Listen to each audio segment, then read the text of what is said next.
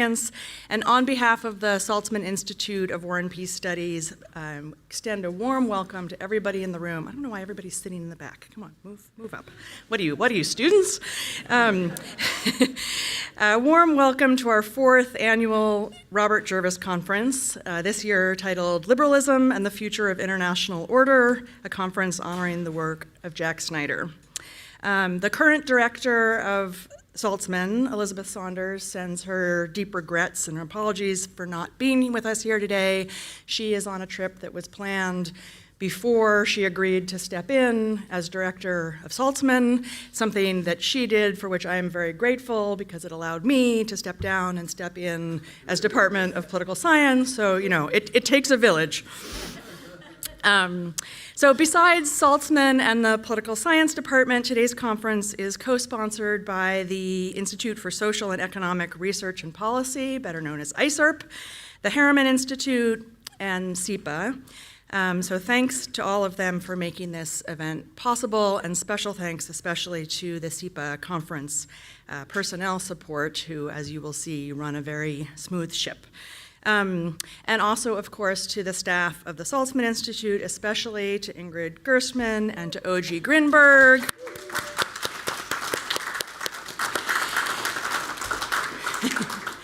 As any of you who have planned a big conference know, there's a huge amount of logistical and administrative work that goes on behind the scenes, and it's been going on for months and months, to help make the kind of intellectual conversation that we're going to have today possible. So deep thanks for that.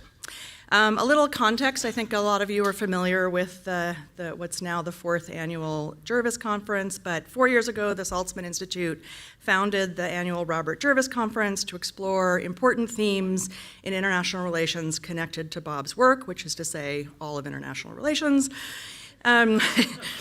The intellectual substance of this year's conference was suggested by a group of Jack Snyder's former PhD advisees in conjunction with a Festschrift for Jack, and I can assure everyone that Jack is not retiring. It's a Festschrift, not a retirement party.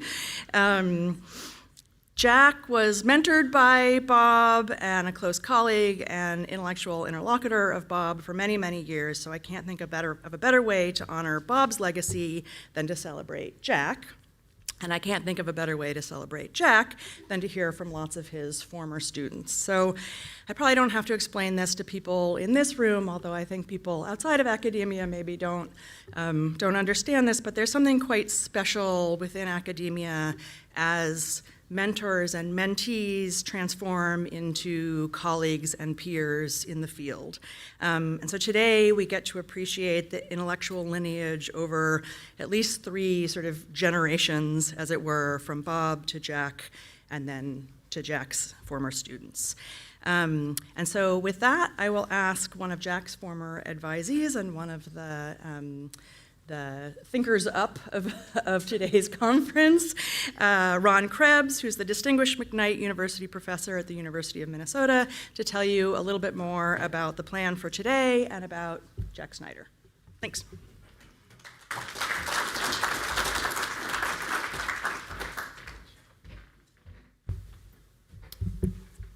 Welcome to the 4th annual Saltzman Institute Conference in memory of our dear mentor and friend, Bob Jervis.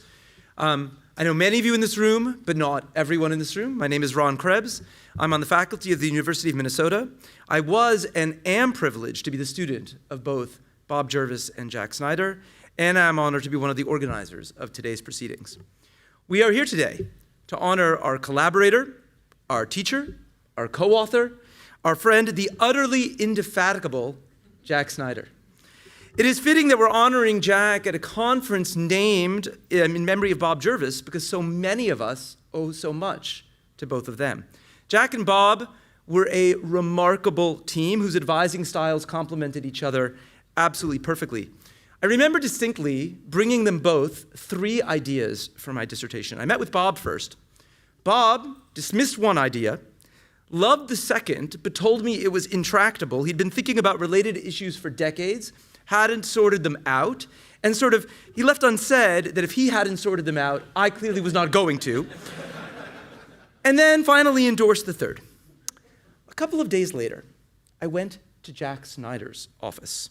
He was chair of the department. Now, at the time, being a mere graduate student, I naturally had no idea what it meant to be chair of the department. In fact, in retrospect, I look back at all the administrative roles that Jack had, even as I was a graduate student, and I'm sure I only knew a fraction of what Jack did. And in retrospect, I'm astounded, because it had no impact on his mentoring, on his scholarly productivity. I cannot say the same for myself.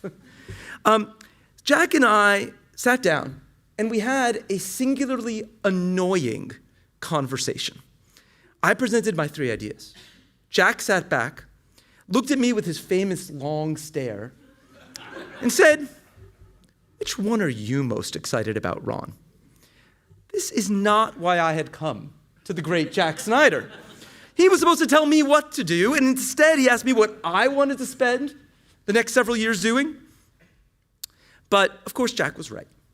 And that was and is Jack's style: empowering students, demanding that they think for themselves and make their own choices, and yes, sometimes being singularly annoying.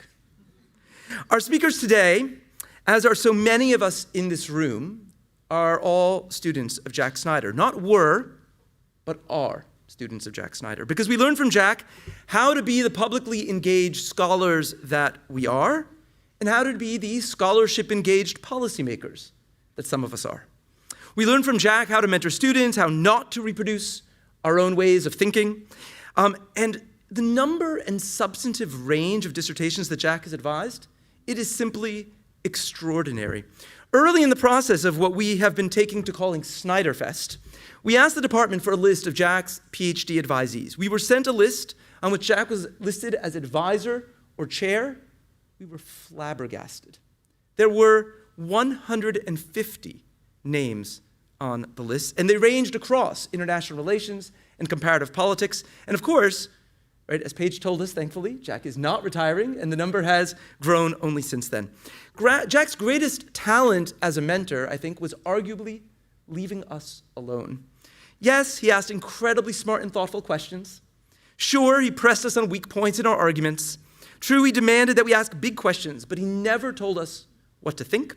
He always encouraged us to pursue our own ideas wherever they took us. And so it is fitting that we honor Jack today, not simply by singing his praises, which we surely could for hours, or simply applying his theories without questioning their premises, but by critically engaging his scholarship, addressing problems, questions of real-world importance. The topic of today's conference is liberalism and the future of international order. Many, if not most of us in this room, came of age after the Cold War. We came of age in a world in which it seemed that liberalism and its attendant politics were ascendant, if even triumphant, some said, at home and abroad. Today, of course, we are at a crossroads. The international order that the United States prided itself on erecting after the Second World War and further developing over the ensuing decades has been torn to shreds in no insignificant part by the United States itself. Our distinguished speakers today will lead us in grappling with the past, present, and future of liberal politics and values in international order, as Jack has throughout his scholarly career. In his scholarship, Jack has long admired liberalism's virtues as a corrective to authoritarian vices, but he's also been a critic of liberal ideology when uninformed by pragmatic considerations. And you can detect this sensibility throughout all of his work, from his very earliest work on ideologies of the offensive to his subsequent writings on myths of empire and imperial overexpansion. But as the end of the Cold War supercharged American liberal triumphalism backed by American power, Jack highlighted the dangers of liberal policy guidance when its universalism lacked sensitivity to local interests and dynamics, and when its idealism was untempered by pragmatism. The international community's insistence on swift democratization and notably elections, he and his co-authors maintained invited demagogic leaders to foment hyper-nationalism and pursue international conflict for their own political ends. Better, they argued, to put elections on hold for some time and build robust liberal institutions that could hold the demagogues in check. Jack has been a longtime skeptic of the formal, legalized mechanisms of accountability favored by the human rights community, and he's defended measures that seem unjust, such as amnesty for rights-abusing political leaders in exchange for what Jack believes is long-term, rights-advancing political change. Jack has spent his scholarly career wrestling with the promise, the perils, and the nuances of liberal institutions, practices, and policies in a world of changing configurations of power, of rising nationalism and populism. Our speakers today will surely praise Jack's scholarship. They will build on his ideas, they will surely extend them in unexpected directions, but they will also equally surely criticize and argue with Jack, and I'm sure Jack would not have it any other way. For years after I left Columbia, colleagues at other universities would ask me what the secret was in the Columbia sauce. They would name my creative, heterodox fellow Columbia PhDs, many of whom will be speaking today, but don't worry, I won't tell you who they named, and ask where they came from. Our colleagues saw no resemblance between these intellectual children of Jack Snyder and their Doktorvater. They were baffled. They were baffled because they had not seen Jack mentor PhD candidates writing their dissertations. They had not seen how Jack would be by turns encouraging, enthusiastic, demanding, and probing. They had not witnessed how generously Jack would think alongside his students while also pressing them to consider directions they had not, and without his interventions would not, have envisioned. When undergraduates come to me with their ill-formed paper and thesis ideas, when graduate students come to me struggling with their dissertations, I just ask myself, WWJD, what would Jack do? It's a pretty good guide.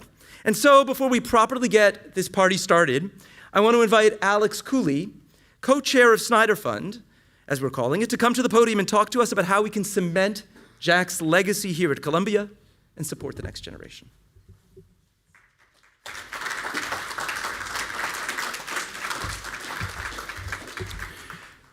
Thank you, Ron. Good morning, everyone. My name is Alex Cooley. I am a proud Jack Snyder student and a fortunate Jack Snyder student. So I have the distinct privilege of co-chairing Snyder Fund, which is the committee co-chaired by Sue Peterson. And it also, I want to thank committee members Fiona Adamson, Doug Bloom, Tom Christensen, James Davis, George Gavrilis, and also Ingrid Gersman. You may have already heard from us. The idea is to honor Jack's legacy by creating a fund that is going to support the field work and summer research opportunities for both undergraduates and graduate students going forward, those who are interested in international relations and security studies. We have started contacting people on that huge list Ron talked about. Those of you who have given, thank you, and you will be hearing from us again soon. Our goal is to reach $100,000 for this to become an endowed fund, right? And certainly everyone in this room knows that these are challenging times for universities everywhere. There is a turn away from the global, especially by institutional funding. There is funders. There is also the loss of federal funding, which has also impacted the Saltzman Institute. So please do consider supporting us in this mission. What can you do? Outside, you will see a poster with a QR code saying, who will be the next Jack Snyder, right? And all of us have been so fortunate. We have all benefited from Columbia University's resources that supported our research in all parts of the world, doing all these diverse topics Ron talked about. So please do help us out with that. Please spread the word amongst colleagues, those who could not be here today. Also, especially those who might be in non-academic industries, right, that we don't know about or we don't have contact information about. And we also have cards with the QR code for the fund available on that desk too. And if you do have an idea of someone who would be a good contact, please feel free, contact me and I will put you in charge with our contact at SEPA Development in charge of some major gifts. So thank you again.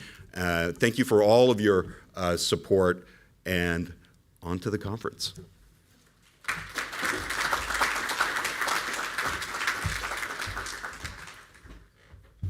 I have the privilege of chairing our very first panel on liberalism, hypocrisy, and international order. We have three distinguished speakers. Milada Bukovansky received her PhD from Columbia in 1993 and is currently Esther Booth Wiley 1934 Professor of Government at Smith College. Malada's research focuses on the evolving norms and institutions of the international system and international ethics. Her books include Legitimacy and Power Politics, The American, French, and Revolutions in International Political Culture, and most recently on revolutions, unruly politics in the contemporary world. Alex Cooley, from whom you just heard, received his PhD from Columbia in 1999 and is currently, he's gone very far away, Claire Tao Professor of Political Science at Barnard College. A scholar of global authoritarianism, transnational kleptocracy, Eurasian politics, and the changing international order. Alex's books include, with Dan Nexon, another Snyder student, Exit from Hegemony, The Unraveling of the American Global Order, and most recently with Alexander Dukhalskis, Dictating the Agenda, The Authoritarian Resurgence in World Politics. Stacey Goddard received her PhD from Columbia in 2002 and is currently Betty Freihoff Johnson 44 Professor of Political Science at Wellesley College and Associate Provost for Wellesley in the World. A scholar of great power, competition, and international order, Stacey is the author of Indivisible Territory and the Politics of Legitimacy, and most recently, When Right Makes Might, Rising Powers and World Order. Our panelists have been asked to spend roughly 10 minutes or so sharing with us some of their thoughts, and then they will respond to each other, and about halfway through, I will open it up to the floor. So we'll do it in alphabetical order. Malada, please. Thank you. Can everybody hear me? I'm not used to being mic'd up. Good? All right.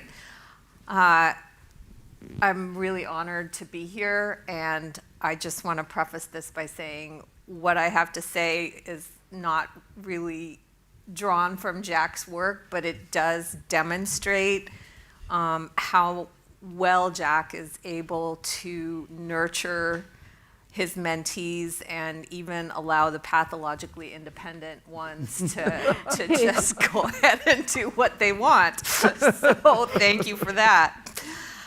Hypocrisy. I miss hypocrisy.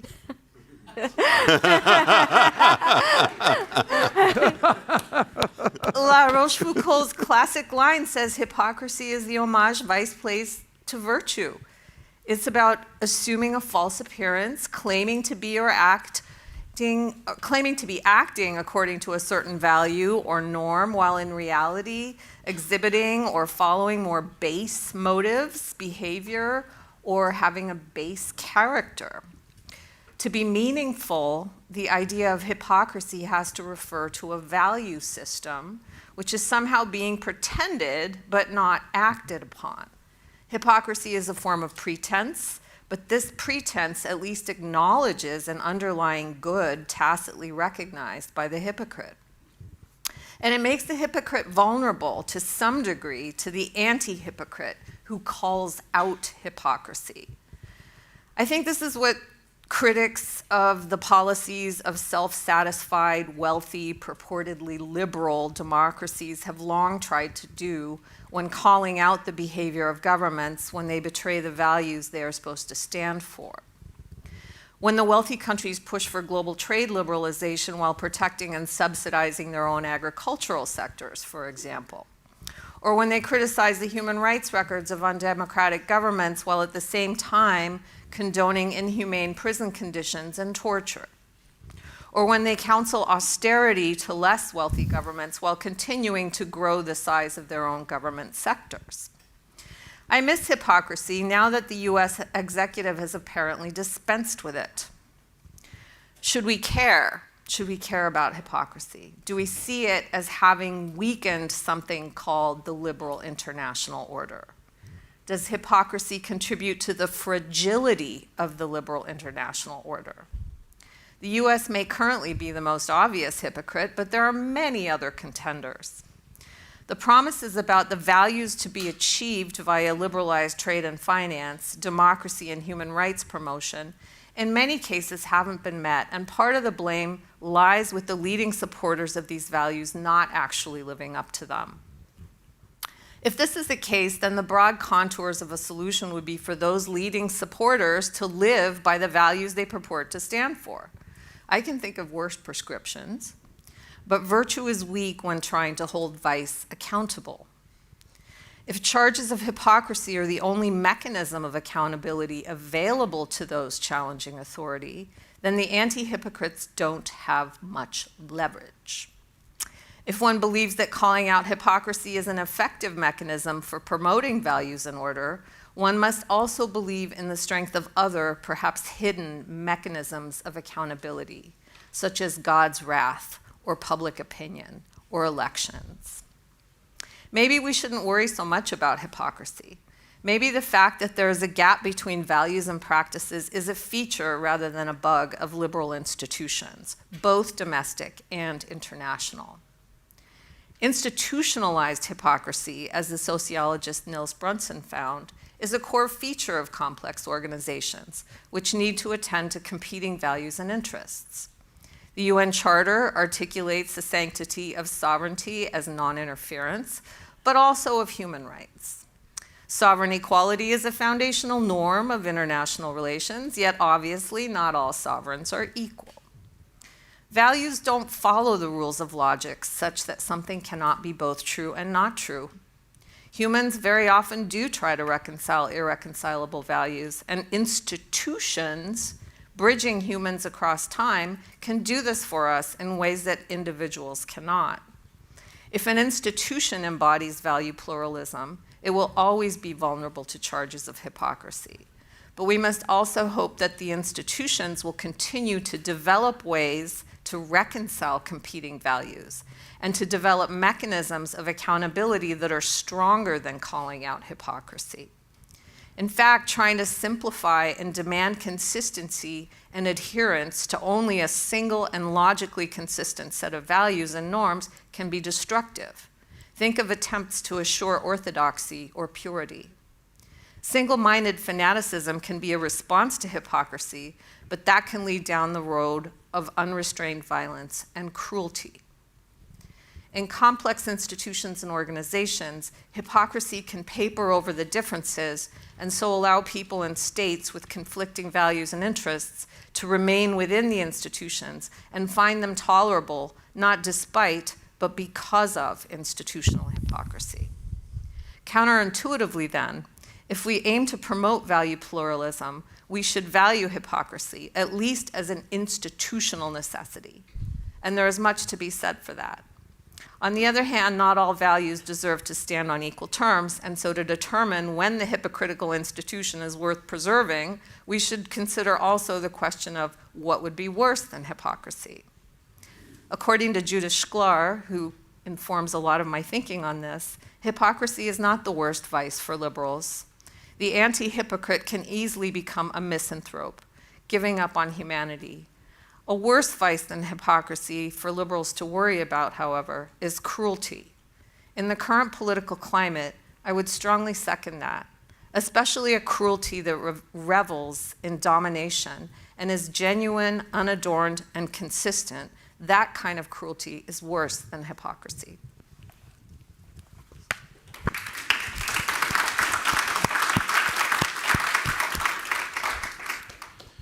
Thank you. So I come at this topic from, I think, a very peculiar sort of geographic route, right? So I conducted my fieldwork, dissertation work originally in post-Soviet Central Asia when I was looking at technical assistance, the transitions, the work of NGOs and contractors who were trying to promote liberal types of institutions, both in the economy and polity, in places like Kyrgyzstan and Kazakhstan. And I think the inspiration for a lot of my work drew directly from Jack's kind of consistent probing of how liberal forms and institutions could be used for illiberal purposes, right?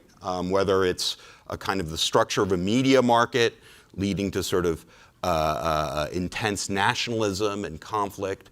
Ron talked about Jack's work on premature elections, the work on justice and accountability and so forth. So I've always had this in the back of my mind, this idea that liberal forms can adapt, that they can change beyond the visions and expectations and values and norms of their creators. And so really, when I use the term liberal infrastructure, it's something my co-author Dan Nexon and I have talked about. I mean sort of the form of liberalism, but certainly I think we need to sort of investigate how this is being deployed across international order, right?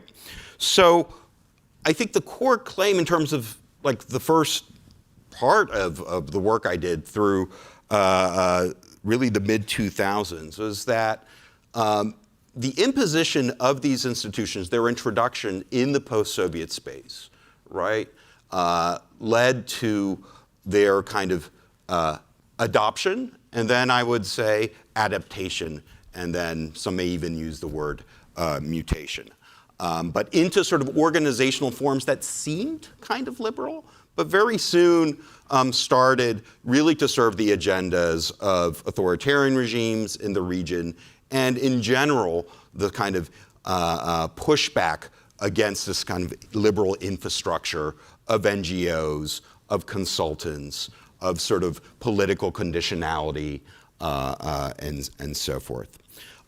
It also became clear that globalization in this part of the world was actually very compatible with authoritarianism, right? The kinds of interconnectedness between, say, offshore vehicles and international finance enabled many of these rulers and their ruling families to quite comfortably obfuscate what they were doing, loot their countries, store these values overseas in places like those towers that you see over there, places where property rights in good liberal societies were relatively states.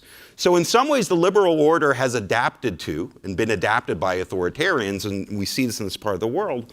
But there are sort of other kinds of transformations going on too, right? So question of regional organizations, right? In scholarship in the 1990s, when we were taking sort of Jack's classes and Bob's classes, we tended to think about regional organizations as usually liberal enhancing, right? Because they involved sort of states devolving their sovereignty, pooling, making these kinds of sort of joint decisions. And again, when we look at the sort of growth of institutions like the Shanghai Cooperation Organization, the CSTO, the Eurasian Economic Union, we see some very different norms that are being advanced, but also certain activities that we associated with liberal promotion, right? Election observation, right? Again, completely adapted, right? When you have Chinese election monitors monitoring Kyrgyz elections, that are, by the OSCE's account, very flawed, giving them a certificate of sort of good health, right? So again, this sort of counter infrastructure. And this really comes to a peak with the so-called color revolutions. And at that point, this liberal infrastructure is no longer a nuisance, no longer an annoyance, right? And here I'm referring to the regime changes in Georgia 2003, Ukraine 2004, Kyrgyzstan 2005, that began with election day democratic protests. And this infrastructure is recoded as a security threat, right? And this sort of reframing as a security threat then leads to all sorts of things, including the rise of political technologists to counter this, the sort of use of these regional organizations to single out political dissidents and exiles, and so forth. And also a really sort of aggressive counter-promotion of, say, indigenous sort of youth movements that are state-sponsored or government-sponsored NGOs and so forth, right? So the entire ecosystem, right, starts to be sort of complicated and contested. The kind of second point I want to make here is this kind of transmission, right, and this pushback of what was sort of adaptation now starts to take a new vector of sort of direct sort of counteroffensive against liberal advocates and against liberal actors, right? Two of the drivers here are certainly the rise of Russia, China, other larger authoritarian powers. Certainly their market and consumer base is incredibly important. We can talk more about that in Q&A. But that and sort of the rise of sort of, illiberal regimes, populists, whatever word you want to use, all sort of come across, I would say, if you want to use the word playbook, I would say a set of practices, right? To counter what we once assumed was the autonomous and independent workings of activist groups, right? Many of us heard about the so-called boomerang theory, where human rights advocates could get around sort of repressive governments by finding allies in the international system and community and put pressure on them from above. Well, this learning has now become, I would say, almost institutionalized. I won't go through all of the practices that we see, but I'll throw a few out there. One is stigmatization, right? The systematic stigmatizing of liberal advocates say, no, you're not an NGO, you're a foreign agent. You are actually a tool of the CIA. You are a channel of influence for the United States government. So stigmatization is incredibly powerful in a media environment that is controlled by an authoritarian. Second is shielding, right? The actual practice of preventing the activities of that particular liberal actor or group, right? Most dramatic example in part of the world is the undesirable organization law of 2015 in Russia that just bans certain groups and actually also bans them in exile overseas, targets individual journalists as well as organizations. And then a kind of reframing the agenda, many liberal advocates thought that by engaging with an authoritarian government, you eventually sort of promote a diffusion, right, of sort of liberal norms and values on certain issues. It's better to engage than not engage, right, the argument goes. Instead, what we've seen in a lot of cases is this reframing of ground rules for how media operates, how universities operate, how rights organizations operate, or civil society organizations, leads them to a decision point, right? They can remain engaged under these new kinds of local constraints, right? Or they can exit. And that's a very difficult decision, but the cumulative effect of this kind of engagement under sort of constraints adds up. And then a number of tactics where authoritarians now are going overseas transnationally, right? Especially with things like state-operated media, Sputnik, RT, CGTN, global media organizations that promote non-liberal values or point to the hypocrisy of the West at a time in which Western traditional liberal media is cutting back, right? We've seen what's happened in the Washington Post, CNN, and so forth. So this kind of concerted pushback has really effectively neutered, I would say, a lot of the actors of liberal advocacy. We have a wonderful human rights panel coming up this afternoon. Probably talk about some of these techniques more.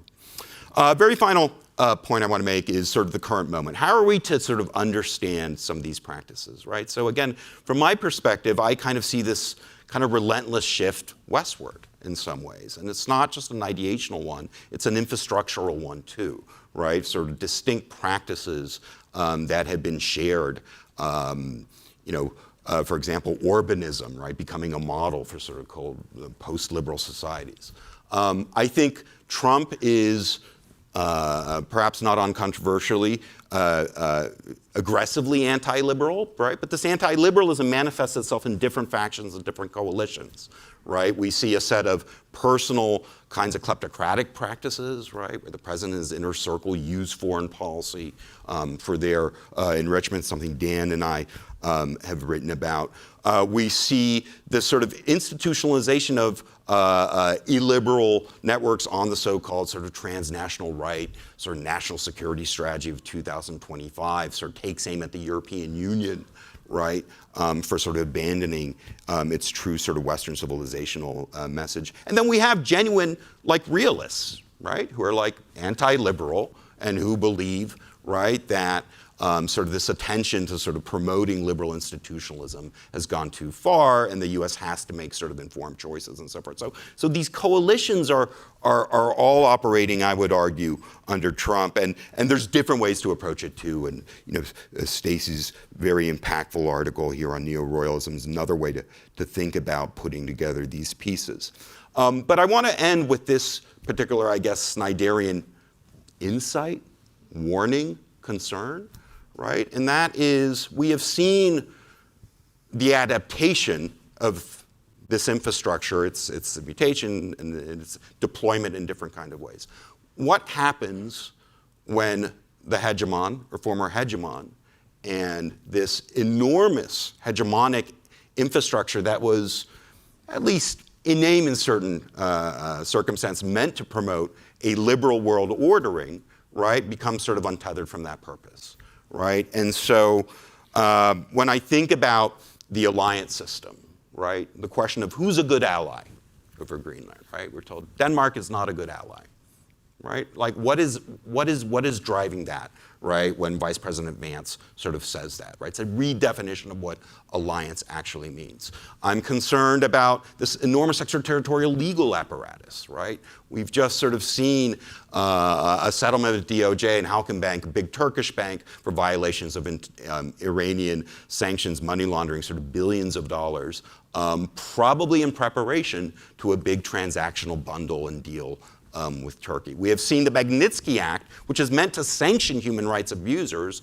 actually be used to go after a Brazilian judge, right, who incarcerated Jair Bolsonaro. That was taken off. And we've seen visa bans and entries placed on disinformation activists from the European Union. So this infrastructure, it's incredibly powerful. It's extraterritorial. It's global in reach, right? And so I think when we think about sort of the contestation of the moment, of different types of ordering, of different kinds of ideas, right, how this is used, how this is deployed, I think is going to become key at all levels of international ordering. Thank you.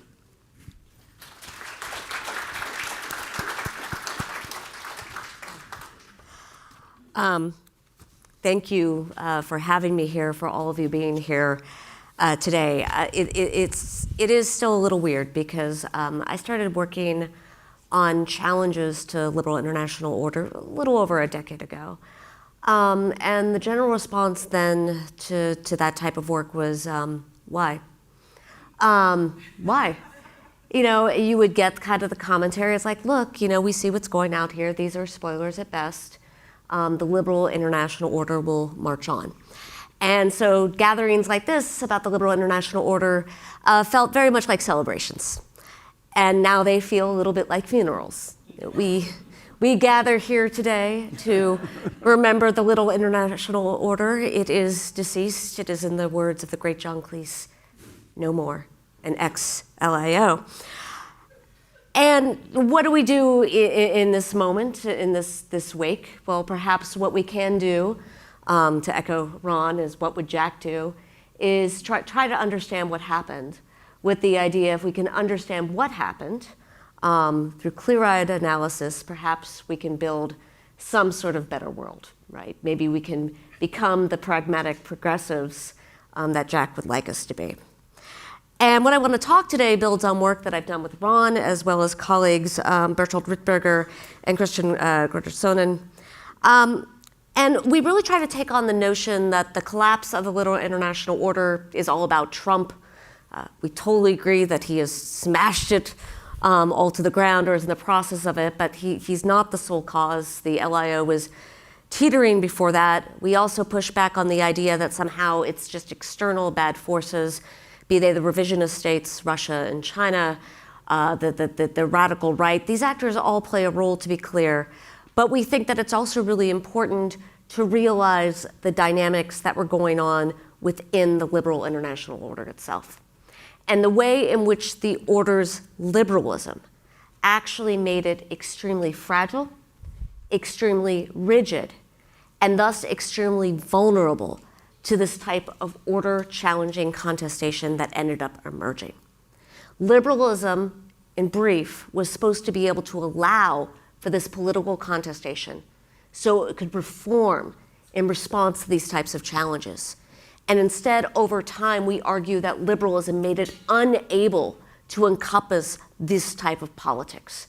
And when you're unable to encompass international politics, then politics is going to push back and it is going to destroy the order you created. Now, I want to start with the idea of what we mean by liberalism and liberalism principles. This is obviously huge and it's amorphous. We basically hone in on what we see are three principles that were used to legitimate the liberal international order from 1945 onwards. Right? The first principle that we think made the order vulnerable was its adherence to the idea that what orders were due and why this order was going to be just was because it could supply the type of goods that any rational individual desired: freedom, wealth, prosperity, right? These were things that everybody here would want, right? Unless you happen to be irrational. We'll get to that in a few moments, but they were ultimately universal principles. Now, if everybody wants them, why do you need an order as well, at all? Well, this brings us to the second principle. The idea that as much as we want this, it wasn't going to happen on its own.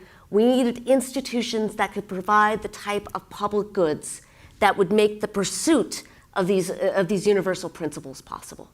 We needed collective security institutions that would allow people to be able to pursue freedom and security. We needed, as I'll talk about, economic institutions that could provide the public goods that would make the pursuit of prosperity possible. So this is what made the type of liberal international necessary, and it's what made it just. A third principle was that these institutions would operate through laws, through a standard legalization, right? And it was these rules and principles that could help take this type of realm of politics, right, out of the clutches of power, right, and into a fair rule of law. So these three principles: universal rational pursuit of freedom and prosperity, right? Institutions that provide public goods that allow this to happen, and all of this embedded in the rule of law, right? This is how the supporters of the LIO saw it as operating from its inception. And to be clear, we're not saying it was perfect. We'll talk about it in a few moments. Absolutely rife with hypocrisy, right? But this is where people actually attempted to attempted to frame the aspirations of the order. Now, this, to my mind at least, sounds all well and good. How could this possibly go wrong? And the problem that we argue, right, is that ultimately these principles meant that as contestation ended up bubbling up in the order, and contestation always bubbles up, right? There's always going to be somebody dissatisfied, right?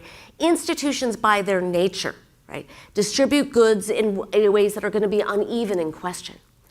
But when conflict and contestation started bubbling up, rather than be able to kind of embrace that contestation, reform in the face of that contestation, the supporters of the order ended up kind of buckling down in ways that were counterproductive and ended up shutting down contestation within the order itself. Right?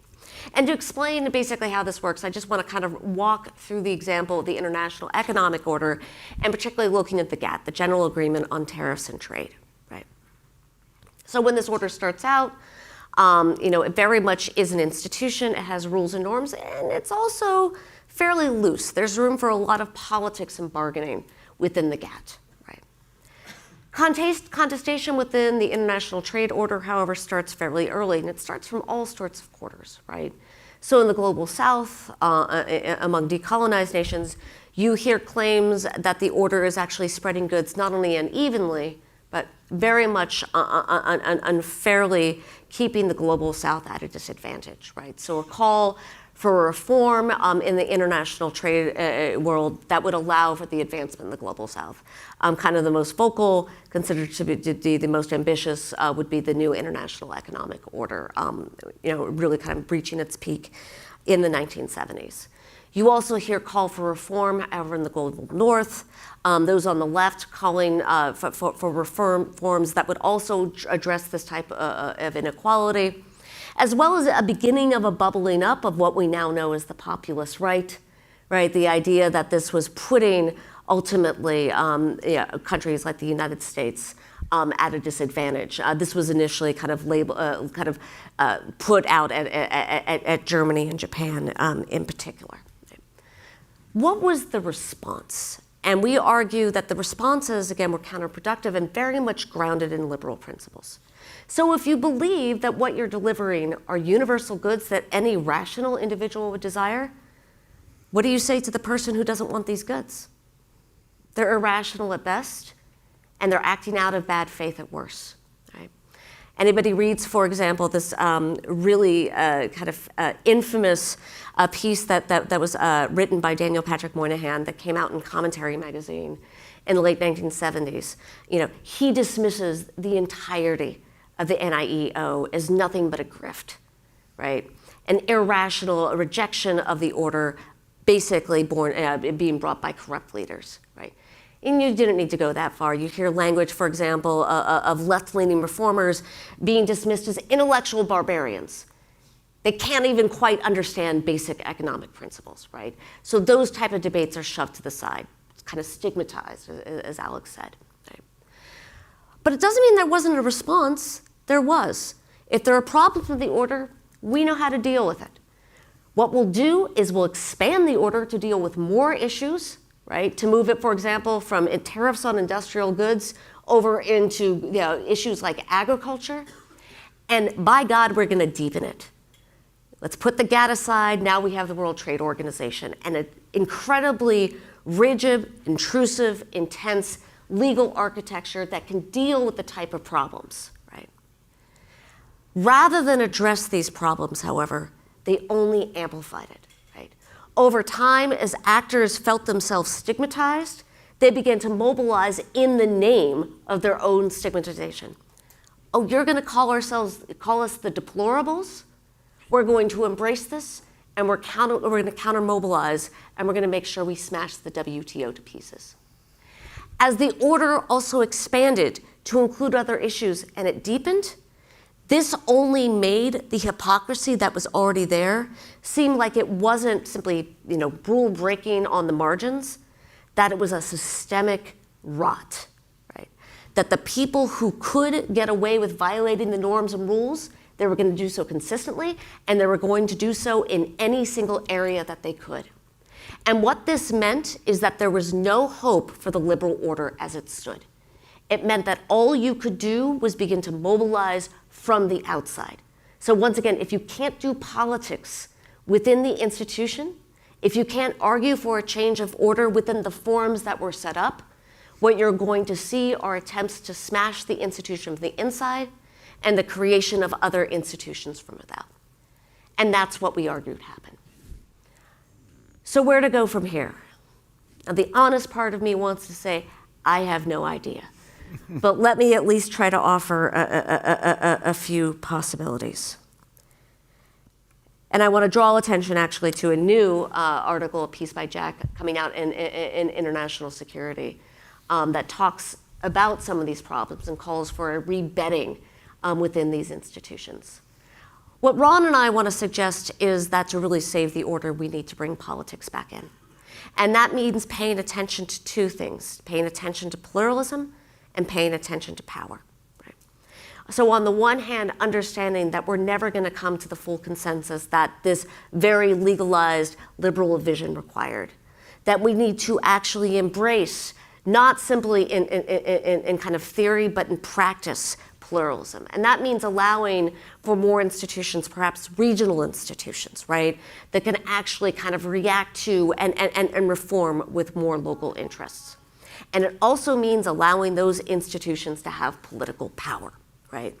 Because ultimately, understand institutions now are only as powerful as the actual material and value of power underneath. So we're going to have to allow these different regional institutions to have the power to be able to implement the policies they pursue. So thank you very much.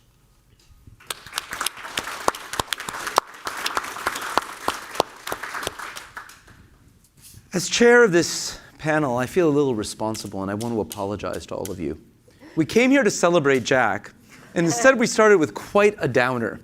And in the spirit of, as Alex was telling us, right, about the new authoritarianism, about the way in which liberal forms are being seized for illiberal purposes, I feel like we have captured the form of Jack, but not the spirit of Jack. Correct.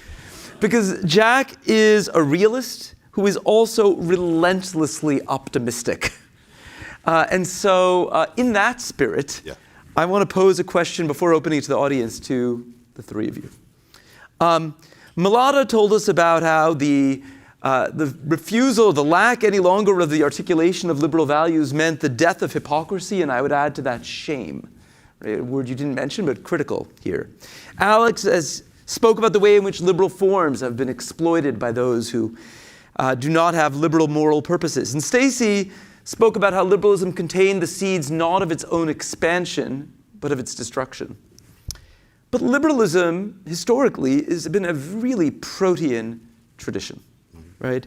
It's been used to justify slavery, imperialism, restrictions on voting, not, in other words, in the realm of, not in the spirit of hypocrisy, right? But rather fully thought to be consistent with the very forms of liberalism.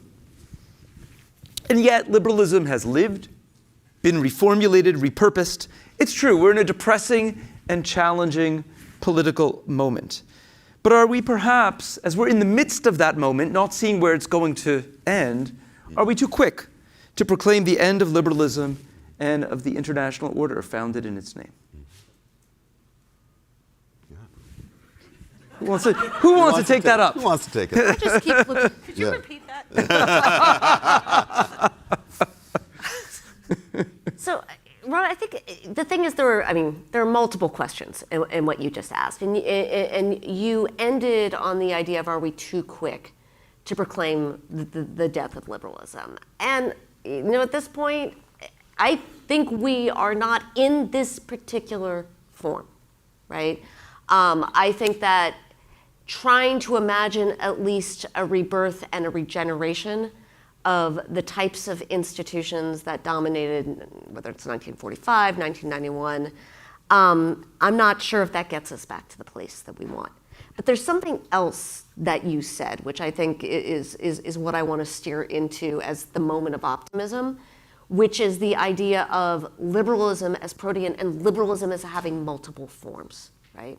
And I think this is something that pervaded some of our conversations. We had a workshop yesterday. It pervaded conversations we were having at our corner of the table last night at dinner. Is this a moment, see, I'm gonna go from the depressing to the completely fanciful, so bear with me.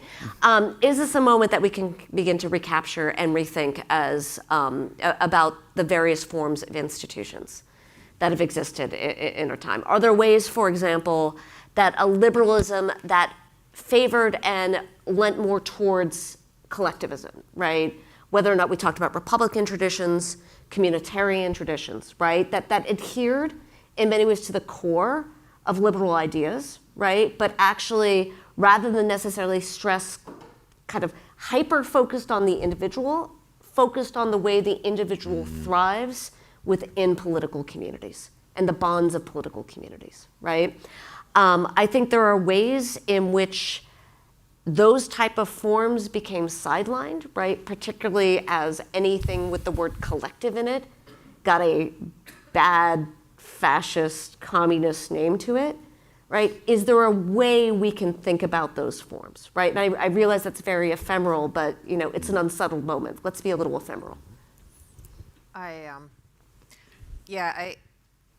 I think it's premature to say that it's dead, but it's the untethering of U.S. hegemony from the liberal order that is probably the current predicament. And that actually may not be such a bad thing in the long run. It may be. I think the jury is out, so we have to be thinking about looking for alternative configurations. But there was something that struck me about, yes, liberalism is manifold and it's like a jackalope. Sorry, for those that have never driven across the West. It can be both. It can be both things at once.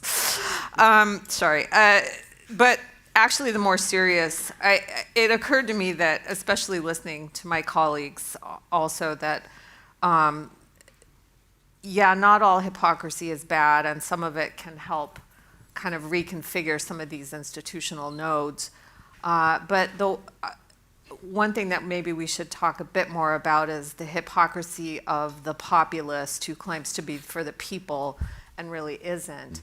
And that then gives populism and republicanism a bad name, right? And it makes it very difficult to deploy those discourses in a constructive way. And so, yes, liberal hypocrites are one category, but populist hypocrites are perhaps a much more dangerous one. Yeah,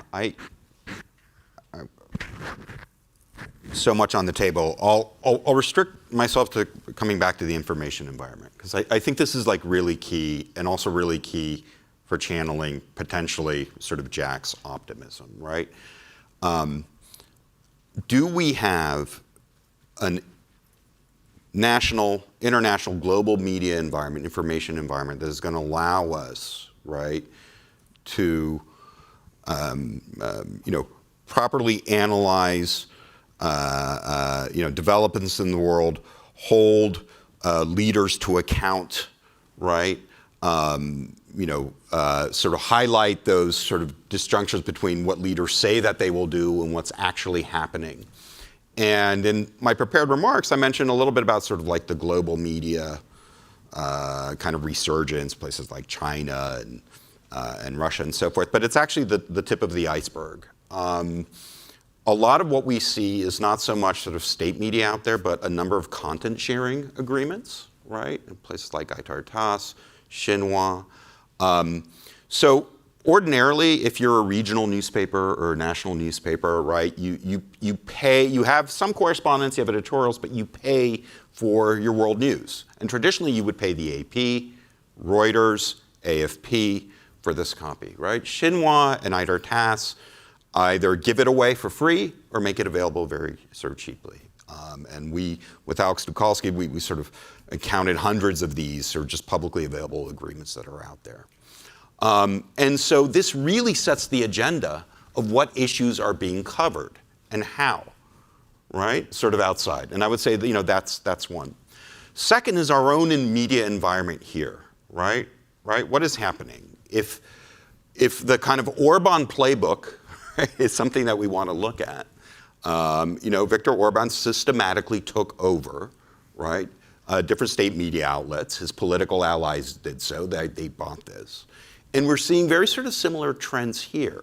And I would say we're really at an inflection point regarding the big tech platforms, right?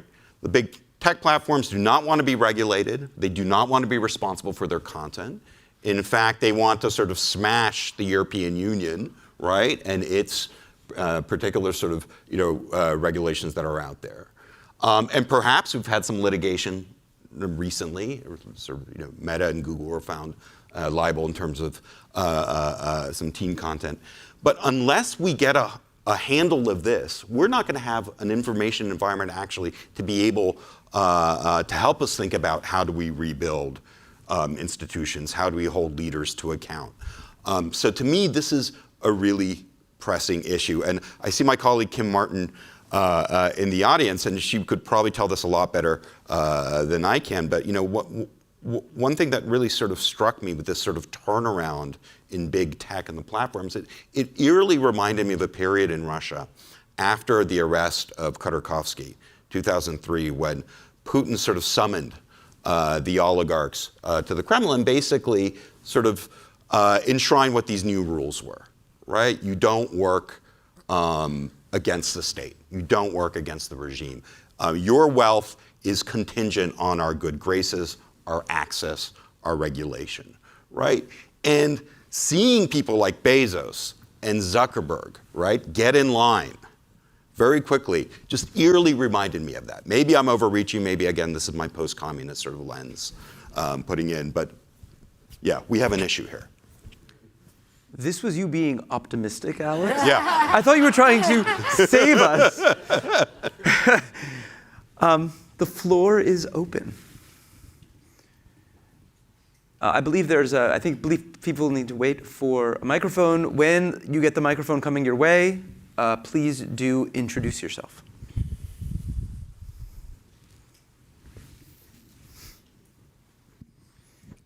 Hey, thanks for organizing this, and it's been a great panel. I'm Colin Call, I'm the director of the Freeman Spogli Institute at Stanford University and an acolyte of Jack's. I wanted to pick up on something, Mlada, that you said, which is that the real crisis at the moment is the untethering of U.S. hegemony with the liberal international order. And in the spirit of imagining a rebirth, the reason the post-World War II order happened was that it was married to power at a particular historical moment. And it's not just that the liberal international order is untethered from the United States increasingly, it's untethered from China, it's untethered from Russia. And so you have the aspirations, I think, among middle powers, we saw this in Carney's speech at Davos, to form a coalition of middle powers that would try to resurrect, revise. It seems implausible to me that they can do it without one of the major powers behind it. And even the EU as a group won't be coherent enough to make this happen. So I guess the question is, how does this happen? Like, how is power, how is power and principle married together to refashion the order at this moment? I think that is the key question. And yeah, I also was inspired by Carney's speech and his suggestion of these variable geometries, right? I think he didn't only try to, articulate alternative coalitions, but coalitions on different issues, right? And so that really requires a vision of unpacking the unitary state in certain ways that would permit different agencies to work with other agencies in other, depending on the issue area. So so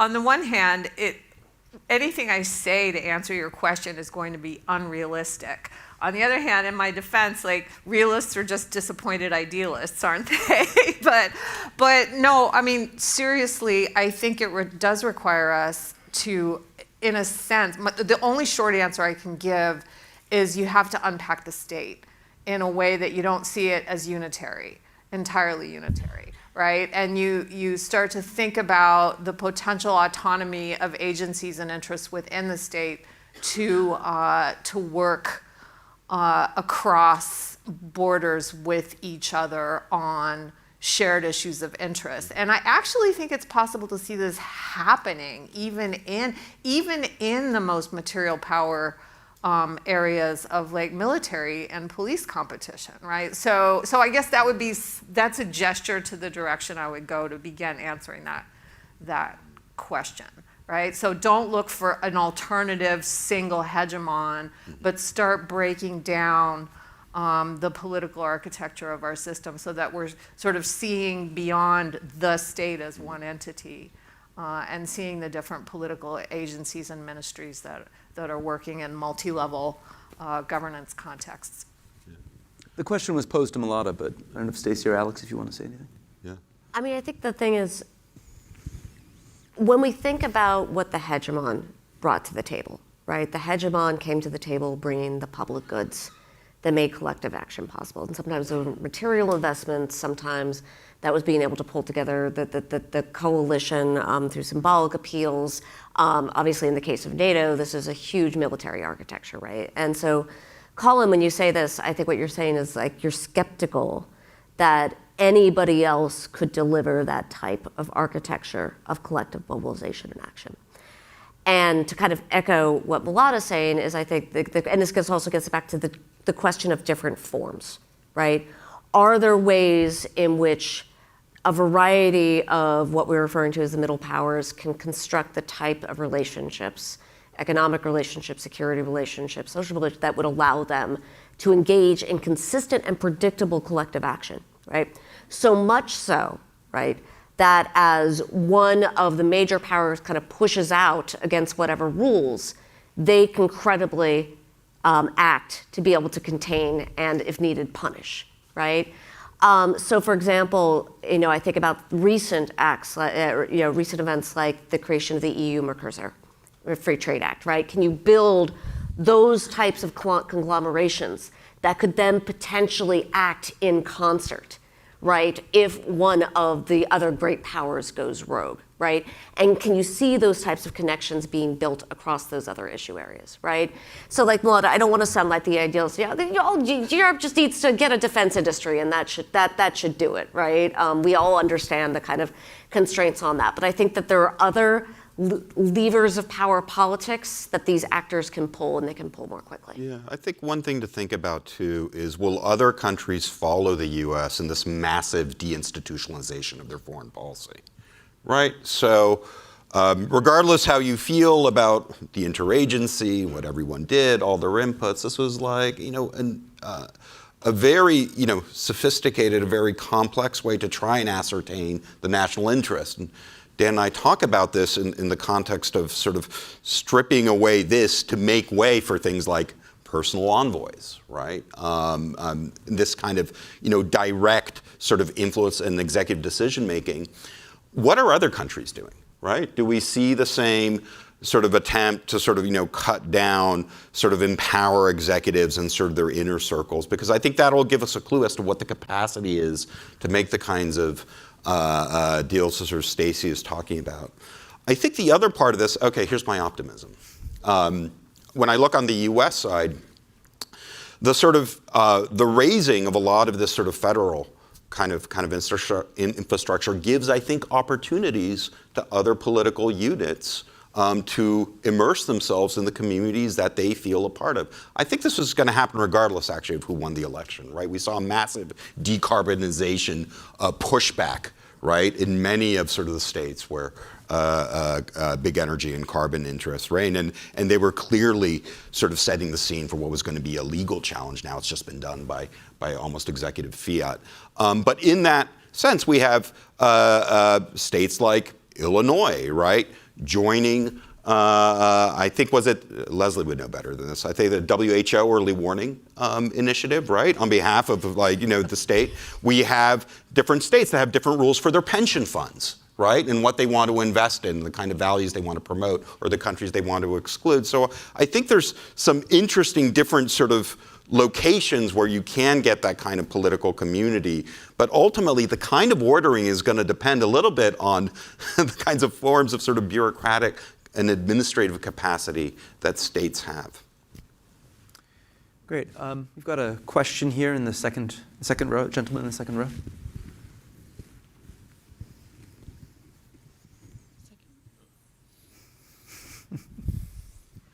Thank you, Jean-Marc Guéhenno, Salzman's Institute.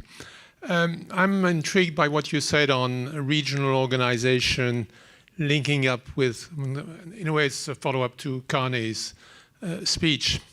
And I look at it from a European standpoint. When you are European and you look at China, you see a very different, obviously, value system. At the same time, on a number of issues, you see a measure of convergence. And I wonder whether, and I'd be interested in your answer, I wonder in the future whether we're not going to see more sort of variable geometry agreements where we don't have the kind of universal order that in a way never existed. But we will have on specific issues an attempt to salvage what can be salvaged of institutions issue by issue, so to speak. And I think that's the predicament of the Europeans at the moment. No, I think to that point, order of some sort is especially, it's not just a nicety, it's a necessity, right? So when you said issue by issue, I think that there are some issues that can and should compel creative collective action. The obvious ones, continuing to work on climate change. We need to deal with the disintegration of the nuclear order, which I know we'll be discussing later today.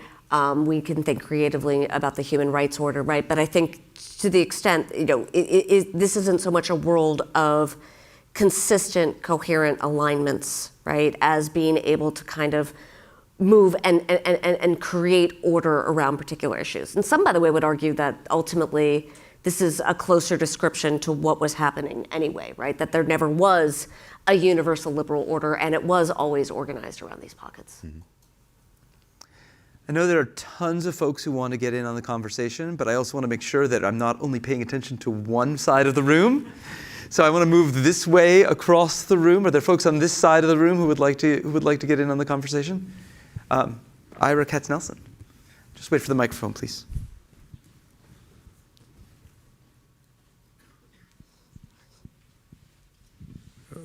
In the last 2 seconds, my identity has not changed. I remain Ira Katz-Nelson, and I'm honored to be a colleague of Jack Snyder.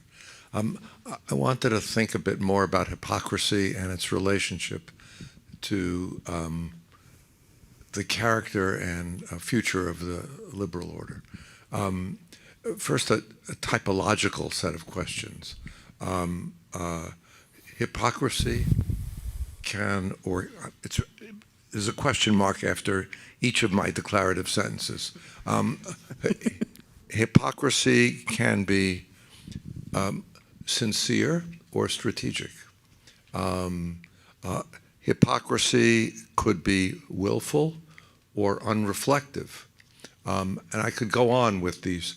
So it just as Ron said that liberalism is protean, there's a protean quality to hypocrisy. And I'm curious about the implications of different kinds of hypocrisy, both for the character of the issues that other colleagues on the panel have addressed, but also for the question with which your presentation ended, the Shklar cruelty question. Under what conditions does hypocrisy impede cruelty, but are there not also conditions in which hypocrisy advances cruelty? Yes, I think it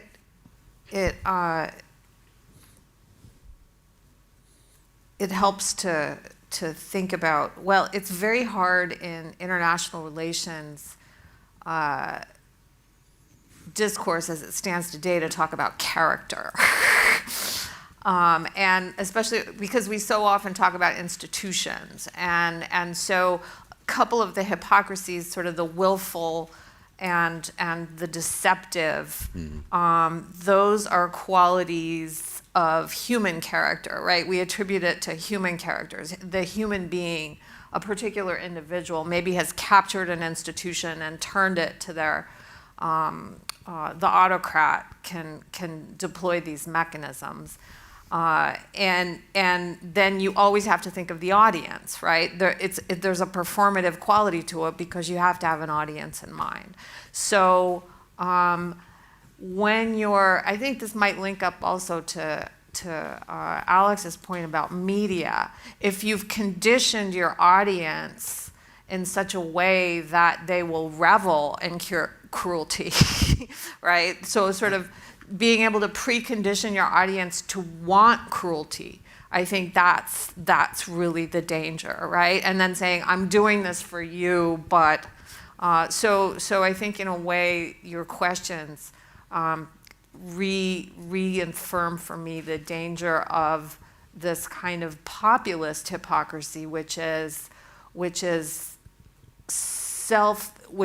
the pretense to be generating a certain kind of audience and then demeaning that audience, basically not making them reasonable humans to whom you are appealing, but rather making them, giving them a spectacle and then debasing them in the process to those who would only want that spectacle. And that is a direction that, Machiavelli will tell you that is a direction that's possible for people that we thought that liberalism got us out of those dilemmas in some way. But the erosion, not so much of the liberal international order perhaps, but liberal institutions at home, right? The erosion of that, facilitating the construction of these kinds of audiences that will want cruelty, right? And delivering it only partially so that you can then maintain your lifestyle. That kind of stuff worries me. Yes, in the very back. Thank you. I'm Gilbert Lai. I'm currently advisee of Professor Jack Snyder. And I have a question to Professor Stacy Goddard because I find your critique that liberals' response to illiberalism is shutting down the contestation very interesting to me. And my question is, in the core of liberalism is not only universalism, but also tolerance. But then why there is no tolerance here? Why liberals just shut down the contestation? Does complacency play any role here? Because we become too cocky and we just ignoring the critiques. Thank you. Thank you so much. It's a great question. And I think it, again, goes to the way in which so many principles can stand in tension with one another, right? I mean, of course, tolerance is part of liberalism. Contestation is part of liberalism, right? Like that. I mean, contestation is supposed to be the lifeblood of liberalism, right? Bringing together forums, having marketplaces of ideas where we can let, in many ways, the best principle win, right? And I think in our story, right, that part of the way in which this gets so entwined, the universalism part begins to like ascend in this order, right? And its attachment to ideas of what is universal and what is rational. And again, once you actually then kind of layer that on to legal principles that begin to kind of structure what is the range of ideas that are going to be allowed to be contested, right? Over time, you know, it's not that you've abandoned a principle of tolerance or abandoned the idea of pluralism, right? But this marketplace of ideas becomes increasingly restricted as to what can actually enter and what will actually be listened to, right? So again, I think what you're bringing up again is the kind of route, the optimistic route, right? There are these other things, these other important principles, right, on which we can take as the foundation of order. Okay. I'd like to swing back to this side of the room. Sarah Mendelsohn.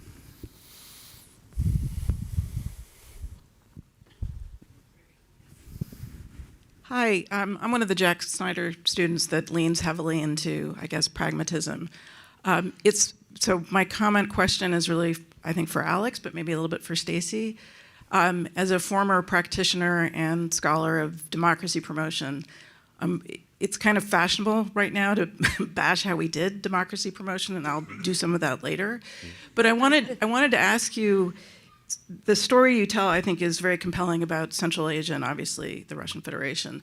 But the Baltic states present a completely different story. Yes. So what's your explanation of how that went very well? Mm-hmm. And then the second point about well, you mentioned 2015 and the undesirable organizations. This started much earlier, mm-hmm. right? Started really, I would say, in 2003. The Peace Corps is thrown out of Russia. Absolutely. It goes on steroids in 2012 after the Arab Awakening. USAID is kicked out in 20 days after 20 years. Mm-hmm. There's no pushback. Mm-hmm. And then, of course, by 2015, everybody's gone. Yeah. What could we have done differently? I've spent a lot of time thinking about it, and almost quit over it, and I don't have a good answer, but it's sort of like, Stacy, if people were questioning why you were talking about this, there was plenty of evidence. We just didn't want to see it. Yeah. Sarah, thank you for that. And so I remember this wonderful project that you and Jack ran in the 1990s on exactly this topic. And a couple of answers, and this actually leads to sort of a point to underline, I think, Stacy and Ron's contribution. I think your EU accession, NATO accession, and conditionality actually played a big role here, right? Not only in actually deepening a lot of institutional reform, right, introducing these across these countries, and the Baltics were included, right, the last sort of the 2004 expansion, but also providing this model that this kind of like no holds bar legalization, institutionalization was the optimal way to do things, right? And in fact, this became a template in the post-communism. We started to think of concentric circles, right? If we can't get you as accession members, because that's not possible, we're going to call you a borderland region, right? And then we're going to give you actually a partnership for peace. We're going to give you a European partnership. We're going to give you some elements of the real thing because we know we can't actually institute, because we know that's what works, right? So I think that really conditioned, right, how we saw engagement, I think, and with that part of the world. But I do think certainly the Soviet trajectory of the Baltics, very strong nationalism there, sense of identity, the desire to join Europe and be part of that, create that exceptional. You're absolutely right that 2015 was not the start. That's not what I meant to claim. It was rather like this was when this was sort of formalized. You could just start naming organizations and putting them on the list. 2012, we had the Foreign Agents Law, the developments you talked about, also sort of Soros being sort of kicked out. What could we have done differently? This is difficult. I think one of the lessons when you have norms is that even a small breach of a red line, right, becomes actually quite significant, right? Because it then allows the sort of subsequent ones. And I think that's one. The second one is I have a distinct memory of discussing some of these counter practices when I was a GMF fellow, actually in Brussels, not in Washington, with European colleagues, 2005, like peak of sort of liberal order expansionism. And the topic was phony election monitors, right? I'll just use that term, right? That the CIS was putting out these sort of alternative election monitors. This was sort of in direct sort of response to what had happened in the color revolutions, and sort of bring this up with EU officials, and they just kind of laughed. And they just said, well, who's going to believe them? Who's going to believe an election monitor from Belarus, right? Who's going to believe the credibility? And so we allowed a lot of these projects and these counter projects, right, to bubble up without challenging them on issues like credibility, right? What's your definition of the long-term monitoring environment? Like, do you have a monitoring book that we can look at, right? So I think there was an outright dismissal of a lot of these counter tactics as being sort of self-evidently like not legitimate or not credible, when I think we could have actually engaged with them and held some of the sponsoring organizations more to a sort of account. I want to just sort of, just in light of Alex's response, which was, quite, gave us something else to think about, so it was optimistic. That's, I know, a novelty for you.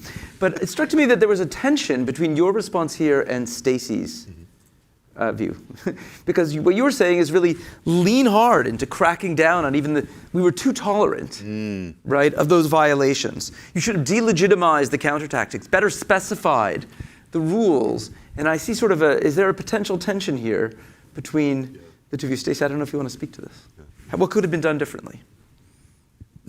Well, let me actually, that's not quite what I meant, right? What I meant was not to delegitimate, but to actually take them at the word and engage with them, right? Part of the problem was the EU refused to engage with them, right? Just as with the Eurasian Economic Union, just as NATO and CSTO, right? There was a particular kind of refusal to acknowledge them even as actors. Why? Because they've been coerced into these memberships sort of by Russia. It didn't make sense. Not when we had sort of engagement mechanisms with all these sort of other regional organizations. So my comment was more to take them seriously enough to question their actual sort of operating DNA and manual, right? To engage, to enter in that kind of dialogue. So I didn't mean it as an exclusionary prescription, more as actually sort of like acknowledging that they are actors. Yeah, actually, on this point, that's a really nice distinction, Alex. I don't think the point is ever like, oh, have some rules and don't enforce them, right? It's like there's an actual problem on the table, right? You need to deal with it, right? And that means you need to deal with the other actors with whom you are in conflict, right? Dealing with conflict and dealing with other actors cannot be reduced to, here's a rule. This is what we do, right? That's not what politics is, right? You actually have to go and do the contestation part. So I think it's kind of trying to sub in a set of procedures, like if we do this, democratization, right? As opposed to really realizing that you're gonna have to do something that's much more difficult, that goes much deeper, and might even end up with some compromises you don't like very much, right? In order to actually bring these people in. Great, I see that the powers that be have given us a few more minutes So our panel is now we have a little bit more time. I think we'll have time for about 2 more questions. I'd like to take one from this side, and then, Jack, did I see that your hand was up? Okay. So we'll come back to this side later on. But over on this side, yes, in the brown jacket. Just wait for your mic. And please introduce yourself. Hi, I'm Paula Salamina, faculty at Ohio State University. Thanks for the fascinating panel. I just had a follow-up question on Stacey Goddard's point about sort of the need for collective action and sort of the role of middle powers in that. I was wondering, sort of if we think about, say, European states, who needs to be empowered for that to happen? Is it the people who are, bureaucrats in Geneva or, working for the NGO world? Is it civil society actors? Like, who would the states in Europe have to empower, and do they have an interest in doing so? I ultimately, and I don't mean to sound like I'm sidestepping it, but kind of getting back to earlier conversations and getting back to something Lada said, I think this is likely to be issue specific, right? I mean, the relevant actors dependent on what actually type of collective action you're starting to take, right?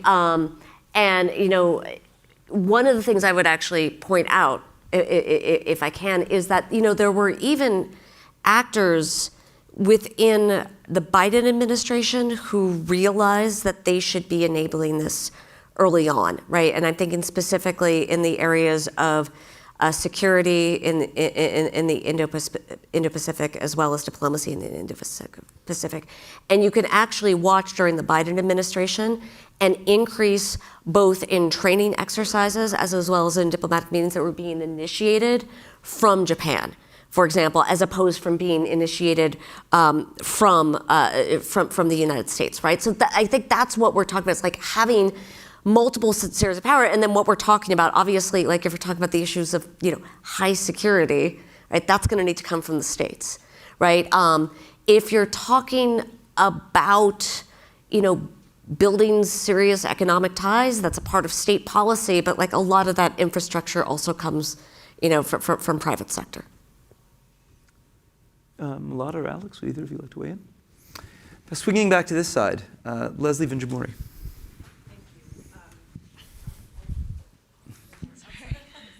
First of all, it's great to be here. Yesterday was fabulous. It's obviously always great to be in a room with Jack.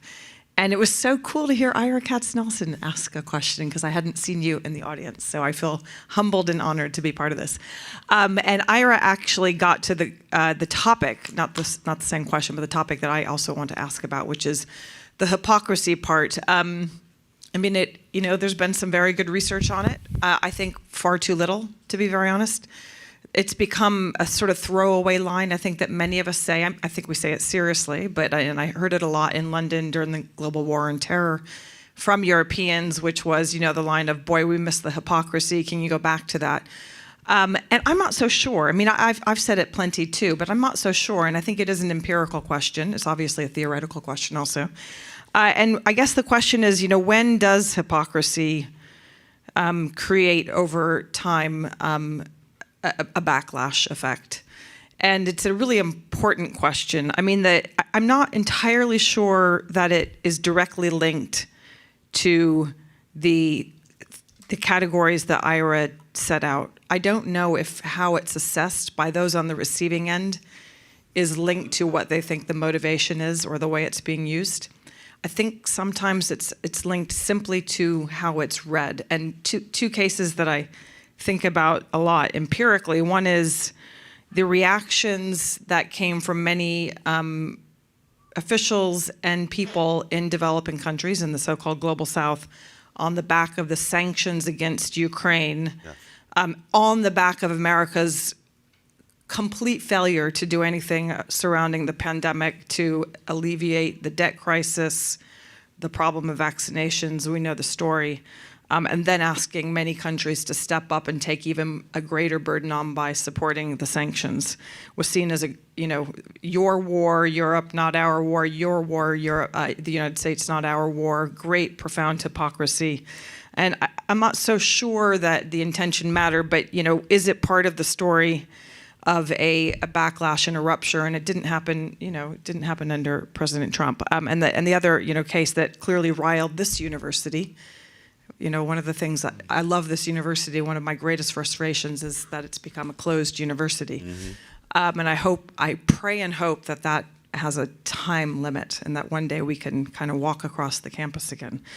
And obviously, you know, the hypocrisy that many people felt about the U.S. in the aftermath of October 7th, sort of claiming, you know, an adherence to international humanitarian norms, but not really practicing it, not using its leverage, not conditioning its assistance to Israel.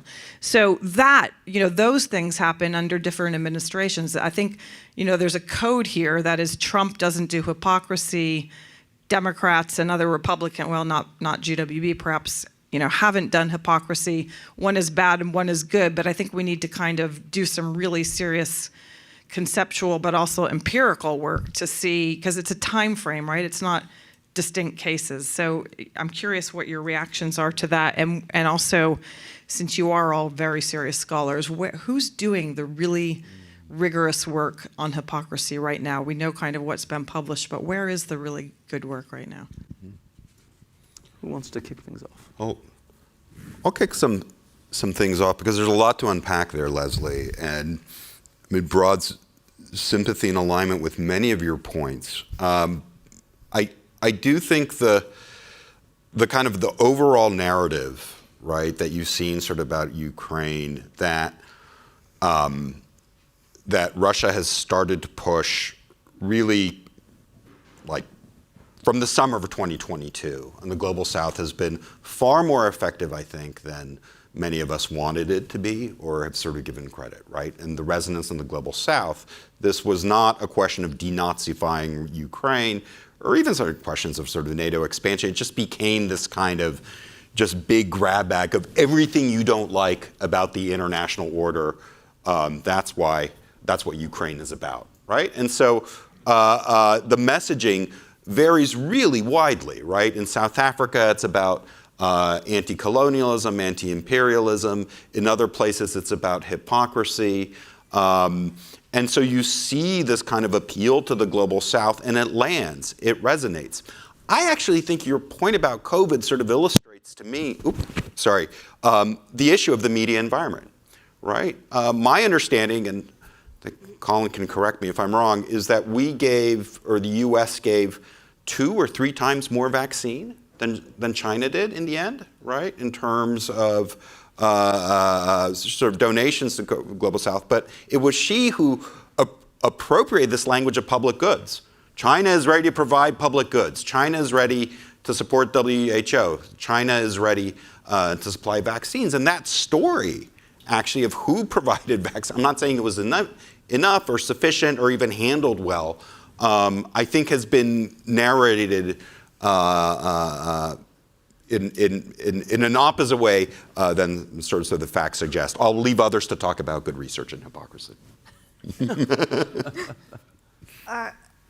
Well, I just want to throw a question back, which is, like, what would constitute empirical work on hypocrisy? I don't think it's so easy to answer that, because hypocrisy is a value attribution.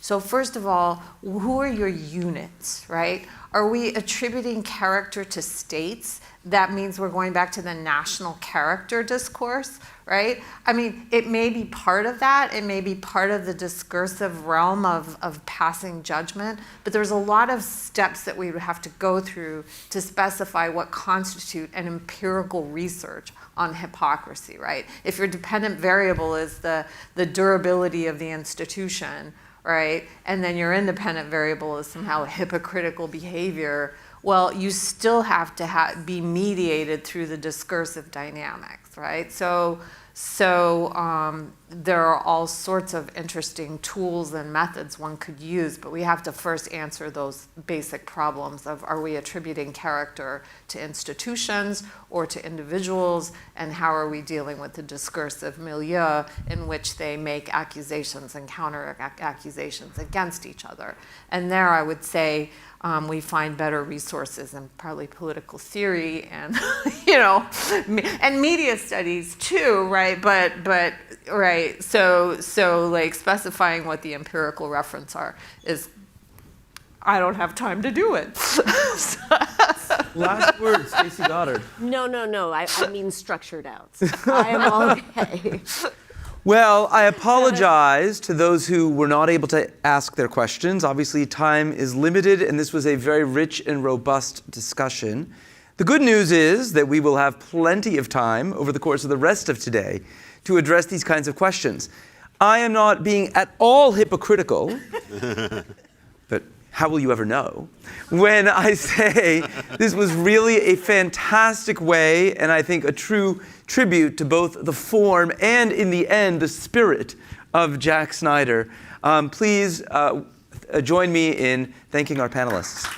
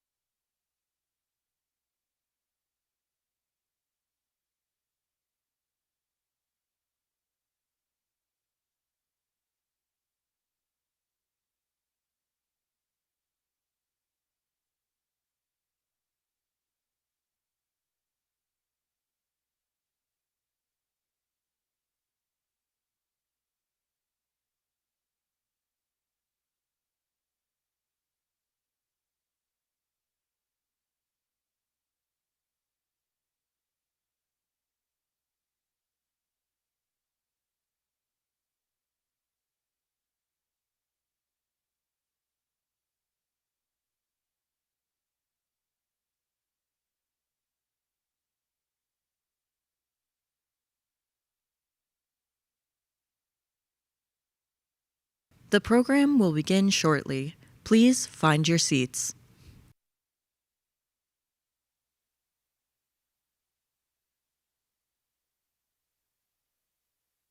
The program will begin shortly. Please find your seats.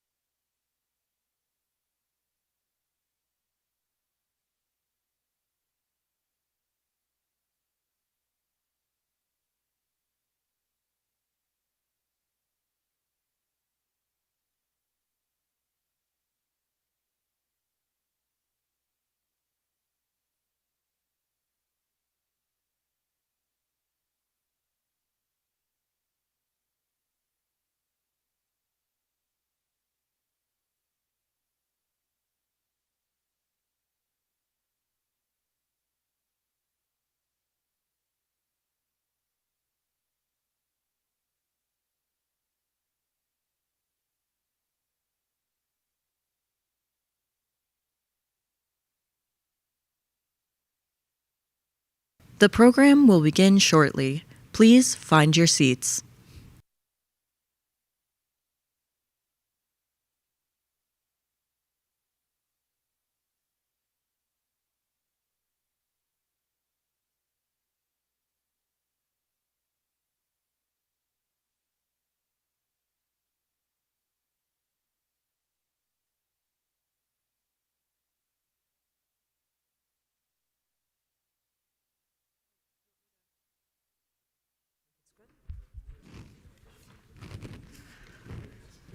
I wasn't sure if. So good afternoon. Welcome to our second panel. The panel today is Human Rights, World and in the World of Nationalism as Populism. I have the honor of introducing and chairing this panel. I'm Dawn Brancati. I'm a professor of international and public affairs at Brown University. I am also a turn-of-the-century Jack Snyder student. I won't say which century. And his co-author on his post-conflict election timing work. Today we have three experts on the subject of human rights to share their ideas with us.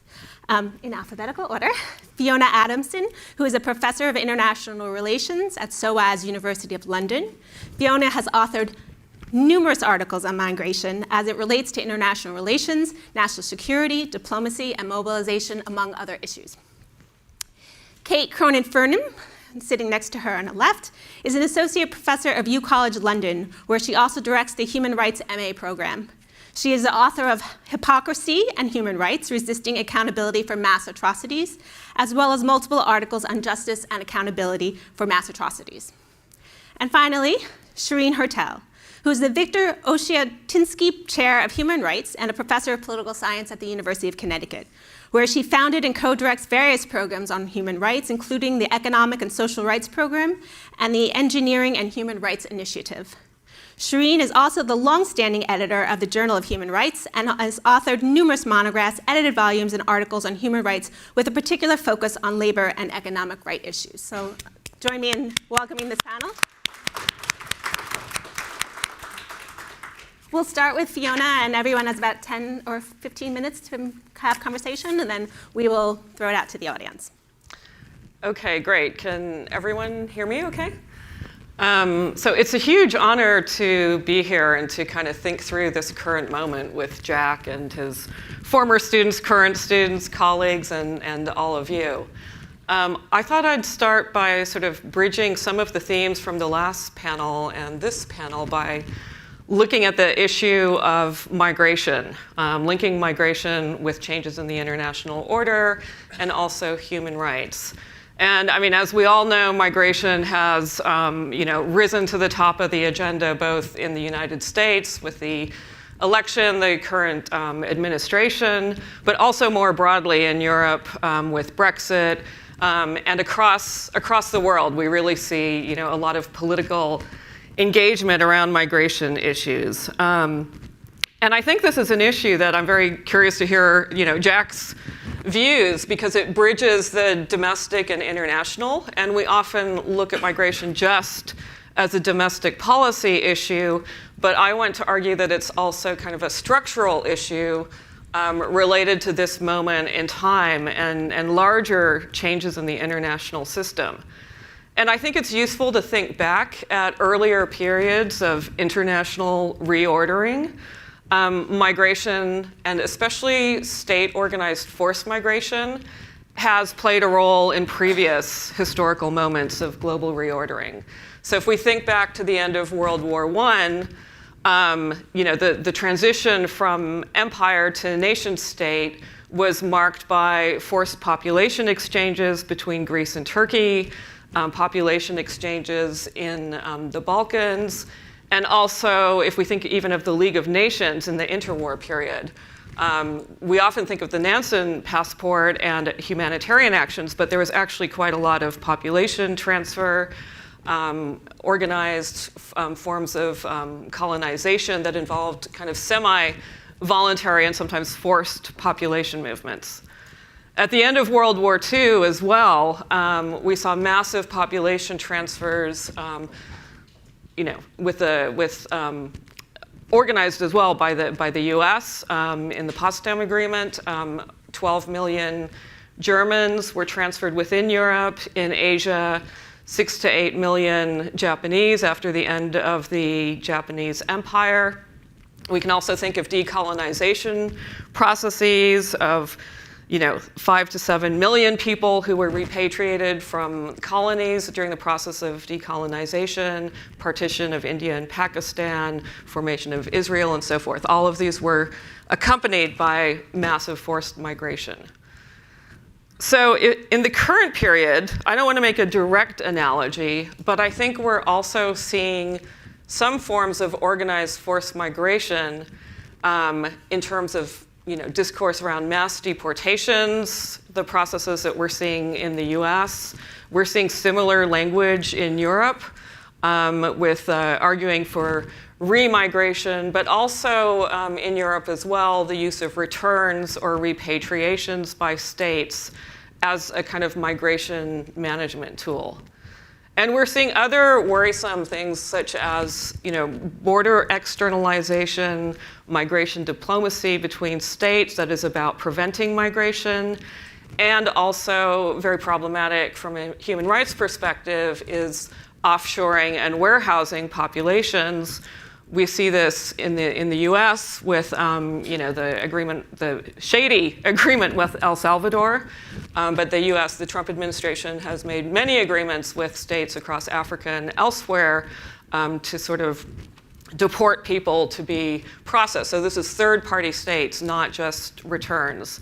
Very similar patterns in the European Union with the idea of refugee return hubs, where asylum seekers would be sent to third-party states and basically put in camps. So this raises a lot of human rights issues, and there are broader structural issues such as challenges to the international refugee regime, but also in Europe we see explicit challenges to the European Convention on Human Rights, where states have been seeking to change the convention and also its interpretation to make deportation easier. The European Convention on Human Rights has been seen as an obstacle to efficient deportation. I think also this is very interesting with regard to some of Alex's comments about liberal infrastructure, because also international organizations such as the International Organization for Migration and the UNHCR have been heavily involved in what is often called voluntary, but there's been a lot of scholarship to show that actually the label voluntary is very questionable.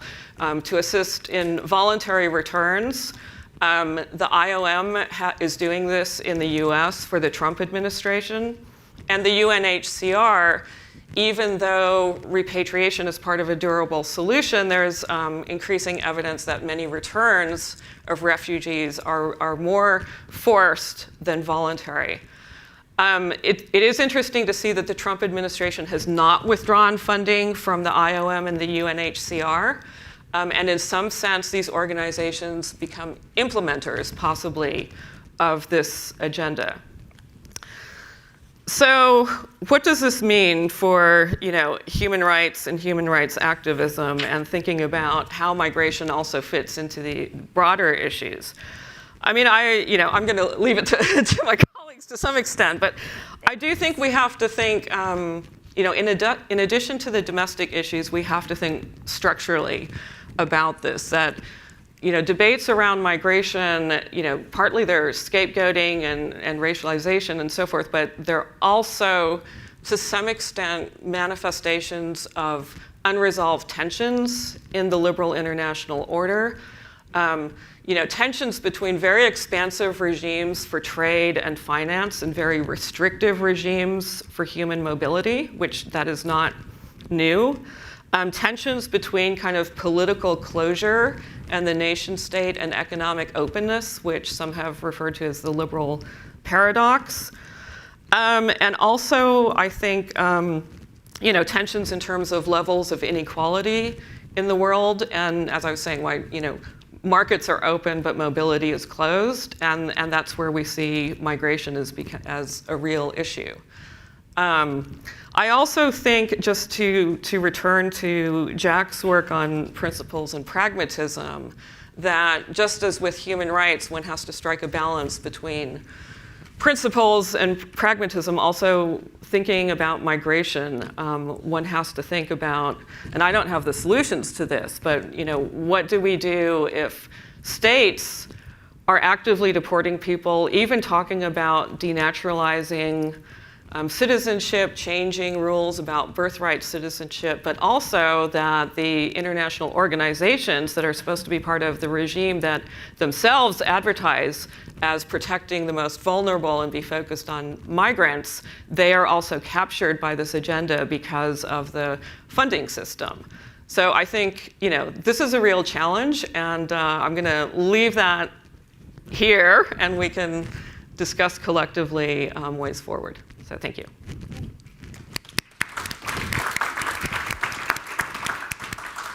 Great. Thank you. It's wonderful to be here. I remain a little unclear on whether we're here to honor Jack or to roast him. So I'm going to do a little bit of both, I guess.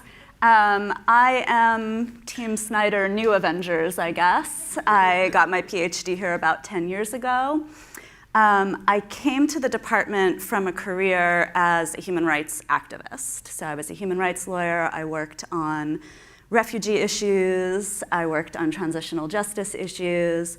And when I came to do my PhD, many of my former colleagues were quite shocked by my choice of advisor. Because Jack is a notorious human rights cynic, right? And that's sort of the reputation that he has among that community. That is not how I understand Jack or his work. So for me, coming to Columbia and working with Jack has given me an analytical lens that I find sits very comfortably alongside commitment to the cause. Because, and especially now, right? Because we are at a moment where the human rights movement faces serious challenges. And I firmly believe that if we're going to meet those challenges, we have to be crystal clear about where the obstacles to change are, where the potential levers for change are. So today, I want to take the opportunity to talk a little bit about what does a pragmatic strategy for human rights promotion look like under current global conditions. We just had a panel that started to characterize those current global conditions. I want to talk a little bit about what some of those dynamics mean for the work of human rights promotion specifically. So one of the dynamics I want to talk about is the fact that human rights as a vision, as a framework for action, has really fallen pretty far out of fashion. I sort of randomly had the opportunity to have lunch with our current UN High Commissioner for Human Rights last week in London, and to talk with him about how doing his job has changed over the last couple of years. And It was a little bit of through the looking glass, right? You don't expect for the High Commissioner for Human Rights to have to be debating whether to get a burner phone for his trip to DC. But he spoke specifically about meetings that he had been undertaking in Whitehall with British policymakers. And his impression was really that no one wanted to hear the language of human rights, that even where they were invested in the issues and shared beliefs about outcomes, the language of human rights specifically was a problem. And that tracks with what colleagues in advocacy in the UK have told me over the last few years. So I work with colleagues at Freedom from Torture who are very involved in trying to shift British public opinion on refugee rights.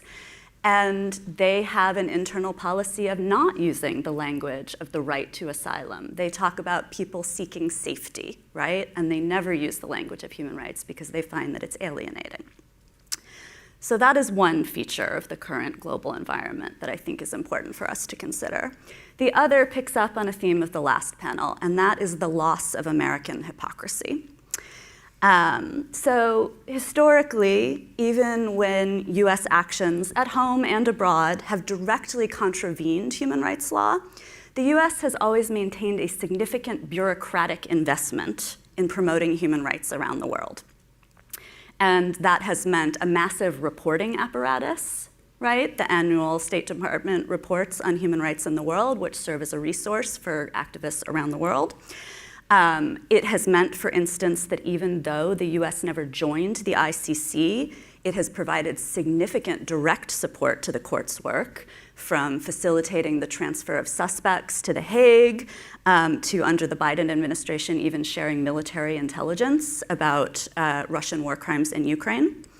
And that hypocrisy has also meant that even in countries where the US directly supports the continuance of repressive governments in power, at the same time it has promoted capacity building, digital security training, and programmatic funding to the domestic civil society organizations that are mobilizing for change. So that situation has now changed drastically. ICC officials are now the target of US sanctions, and funding and programming for anything even vaguely rights-related has been cut across the board. It is hard times for the human rights movement. Those catastrophic cuts to resourcing layer on top of longer-standing trends. Alex mentioned one, the proliferation of anti-NGO legislation in countries around the world, the increasingly polarized media environment, and the growing prevalence of online harassment to activists as well. And these are dynamics that affect human rights workers, both originating from and working in the global north and the global south. But they are especially acute for those who work in violently repressive environments. So beyond those physical risks, burnout and indirect forms of trauma have always been risks in this sector, never more than now. So given all that, a logic of appropriateness might tell us this backlash, these changes underscore the importance of the work. So buckle up, folks. We're just gonna kind of dig in and keep going. Jack has a very different prescription and has long called for abandoning human rights absolutism for a more pragmatic approach, even before things became quite so dire as they are now. So Jack's criticism, put very simply with apologies, is that the movement's traditional approach, and by that he means the naming and shaming that's practiced by Global North headquartered organizations like HRW, like Amnesty, that this risks triggering popular backlash and essentially empowers illiberalism in the societies that are targeted by human rights promotion efforts. His prescription, therefore, has been to work within rather than against local power structures and to try to build up organic domestic demand for rights improvement. So in other words, contra tech industry advice, move slowly, don't break anything. And this sounds pretty reasonable, right? I want to ask whether, in fact, that is reasonable. My feeling is that Jack is being a bit of a starry-eyed idealist here. And that, in fact, this kind of pragmatic approach across a variety of contexts is not likely to yield any better than the absolutist approach. And particularly in our current political moment, where the breakdown of global liberal order, the increasing authoritarian turn, means an increase in what we might term strong state violation of human rights. So this is not the stuff Shireen is going to talk to you about in a minute, where the vibes are very different. I am talking about the proliferation of arbitrary detention, extrajudicial execution, torture, violations of refugee rights and the forced movement of populations. And the especially tricky thing about the uptick in these kinds of violations is that rising populism means that they may be increasingly committed with the support of significant portions of democratic electorates. And in these conditions, I don't believe that even the most collaborative, conciliatory approach to local power holders is going to yield us much progress on human rights. So where does that leave us? What is a pragmatic course of action for human rights promotion in our current global context? I think one takeaway that we need to think about, and this is very much drawn from Jack's approach to understanding the world, we really need to think about where are the actual plausible impacts of human rights promotion. In cases of strong state repression, I think it's probably with audiences other than active abusers. So with publics and third-party states who might choose to support or criticize the repressive state, with potential future perpetrators who aren't invested in a rights-abusing strategy yet, and with corporate enablers of human rights abuses. And the absolutist human rights rhetoric that Jack criticizes may actually be the most effective messaging for some of these audiences. So strong, clear statements of right and wrong provide effective focal points for advocacy and activism. They generate slogans for protest signs, they draw press coverage and social media hits, and they supply simple asks for policymakers in third-party states.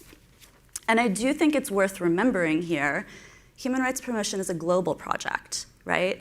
Its major task has always been to harden the normative environment and to put once run-of-the-mill conduct firmly beyond the pale. And that means that human rights promoters have to be at least as concerned with bolstering the strength of norms for future rounds of play as they are with addressing violations in a specific case in front of us. So it may be that in the context where achieving human rights change looks really unlikely with those strong state repressors with entrenched incentive structures, it actually is a pragmatic course of action to take that very maximalist, absolutist approach to the rhetoric because of its potential effects on other audiences. But I think a second takeaway is to remember that Jack is absolutely right that real change at the domestic level only comes from shifts to domestic power structures. And for me, that means that the most important thing that international human rights promoters can do is not to put rhetorical pressure on perpetrators. It's not to convince third-party states to leverage material pressure. It's to support the work of local activists from affected communities who are fighting to demand rights from their own political leaders. So I think the real question is, how are the actions of international human rights promoters impacting domestic civil society's ability to mobilize support for rights and for changing their government's action? Jack offers one theory of the case. He suggests that naming and shaming by international human rights actors contributes to backlash, contributes to hardening of domestic attitudes, might make the work of local civil society actors harder.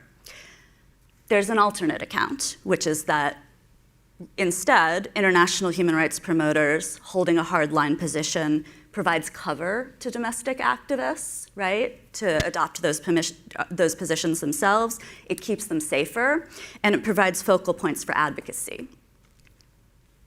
It may not be consistent from context to context which of those is the more correct statement of the case.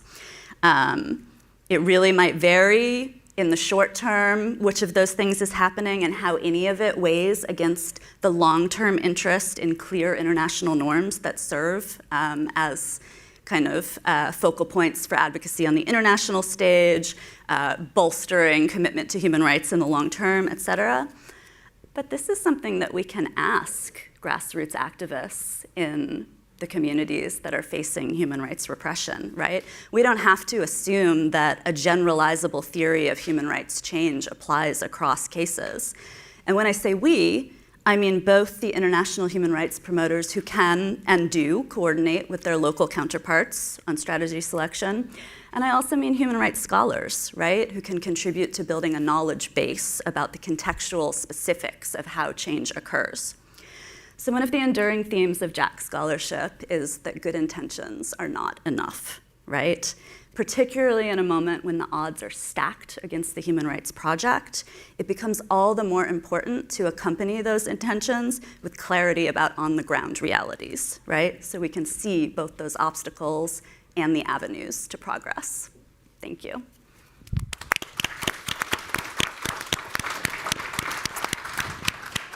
So this is the blessing and the curse of going last on a panel on human rights. It is a joy to be here and to honor Jack and to challenge him and each other to think bigger and better about what we can do in a real moment of tremendous difficulty for people working on human rights. I, like my colleagues on the panel, have been working on these issues for a long time, and I, very much like Kate, came to this work in my case in my mid-30s, having worked in the trenches with non-governmental organizations, with the UN system, within several different agencies in Latin America and in South Asia on these issues, but also coming from the Rust Belt. I grew up in Michigan. My dad was a janitor to go to junior college. And many of the people I grew up with in my elementary school, and my parents were big civil rights activists, died by the time we graduated from high school.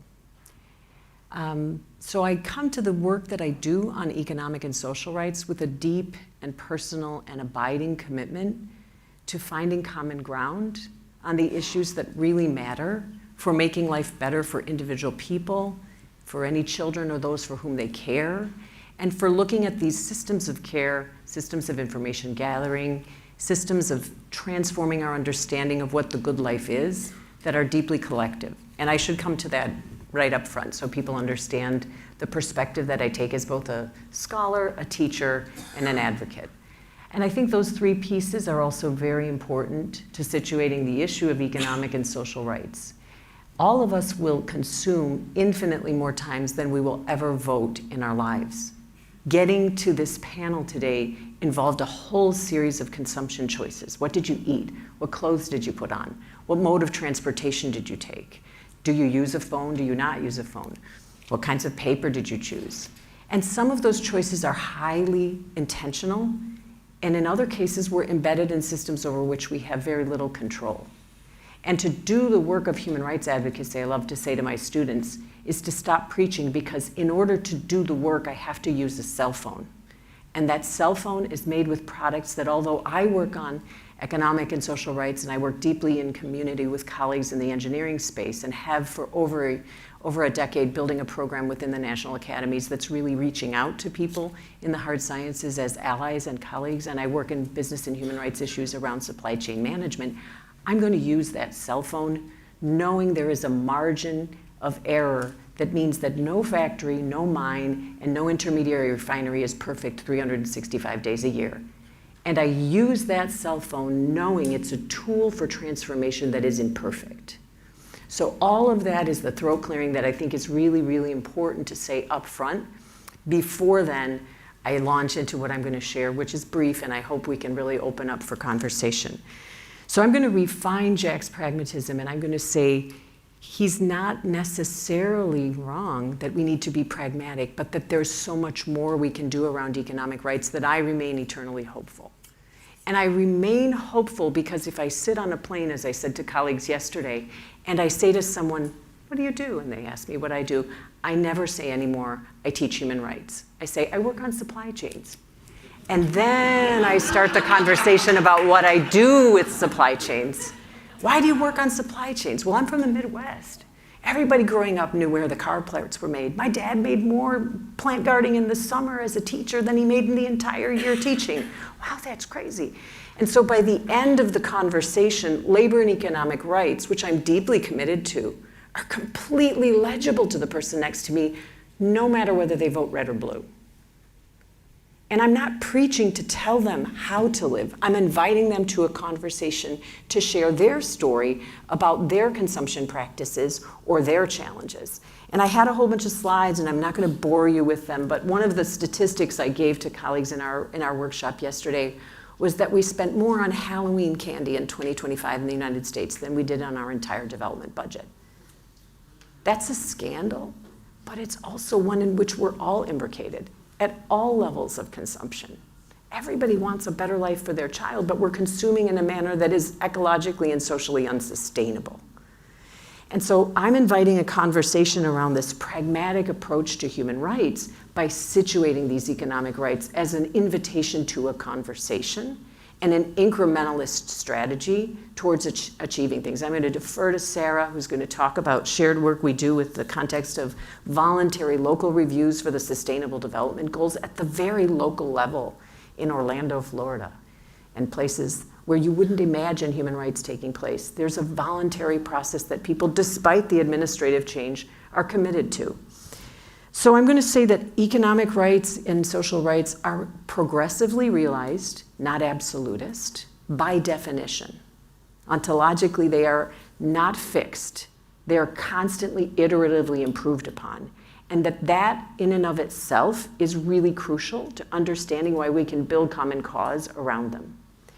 Secondly, I'm going to say they're very intuitively obvious. Everything I've talked about, you'll remember when you go home. Oh my God, that cell phone. Oh no, what happened with my cereal? Because we're all consuming constantly, and we're increasingly aware of the limits of that. Thirdly, they're interdisciplinary. I am so privileged at the University of Connecticut to teach in a program where my classes are always cross-listed. Mike is there in the back, Ruben and I.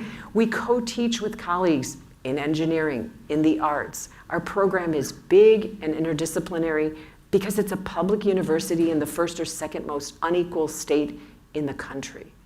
And our students are hungry to understand how they got where they got.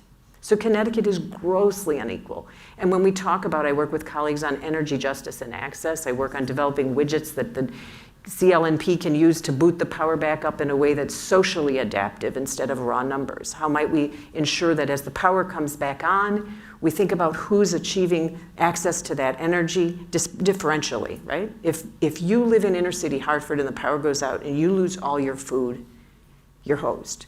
If you live in rural Connecticut and you don't have a generator, you can't flush the toilet.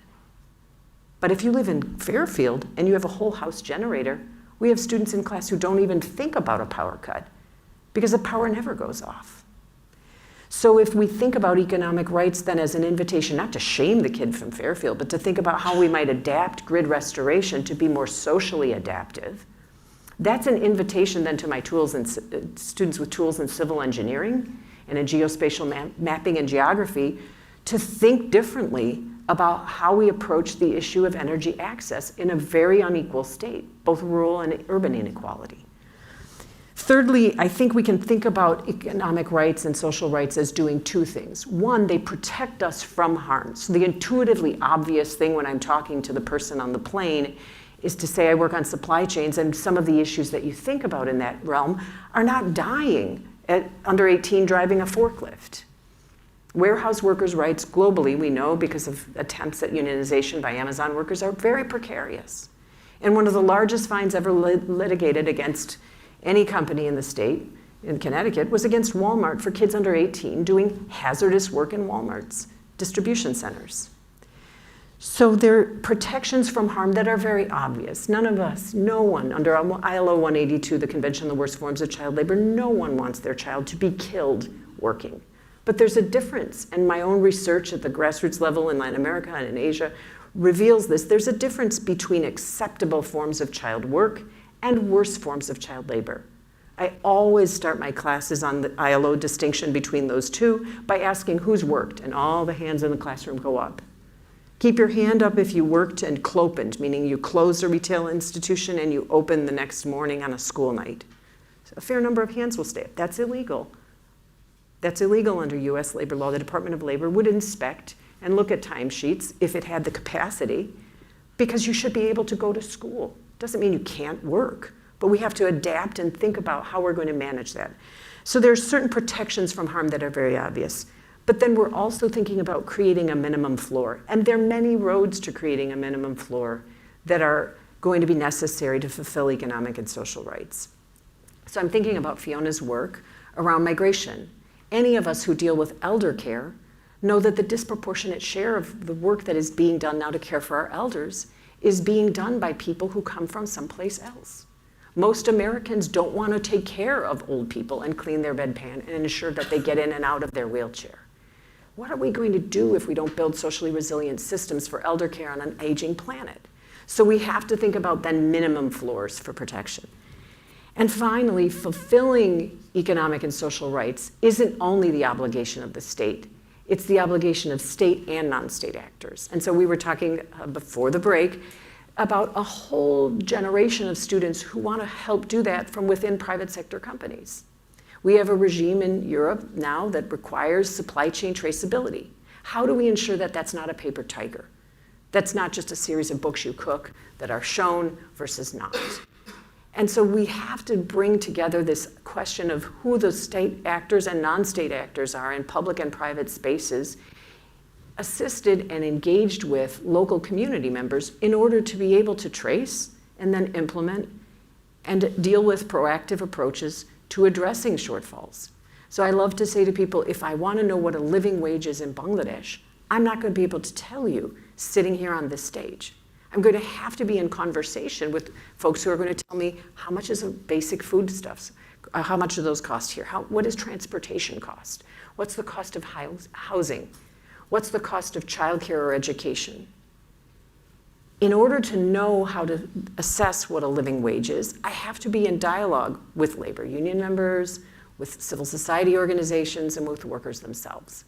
So fulfilling economic and social rights is an invitation to collaboration if we're going to be serious about it. And the allies that we need in order to do this kind of work are not sitting at Human Rights Watch, and they're not sitting at Amnesty International. They're deeply rooted in communities, and some of them have PhDs, and some of them don't. I can assure you that my family members who weld pipe in Michigan are far more helpful to me in looking at what workers' rights mean in manufacturing for green industry than I am. And I'm going to ask them questions because they're going to be able to give me really significant insights about what are the hazards that they face and what aren't they if we move to a hydrogen economy. And so some of this is exciting also to think about from a teaching perspective. How do we adapt human rights to be legible and useful to the students in engineering, for example? How do we do that both by being epistemically humble enough to know what we don't know, and by being able to gently push? My engineers always tell me there's too much reading, and the political science students always tell me there are too many graphs. And nobody's happy, but everybody learns. And so I think we have to be able to trace the arc of human rights innovation outside of our expected circles of practice, and to recognize the shortfalls of institutions, and we did this all day yesterday, and we continue to do so today. Liberal internationalism was flawed for the better part of the past century, but I would slightly adapt Stacy's story about the WTO, and I would do it with this caveat. And having interviewed for one of the cases in my dissertation, trade unionists who shut down Seattle, they were very clever about their own hypocrisy. They said a series of us sit on delegations. We come in a suit, and we look good. And then there are these other guys, mostly guys, that we send into the street. They're big, they're loud, and they love those people who dress up like turtles. And it totally emboldens our hand because we say to them, who do you want to negotiate with? Me or them? Now, sadly, this battle at Seattle resulted in the next round being held in Qatar so that there couldn't be protest. But it also strategically resulted in the public airing of the agenda. Heretofore, there hadn't been a publishing of the agenda. And so the few unionists who could get clearance to go were at least armed with information. And so that's a much more nuanced story. It wasn't only Southern activists saying that GATT is a joke. It was people in the global North who recognized how precarious increasingly the labor precariat was, both for services and for manufacturing, playing a two-level game. within the halls and in the street. And so I think we have this extraordinary opportunity in this issue area anyway to develop much more robust forms of stakeholder consultation and to think about interpretations of interests that are far more nuanced, our academic interests, as well as the policy implications of our work, if we step outside our comfort zone enough to think about human rights beyond the canonical classic group of organizations we've considered human rights activists. So I welcome that conversation with all of you, and I thank you for this opportunity.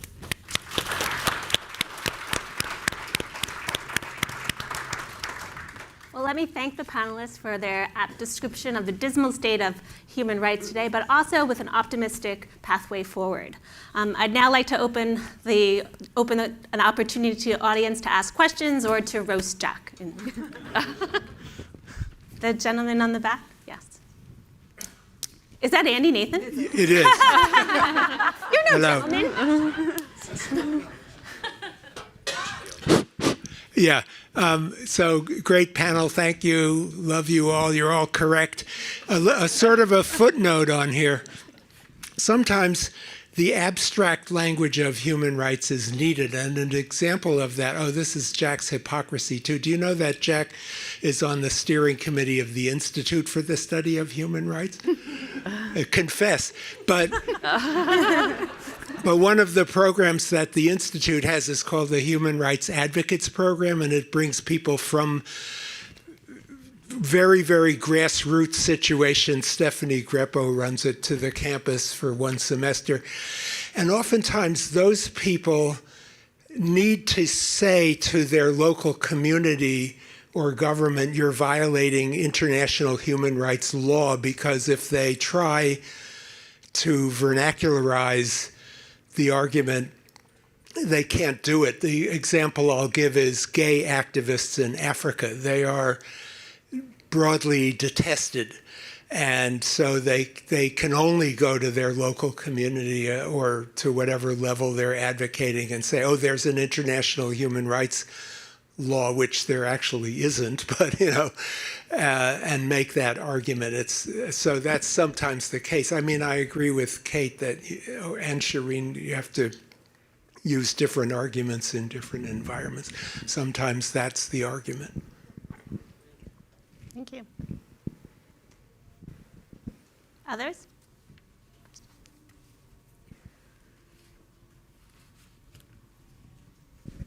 Hi, I'm Stephanie Schwartz. I'm also of the Junior Jack Avengers, I guess. And I wanted to pick up on something, Kate, that you mentioned, and it relates, Fiona, to your story about migration, which is this goal or useful tool being the hardening of norms. And I think we've talked about this a bit, but a lot of the violations of refugee rights we're seeing now are done with a veil of compliance with those norms. And in fact, there isn't a challenging of those norms of non-refoulement. But we are achieving the hubs that are being set up in Europe, for example, the return hubs, are all done in a way that comply with those norms, but get around the spirit, right? So the question remains, is hardening the norms actually then a useful tool if you can just simply get around in spirit?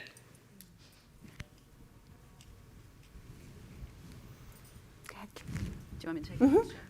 Yeah, I mean, this is the question, right? And I think what it invites is a consideration of the counterfactual, unfortunately, because we know that under anarchy, international law does not constrain powerful actors to compliance, but it does affect their behavior. And you have identified one of the forms in which it affects their behavior, right? That rather than outright, imprisoning refugees on arrival, locking them up, throwing away the key forever, states like Australia, the UK, we're going to bracket the US for a moment under Trump, but the US previously, contort themselves into rhetorical knots, spend lots of resources on policies that keep themselves arguably in compliance with the letter of the law, definitely violating its spirit. And none of us are happy about that, right? Because it's not what the international refugee regime was set up to do. It's not what any of us would want for our family members if they were fleeing a repressive environment and seeking safety in the global north. But it's probably still better than the counterfactual without the norm. So I think, the answer to your question is, yeah, it's better, but it still sucks. I can also say Stephanie's written a great piece on this issue lately in International Migration Review. So I recommend it highly. Sarah? Thanks so much for this. In the spirit of roasting Jack, I want to hear more, Kate, about what your former colleagues talked about when they talked about Jack as a human rights cynic, which obviously he's got a whole bunch of people who work on human rights who came to it in some ways along with Jack. I mean, Jack was originally a Sovietologist, right? As was I, right? Not focused on human rights. And so there's been a big journey. But it's also a question of, what is Human Rights Watch telling itself these days? I mean, the other day I saw there's a new director, right? Ken Roth finally left. And there's a new director. He's still hanging around, though. I know, he's still hanging around. But so there's a new director, and guess what? He's completely reaffirming the reporting, the naming and shaming is working, and we'll just stick with it. And I was like, that's interesting. And I mean, Shireen, Jack, and I work in a space, a community of practice that I'll talk about later. But I just want to say, the kind of stuff that you do, Shireen, with your students and the engineers, this is about broadening people's understanding of what human rights is. And if we can just figure out how to bottle that and get it out there, I think the world would be a better place. So thank you. Leslie? Are we collecting? Oh. Gossip. Yeah, so I think, as with all large organizations, there's a huge diversity of opinion, within your Human Rights Watches and your Amnesty Internationals about the work. At the point when I sort of left the practice of international human rights law and came to the academy, I was very much motivated by a sense that we weren't practicing evidence-based medicine. So much of the approach was grounded in the normative motivation. And it wasn't just that it wasn't evidence-based, it was that there wasn't actually a theory of change. And there was, in fact, resistance to the idea that we needed a theory of change because it was morally right to do the work. So I was working in the field of transitional justice, and that's very heavily lawyer-populated, and at the time was very, very concerned with the sort of normative argument of it is right to not allow the perpetrators of mass atrocities to escape justice. All good things go together, so pursuing justice will instill respect for the rule of law, combat a culture of impunity, improve human rights across the board, et cetera, et cetera. I don't think that's where the movement is today. So I think there are definitely people within those organizations who really appreciate the sort of critical, theoretical engagement, appreciate the sort of, empirical, arguments that they can use. But I think, this is a broader statement than maybe it needs to be. People don't change institutions, institutions change people. So I think there is still a lot of belief within those organizations that, this is what the organization was set up to do. We do this work regardless of whether it's working or not. And so the challenge from the outside, and specifically, I think, Jack's absolute refusal to assign causal weight to good intentions is a very provoking take for a lot of people, and that remains true today. I'm glad to hear there's not a dartboard with Jack's face on it at HRW. Leslie? Or it's not Leslie, I can't see. Sure. So, hi, I'm Daphna, formerly Hockman, now Rand. I will out myself in this room as a Jack-like human rights cynic who was probably the last confirmed Assistant Secretary for Democracy, Human Rights, and Labor, DRL. There is one now, but the Bureau, as folks know, has been diminished. When I left 17 months ago, we had 350 staff and we had $2 billion. In a historical irony, the two pragmatic approaches to human rights that we had most success with during the Biden administration were pieces of legislation written by Senator Rubio and then passed by Senator Rubio and President Trump.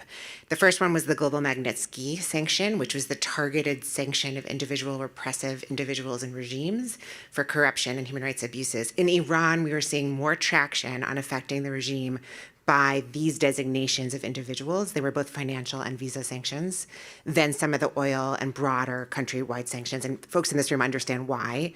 The second piece, and you've mentioned it, Shireen, was the Uyghur Forced Labor Protection Act. This was a piece of legislation that Rubio passed that allowed for the supply chain work to get at Chinese-sourced labor in our supply chains. Interestingly, a human rights office developed in the Department of Commerce and then also at DHS to implement this law and then stop shipping from Xinjiang.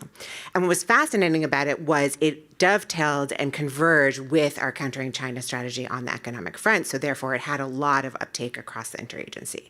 So I just mentioned these two pieces of very practical, pragmatic impact that we had, not just to lament the fall of this bureau and the fall of this agenda, but just to give examples of the nudges and the levers, legislatively and otherwise, that are possible.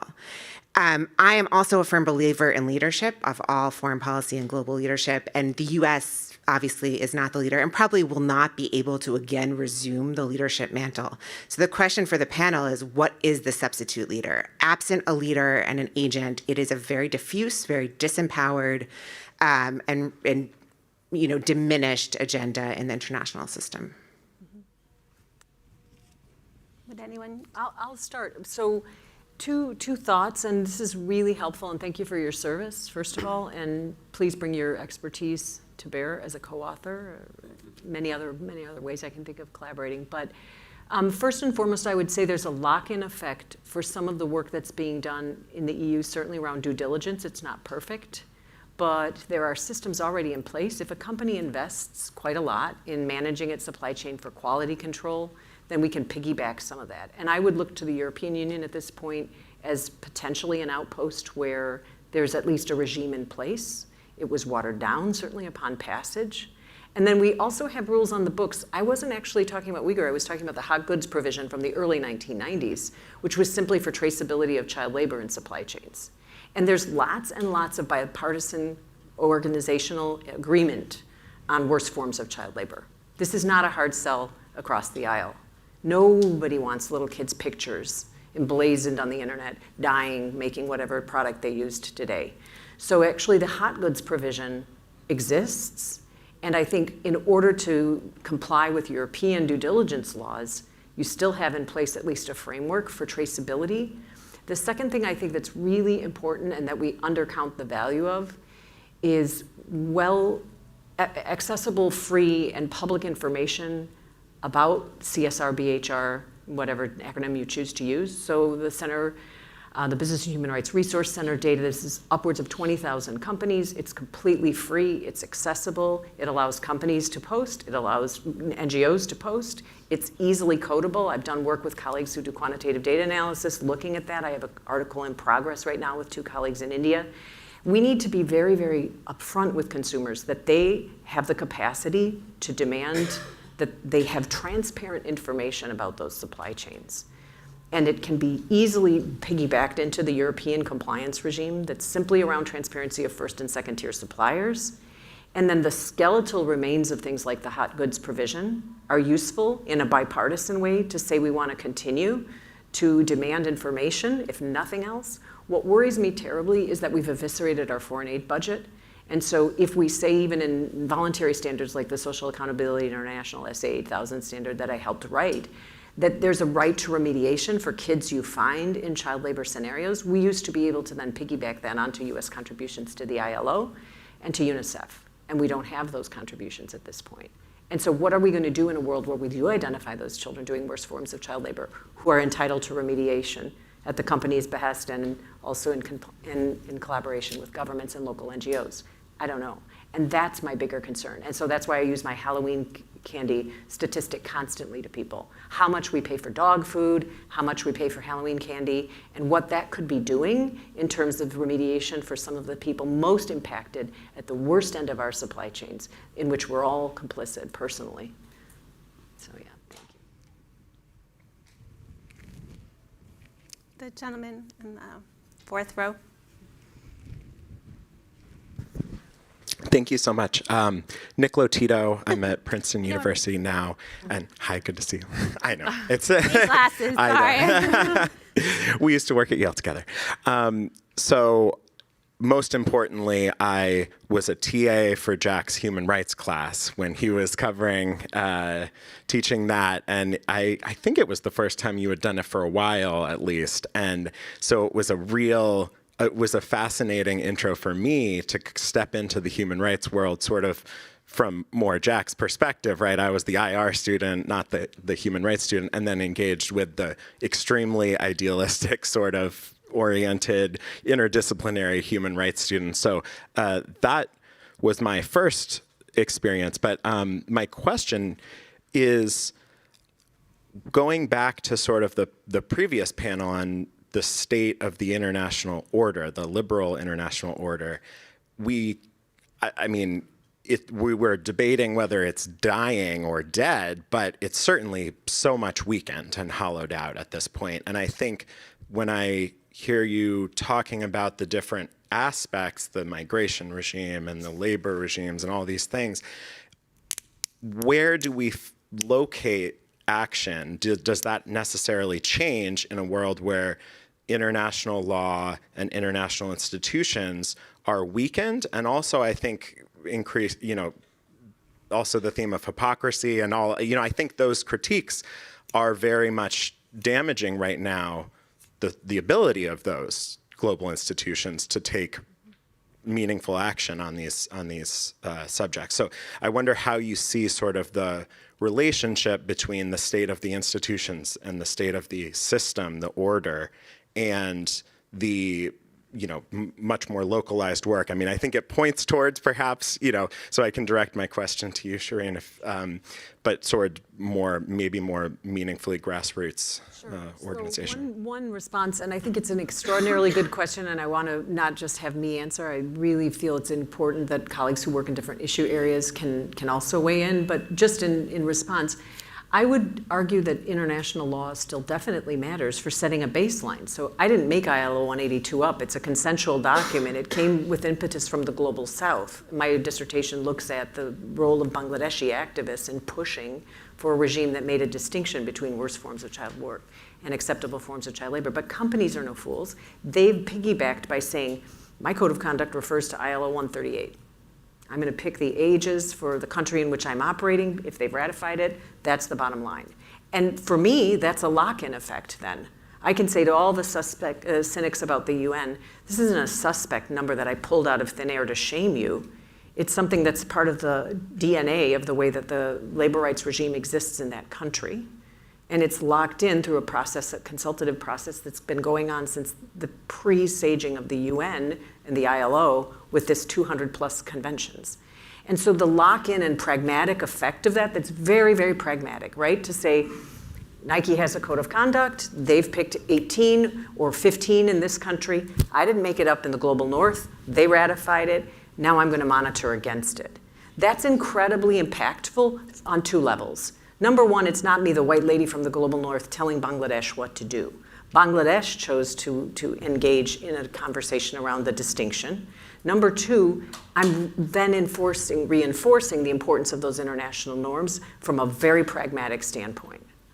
Number three, I'm saying to consumers, you too can choose to reinforce those norms by engaging in an open conversation around relative degrees of compliance and conformance with the norms that you would like for your own life, family, consumption, et cetera. So I think it's about being smart to engage in a conversation where it's not a shame and blame. I don't play the shame and blame game on TV, and I don't think it's terribly effective.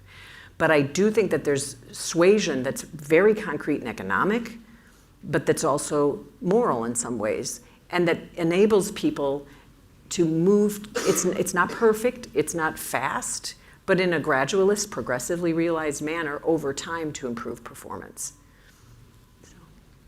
I can add something to that. Picking up on what Shireen said about care workers and migration. I mean, the interesting thing is there is a need for migration. So there is this incredible structural tension. And to pick up on the theme of hypocrisy from the last panel, there is also a lot of hypocrisy in Europe, for example. At the same time that leaders are talking about deportation and returns and externalization, they're running off to countries in Asia to sign bilateral labor agreements for, nursing and care workers. What I think is interesting is that where previously you might have heard more about the bilateral labor agreements and not as much about the deportation, now the public discourse is all about deportation, and the bilateral labor agreements are kind of done behind the scenes. So it's negative in one way, but it does kind of get to the issue that, migration is still happening. You can see Trump has walked back, some of his proposals. So there is a broader structural issue that, current policies, partly they're performative, but also they can't, they're structural constraints in terms of the need for migration. So that is kind of an avenue forward as well. Your Shireen's colleague, is that right, in the back? Yes. I need glasses. Yeah, Shireen already introduced me. I'm Mike Rubin. I'm at University of Connecticut. Kate, I found very provocative, but in a good way, your defense of the universalism. It prompted me to think, in a way, the counter argument, the populist right or whatever counter liberal, counter-human rights is also quite universalist, right? Make America great again. This is a vision of America that was great and should be great again, and that everyone should agree that this is it. Why is it that we see some, at least hopefully temporary, successes for universalism and as a political mobilization strategy, but we're either not as successful or constrained in our ability to use the universalist sort of principles to mobilize in a more progressive or human rights defending kind of way? Is that, or do I have it completely wrong, I guess? No, I don't think that's wrong. I think it's a good question. I think it picks up on some of the things that Stacy was talking about on the first panel and that came out of Stacy and Ron's co-authored piece for the Festschrift. I think, what underpins those universalizing absolutist messages really varies, right? And, what they tell us about ourselves, right? How they speak to audiences. Make America great again is such a great pitch because it's yeah, we were great. Why aren't we anymore? Whose fault is that? Let's fix it. And that's quite easy to take on board, right? Versus the absolutism of the human rights argument is very different. It's the way Jack puts it, you have done something wrong, and are, morally suspect, and this needs to be remediated. The sort of point of my divergence with Jack on, where we ought to be moving off of that absolutist message has to do with the relationship between, who the actual perpetrator is, who is committing the harm, and how the broader political community is or is not implicated in that. So I think there is a space where the perpetrator identity is a relatively contained group, right? and others can be mobilized against it, which I think has plausibly some more kind of similarity as a rhetorical strategy to what MAGA is doing. But I think this has everything to do with sort of in-group, out-group dynamics and how the rhetoric mobilizes that. Thank you. Renata?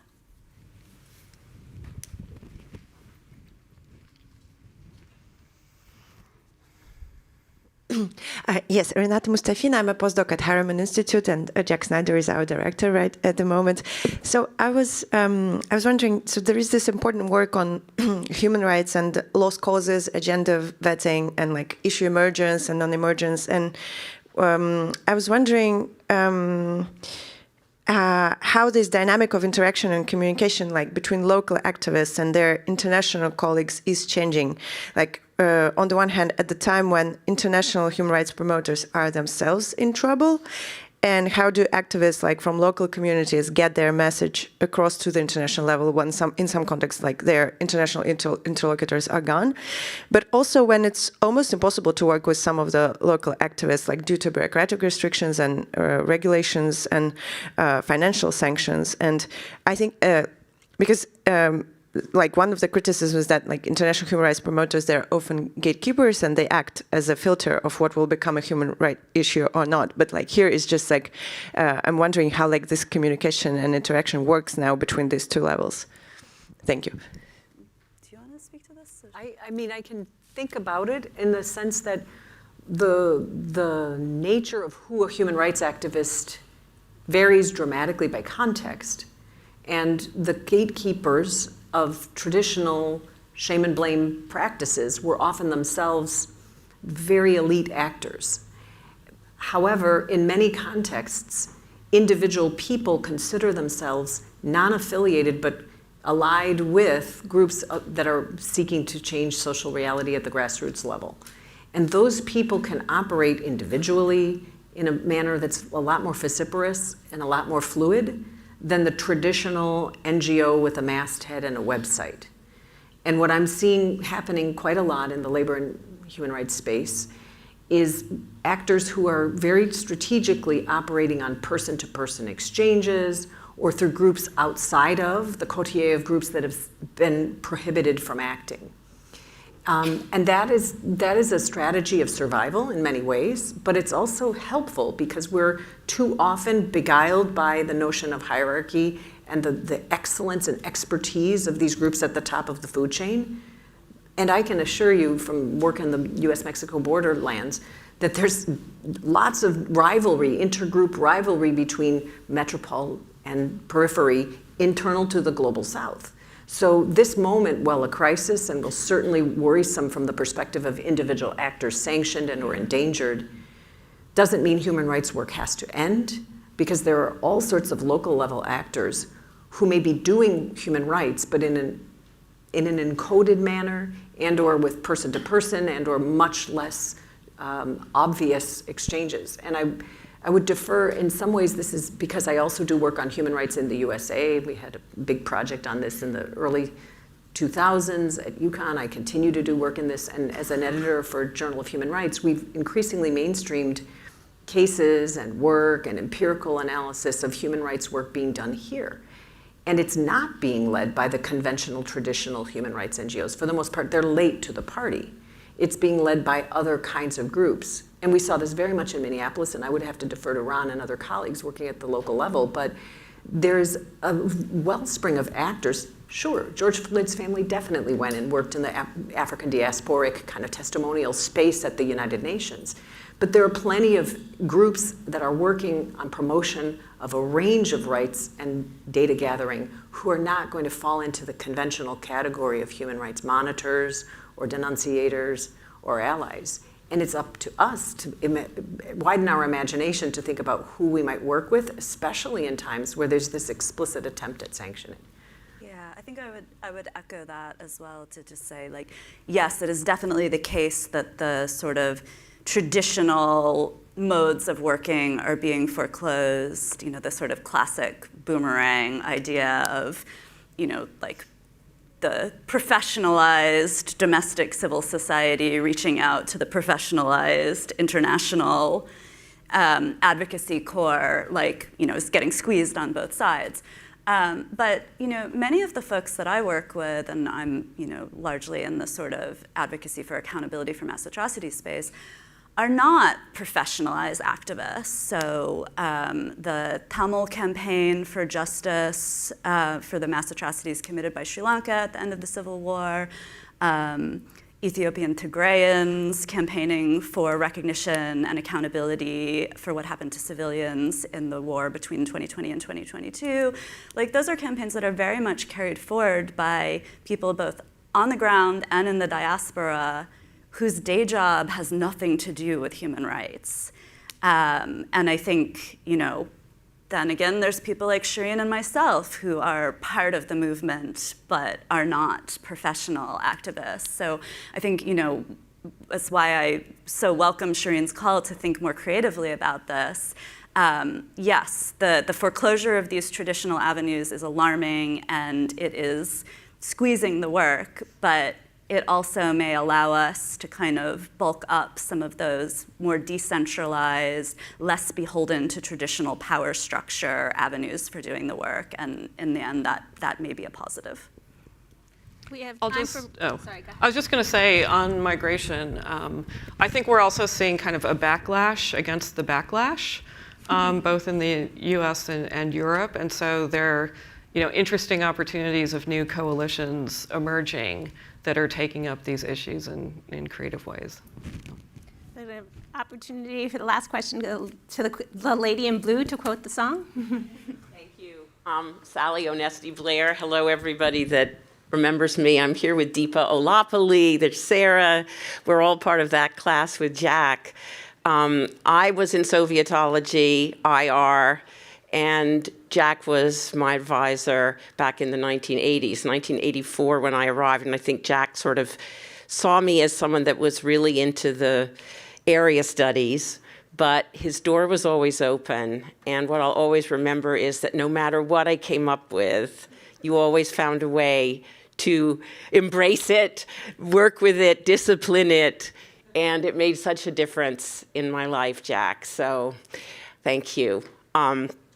From Sovietology, I joked, I worked at the National Endowment for Democracy and ran their Reagan-Fassel Democracy Fellows program for 18 years.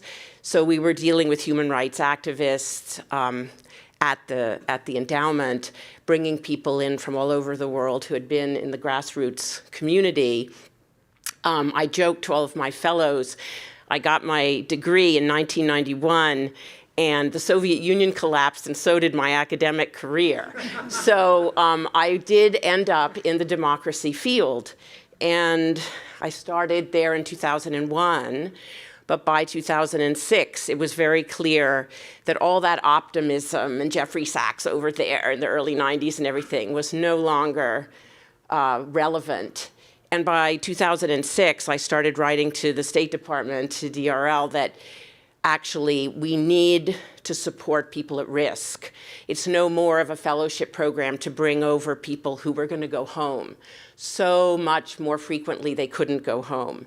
They were on J visas and there was a whole issue about that, but we worked, and I started with my colleagues there a program called the Democrats at Risk. And that still goes on today and is more relevant than ever before, unfortunately.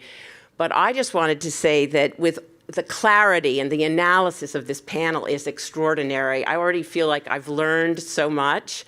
But there is this kind of feeling I have that we are in this moment, and the elephant in the room is that we've gone back to Attila the Hun, might makes right, land grabs, just, you know, you've got Trump, you've got private equity, I mean, you've got AI now coming, and it's just as though all of the things that we used to reference seem to be in danger of just being completely overrun by rapacious actors. And that just makes me feel so bad.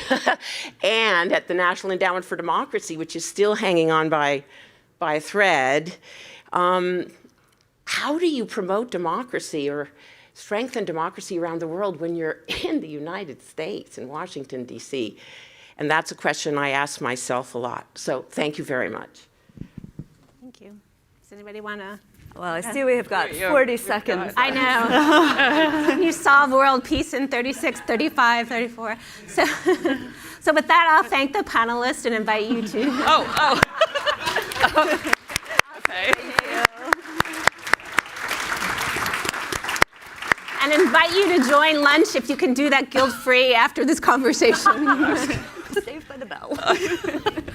Well, I had to step out for a bit, so I missed part of the panel, but I could tell from the quality of the Q&A what a great panel it was. Lunch is served in the lobby, so as you go out here, you'll see it. There's additional space to sit and eat in 1512, which is across the way, and we reconvene back here at 1:30. Thanks. Thanks, Paige.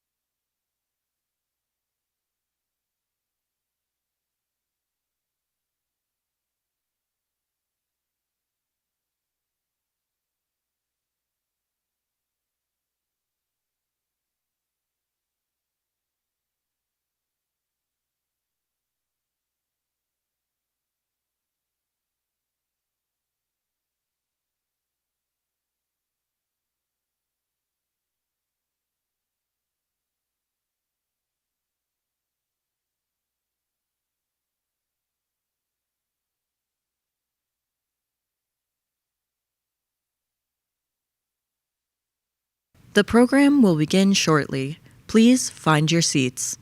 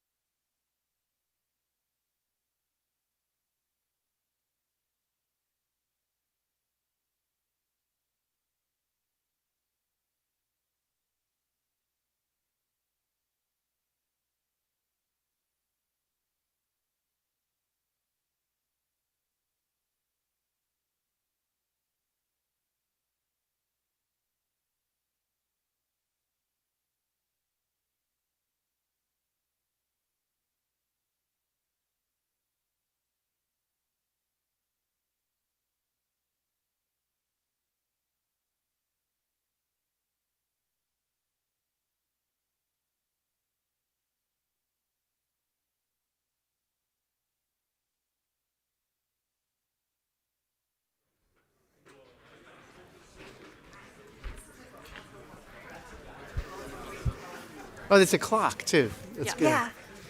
I'm also going to time you. I know, but I'll see. I'll see. You could just hit me in the head. Yeah, our mic is on. In case we didn't know. Yeah. Hey, Jay.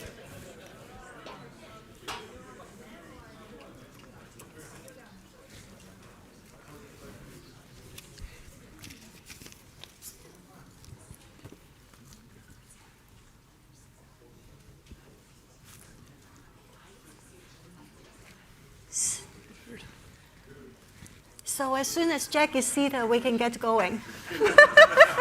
Sorry. Gets over that, Jack. To put this That's spotlight not cool. on you. Welcome to the third panel, Great Power Politics and Imperial Ambitions.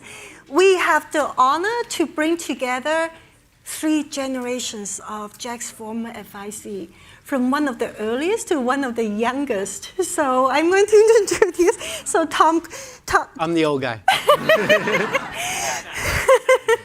Tom Christensen graduated in 1993. He's Shortwell Professor of International Relations and Director of the China and the World Program at Columbia SIPA, and Pritzker to chair at the Center for Strategic and International Studies. He previously served as Deputy Assistant Secretary of State for East Asian and Pacific Affairs in 2006 to 2008. His work focuses on China and international security, including the China Challenge, shaping the choices of a rising power, and also useful adversaries, grand strategy, domestic mobilization, and Sino-American conflict. So among the youngest of Jack's advisee PhD graduates, Colleen Larkin graduated in 2024. She's a postdoctoral fellow in technology and international security at the University of California Institute on Global Conflict and Cooperation. She's also an incoming assistant professor at the LSE London School of Economics. Congratulations. Nice, congrats. She studies narratives, nuclear strategy, and US foreign policy, and her work has been published in the EJIR and IO. Again, congratulations. And then Paul McDonald graduated in 2007. He's professor of political science at Wellesley College. His research focuses on international security, especially great power politics, and retrenchment strategies and the dynamics of colonial violence. He is the author of Networks of Domination and co-author with my colleague Joe Parent, the book titled Twilight of the Titans, Great Power Decline and Retrenchment.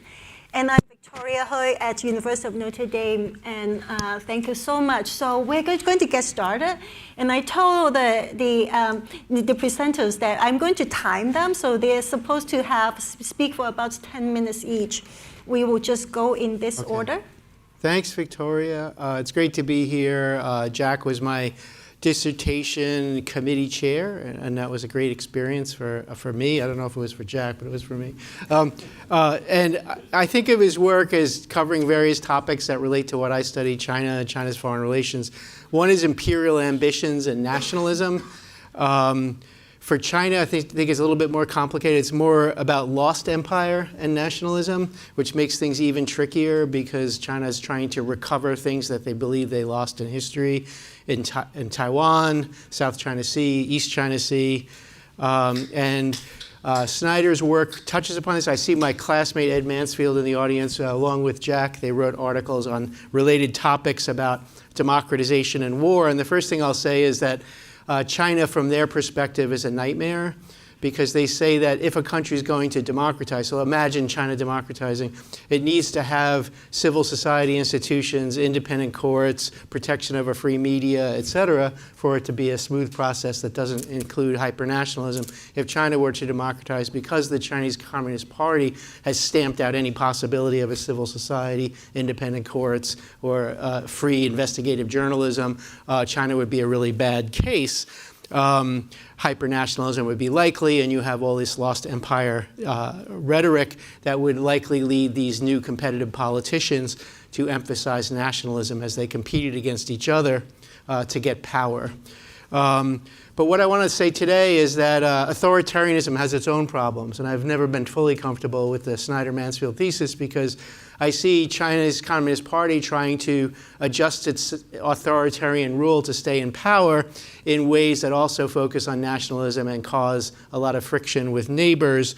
In the post-Deng era, Deng Xiaoping had set up a system that was designed to prevent the excesses of one-man rule that he witnessed under Mao Zedong, which was a disaster for China's foreign relations, highly authoritarian, highly disastrous for China's foreign relations.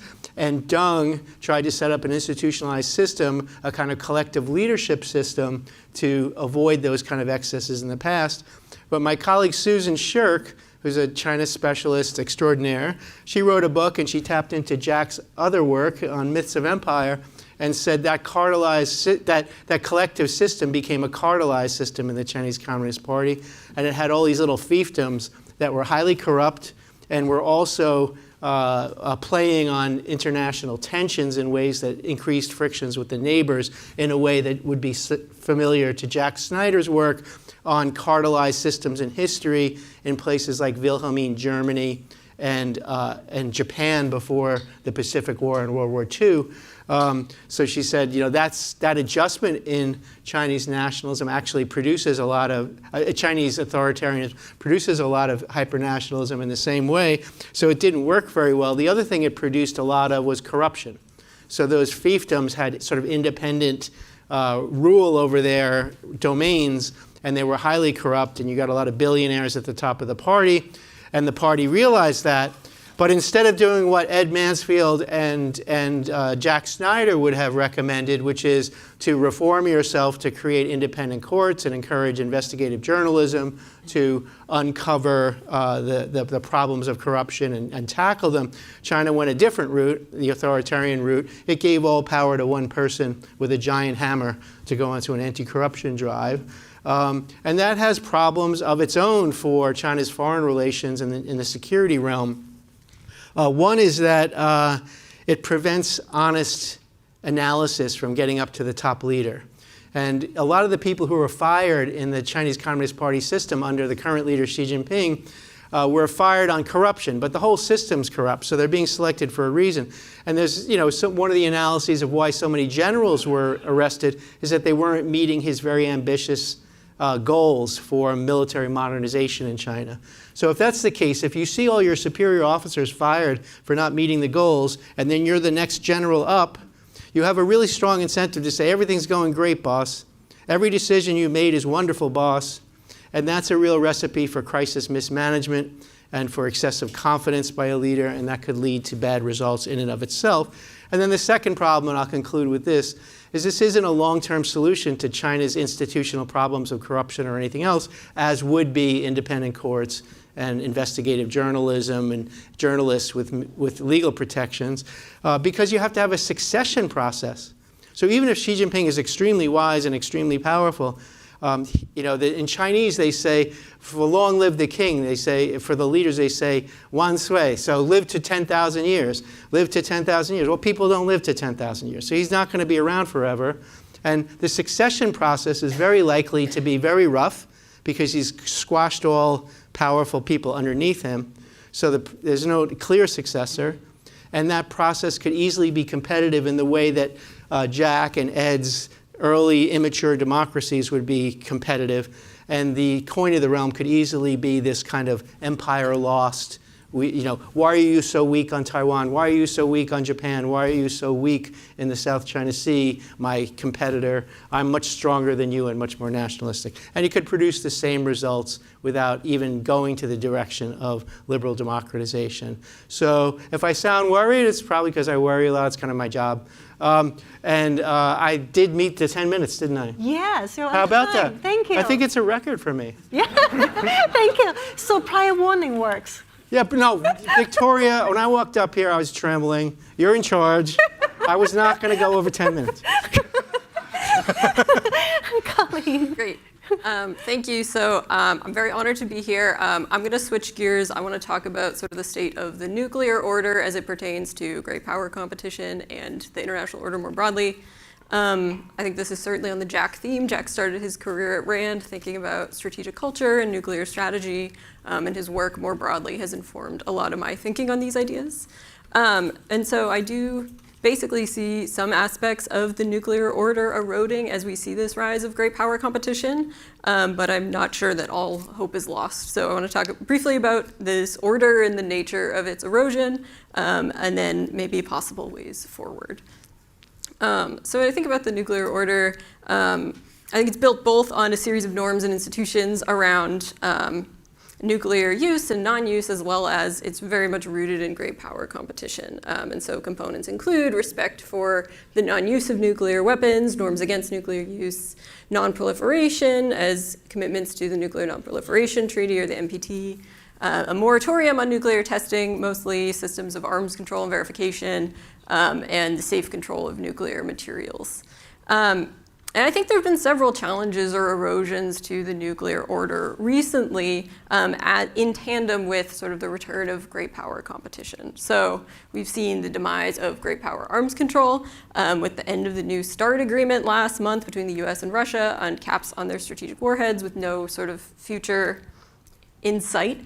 We've seen challenges to the Nuclear Non-Proliferation Treaty, a lot of stalemate and tensions between the nuclear weapons states who have sort of deepened their commitments to nuclear weapons in recent years, and the non-nuclear weapon states that I think are increasingly frustrated with what they see as great power hypocrisy and also their renewed support for disarmament has sort of left the state of the NPT at kind of a stalemate. And there's an upcoming review conference next month to talk about this again, but there have been 2 failed RevCons where they've been unable to reach consensus on a substantive agreement, and I'm not sure that they'll reach consensus in this go-around. And so there's certainly various sources of the nuclear order's erosion, and we could have a whole conference on that. Certainly a lot of the behavior from China and Russia in terms of nuclear weapons buildups, Russian nuclear saber rattling, rapid technological changes. I'll just highlight what I see as maybe the US's role in eroding some aspects of this order, which I think is sort of inspired by some of Jack's work in thinking about the domestic pathologies that may have implications for international order. And also because the US has had a big role in propping up this nuclear order in the first place. And so specifically, I want to talk about the US's response to this new sort of strategic environment in terms of its nuclear posture and especially its nuclear discourse. In my own work, I show how during the Cold War, the US kind of struck an uneasy balance between 2 sort of tent poles of ideas about nuclear weapons. There's sort of these ideas about assured destruction and the stability of deterrence and shoring up the ability to have assured retaliation. And also ideas about damage limitation and using nuclear weapons in warfighting contexts preemptively against adversary military forces, potentially to try to undercut their assured destruction capabilities. And I think in recent years, we've seen a retreat from the assured destruction side of the bargain and much greater enthusiasm for damage limitation and counterforce, and sort of a warping of concepts like stability to really, I think, kind of mean dominance in the nuclear landscape. And I see this kind of on all sides within the expert community in the US and when we talk about nuclear weapons. A 2022 bipartisan commission on the nuclear posture defines stability as requiring forces to simultaneously defeat Russian and Chinese military forces.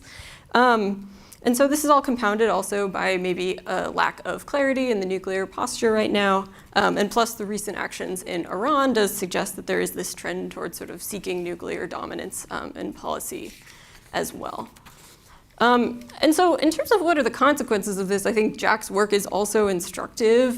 He has work that shows how in World War II, and there was this cult of offensive, shows that before World War I, the great powers were convinced that the system that they confronted was one that required these first strike offensive capabilities, and once that sort of brought them into this war, they realized that was maybe not so advantageous. And so as we see this sort of headlong running towards damage limitation, I do think Jack's work suggests maybe caution against jumping to conclusions, especially in such a rapidly changing strategic and technological environment where I think perceptions are increasingly difficult. And just because some of the guardrails of the older nuclear order are maybe gone, I don't know that necessarily means that this is kind of the only option. And especially because these trends might also exaggerate other aspects of this nuclear order, certainly exacerbate adversaries' threat perceptions of the United States, and also compounding this global backlash, I think, to hypocrisy and undermining the US's credibility to maybe reinitiate things like arms control in the future. Oh, thank you, Colleen. So again, okay, thank you sorry. so much for going under time. Thanks. Oh, I was Awesome. actually, I just had one. Okay, go more. ahead. Sorry. But anyways, I just also think that I don't think like the collapse of the nuclear order is totally imminent. I think like there's a lot of aspects of this that are still kind of working. People do still, like states still adhere to the Nuclear Non-Proliferation Treaty. Like the nuclear taboo has certainly not been broken. But I do think that going forward, I think sustaining this nuclear order will require a little bit more innovation.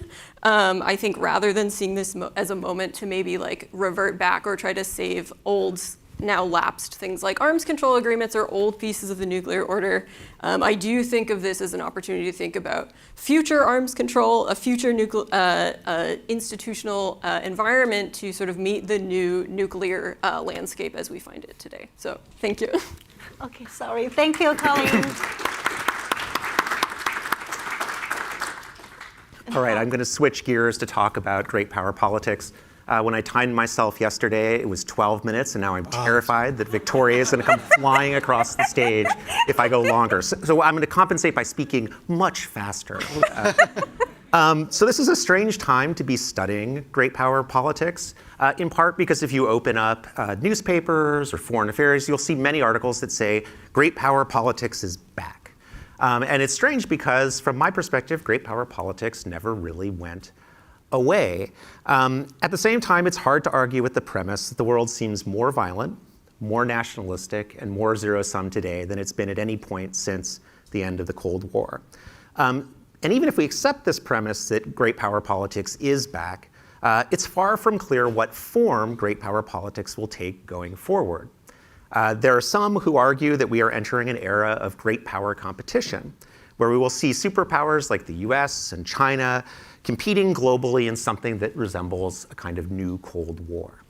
Others anticipate that we're entering an era of spheres of influence or great power collusion, in which the great powers will sort of tighten control over their immediate neighborhoods, controlling climates, excluding rivals, and sort of cordoning the world off into discrete blocks.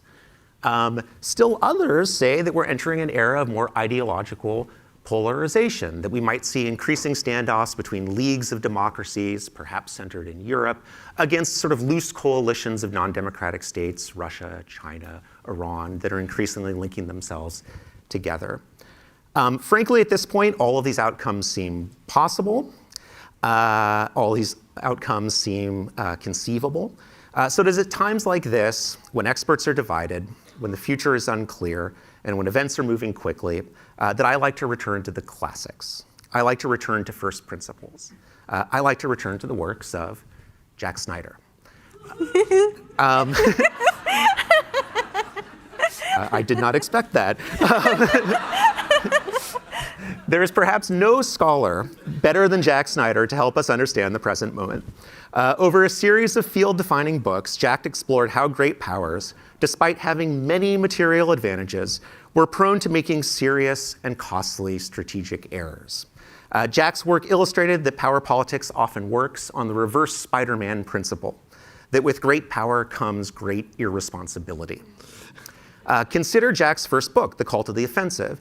In it, he persuasively demonstrated that militaries often find themselves enthralled in cults, where for a combination of cultural and bureaucratic reasons, they believe that risky, lightning offensives hold the key to victory. In reality, these ambitious offensives often stall and end in defeat. Think of Imperial Germany and the Schlieffen Plan prior to the First World War.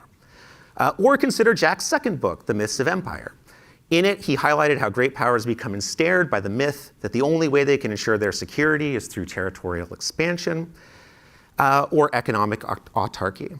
They assume that territorial gains in one area will rebound to territorial gains in other areas.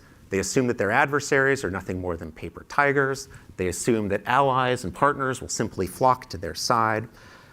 When these myths prove to be flights of fancy, however, their imperial actions only lead to their self-encirclement and their overstretch. Think here of interwar Japan and its failed expansion in Manchuria. And when we look to contemporary power politics, it's not hard to see similar Snyderian dynamics in play.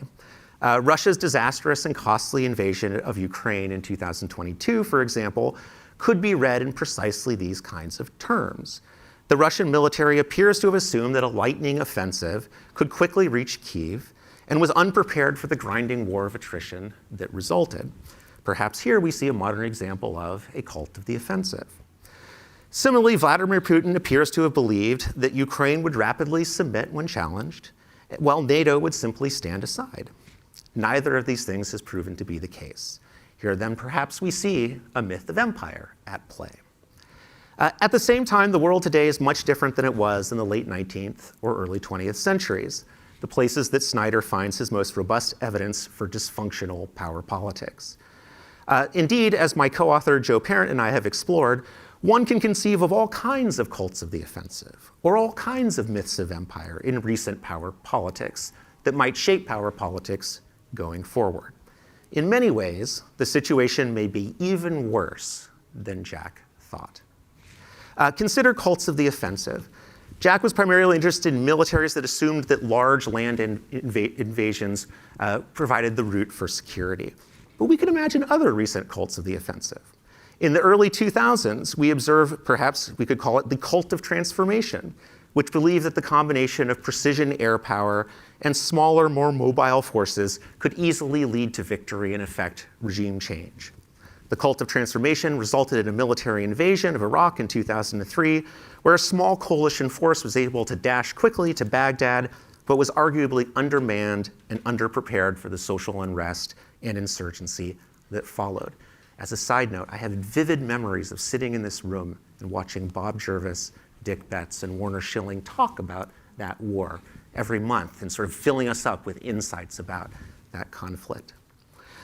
Or consider a contemporary cult, which we might call the cult of computerization, which assumes that some combination of cyber weapons, autonomous weapons, artificial intelligence, and the like will allow high-tech militaries to easily and cheaply dominate future battlefields, all while minimizing civilian casualties. In short, Snyderian cults of the offensive seem deeply relevant to power politics, albeit in 21st century forms. We see similar mutations, perhaps, in cults of or myths of empire. Certainly, there are some who still see imperialist land grabs as the only route to security. Here we might again invoke Vladimir Putin. Yet we can see other myths potentially emerging. In the early 2000s, perhaps, we observed what we could call the myth of democratic dominoes, the theory that democracy can easily be installed by force in other countries, and that doing so will lead to a wave of democratic transitions elsewhere, all of which will produce stability and security. This myth of democratic dominoes was one of the many myths that helped justify the 2003 invasion of Iraq, and then helped guided the ill-conceived occupation that followed. Yet rather than ignite a wave of democratic transitions, regime change in Iraq unleashed a multi-sided ethno-sectarian conflict, with the United States as an unwilling and at times complicit participant. This myth ignored another key insight from Jack Snyder's work, along with Ed Mansfield, that transitions to democracy are often accompanied by considerable political violence, and that democracy must be nurtured from below, not simply implanted from above. What about today? Well, it's risky to theorize in real time, and it's especially risky to try to theorize about President Donald Trump. But as Alex Cooley and Dan Nexon have argued, one could describe the current president as operating based on a, quote, myth of personalistic decision-making. The idea here is that world politics is primarily driven by powerful individuals, that these powerful individuals relate to one another primarily in transactional terms, and that winning involves either besting these individuals in bilateral negotiations, or if that fails, simply removing them by force. This myth of personalistic deal-making is currently being tested in Venezuela after the removal of Nicolas Maduro, in Iran after the killing of Ayatollah Khamenei, in high-profile meetings in Alaska with Vladimir Putin, and potentially in future high-stakes summits involving Xi Jinping. Like cults of the offensive, modern myths of empire now seem to come in many colors. I was going to talk about how one might counter these myths of empire, but I'm feared that Victoria is going to leap towards me, so I'll instead end on this point. The context in which contemporary great power competition is taking place, in short, seems ripe for Snyderian dynamics. We see multiple different kinds of cults of the offensive. We see multiple different kinds of myths of empire. At the same time as leaders in both democratic and non-democratic great powers alike, echoing Tom's comments, appear to be less and less constrained. It is difficult to predict what specific variety of strategic weeds will grow in these environments, of course, but the field appears to be well fertilized. Thank you.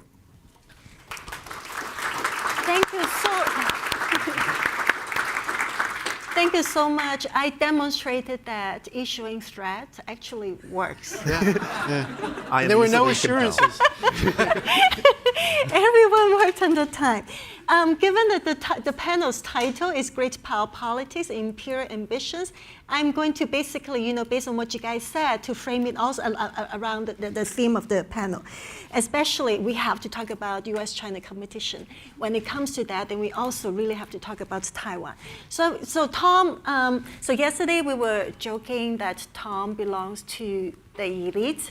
So given that we have the elite ones involved with decision making, we obviously have to ask him. You highlighted more about the problems with one person authoritarianism in China. But what about, you also mentioned that yesterday that China holds this myth of the lost empire. Mm-hmm. And so if China continues to harbor that, and then does the war in Ukraine and then now the war in Iran really makes it much easier for China to implement this, to turn the myth of the lost empire into the reality? And then another related question is, actually both Paul and you talk about, now that in both the US and China that we are really getting into moving from institutionalized regimes into personalistic regimes. And so what does that mean when it comes to this great power politics and imperial ambitions? And I also want to ask Paul, given the lessons from Ukraine and also you talk about the cult of the offensive, how does this increasingly personalistic decision-making process in the US going to shape in case anything happens over the Taiwan Strait? And then for Colin, I want you to also address this issue in terms of, when it comes to the nuclear posture. You also focus on how the US has undermined credibility in maintaining or supporting the nuclear order. So what does all of that mean in case that there is this, scenario of any conflict over the Taiwan Strait? Tom. Okay, thanks. So for Ukraine, my sense is that all things being equal, and Jack, trained us to be social scientists, so I have to say all things being equal, China's less likely to try to invade Taiwan after the demonstration of Russian incompetence in Ukraine, because invasion, especially across water, is even more difficult than the Russian invasion of Ukraine on land, and because Putin was clearly not given very good information from his military. about what was likely to happen when he invaded Ukraine. And we know that Xi Jinping is extremely distrustful of his military. In fact, he's done the largest purge of generals in the history of the PRC in recent months. And he has to know that amphibious invasion across the Taiwan Strait is extremely difficult. So I think on that score, Ukraine has been a force for deterrence from a U.S. and Taiwan perspective about invasion. You mentioned Iran, and Iran is a problem for two reasons in terms of its impact on Taiwan. One is that unlike Ukraine, there was a lot of talk in the United States that the United States was giving too many weapons to Ukraine and we could use those weapons for deterrence in Asia. But a lot of the weapon systems we gave to Ukraine are not particularly appropriate for deterring conflict in the Taiwan Strait. Some are, but not that many. But unfortunately, a lot of the weapons we're using in Iran are pertinent to the Asian theater, and there are limited stockpiles. So when you're using a lot of these weapons, you may reduce deterrence. The other part about Iran is also bad news from a deterrence point of view, is that a relatively weakened, a highly weakened, already relatively weak Iran has been able to shut off the Straits of Hormuz without a really clear military solution by a superior foe, the United States. China can bring a lot more to bear against Taiwan than Iran can bring against the Straits of Hormuz in terms of a blockade. So China had to be confident in a blockade before the attacks on Iran, but now might be more confident still because of Iran's relative success there, and the possibility that the United States, as the military puts it, might go Winchester with some of their best systems for punishing the PRC for launching a blockade by using them up limited stockpiles in a conflict in Iran. So there, I think it's negative. There's a lot of other things involved with China and its friends being attacked by the United States, and for better or worse, mostly worse, the Iranian regime is a friend of China's. And there's a lot of concern in China also about Russia. Russia's their other wonderful friend. And eventually there could be concerns about their other lovely friend in North Korea. So. Yeah, thank you. Yeah, so to this question around, what does this mean in the nuclear context in terms of Taiwan? I think, so one of the aspects of this sort of warfighting damage limitation sort of trend in the US is a lot of emphasis on, for instance, like low yield nuclear weapons. And I think that that's an area, Taiwan is an area where I think that could be a concern in a crisis, because it's a crisis that is, I would imagine, going to start conventionally. And if both sides have invested heavily in lower yield nuclear weapons, and so that becomes a question of when might the button get pressed. And some people who advocate for those kinds of weapons do argue that might then keep China sort of at that similar level of escalation and offer some modicum of control. But I'm less confident that sort of once the nuclear threshold is crossed in that case, like what actually would happen. So I think that's an area where, especially in a crisis situation, it could be dangerous. Mm-hmm. Thank you. Jack, Paul?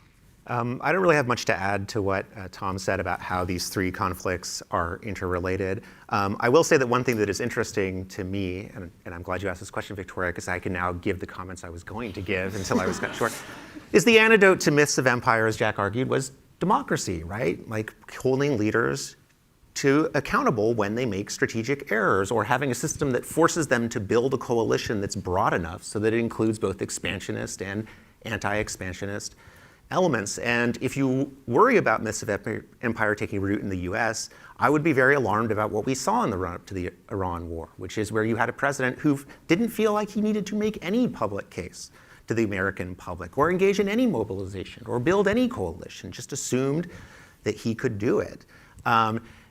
Now, it seems like he's paying some price with the high price of gasoline, that might activate a public response. And to a certain and lesser degree, the stock market, although the stock market has been pretty forgiving of his erratic policies in the past. But the question is whether or not that will lead to any sort of electoral punishment that might conclude him to shift gears. So I think that sort of inability of the median voter to access their politician in the US and get them to decrease foreign adventurism when it imposes direct costs on them, possibly at the pump, that will be the interesting test to watch in the Iran case, and worrisome if there is no punishment, and that is an environment where we could imagine myths spreading.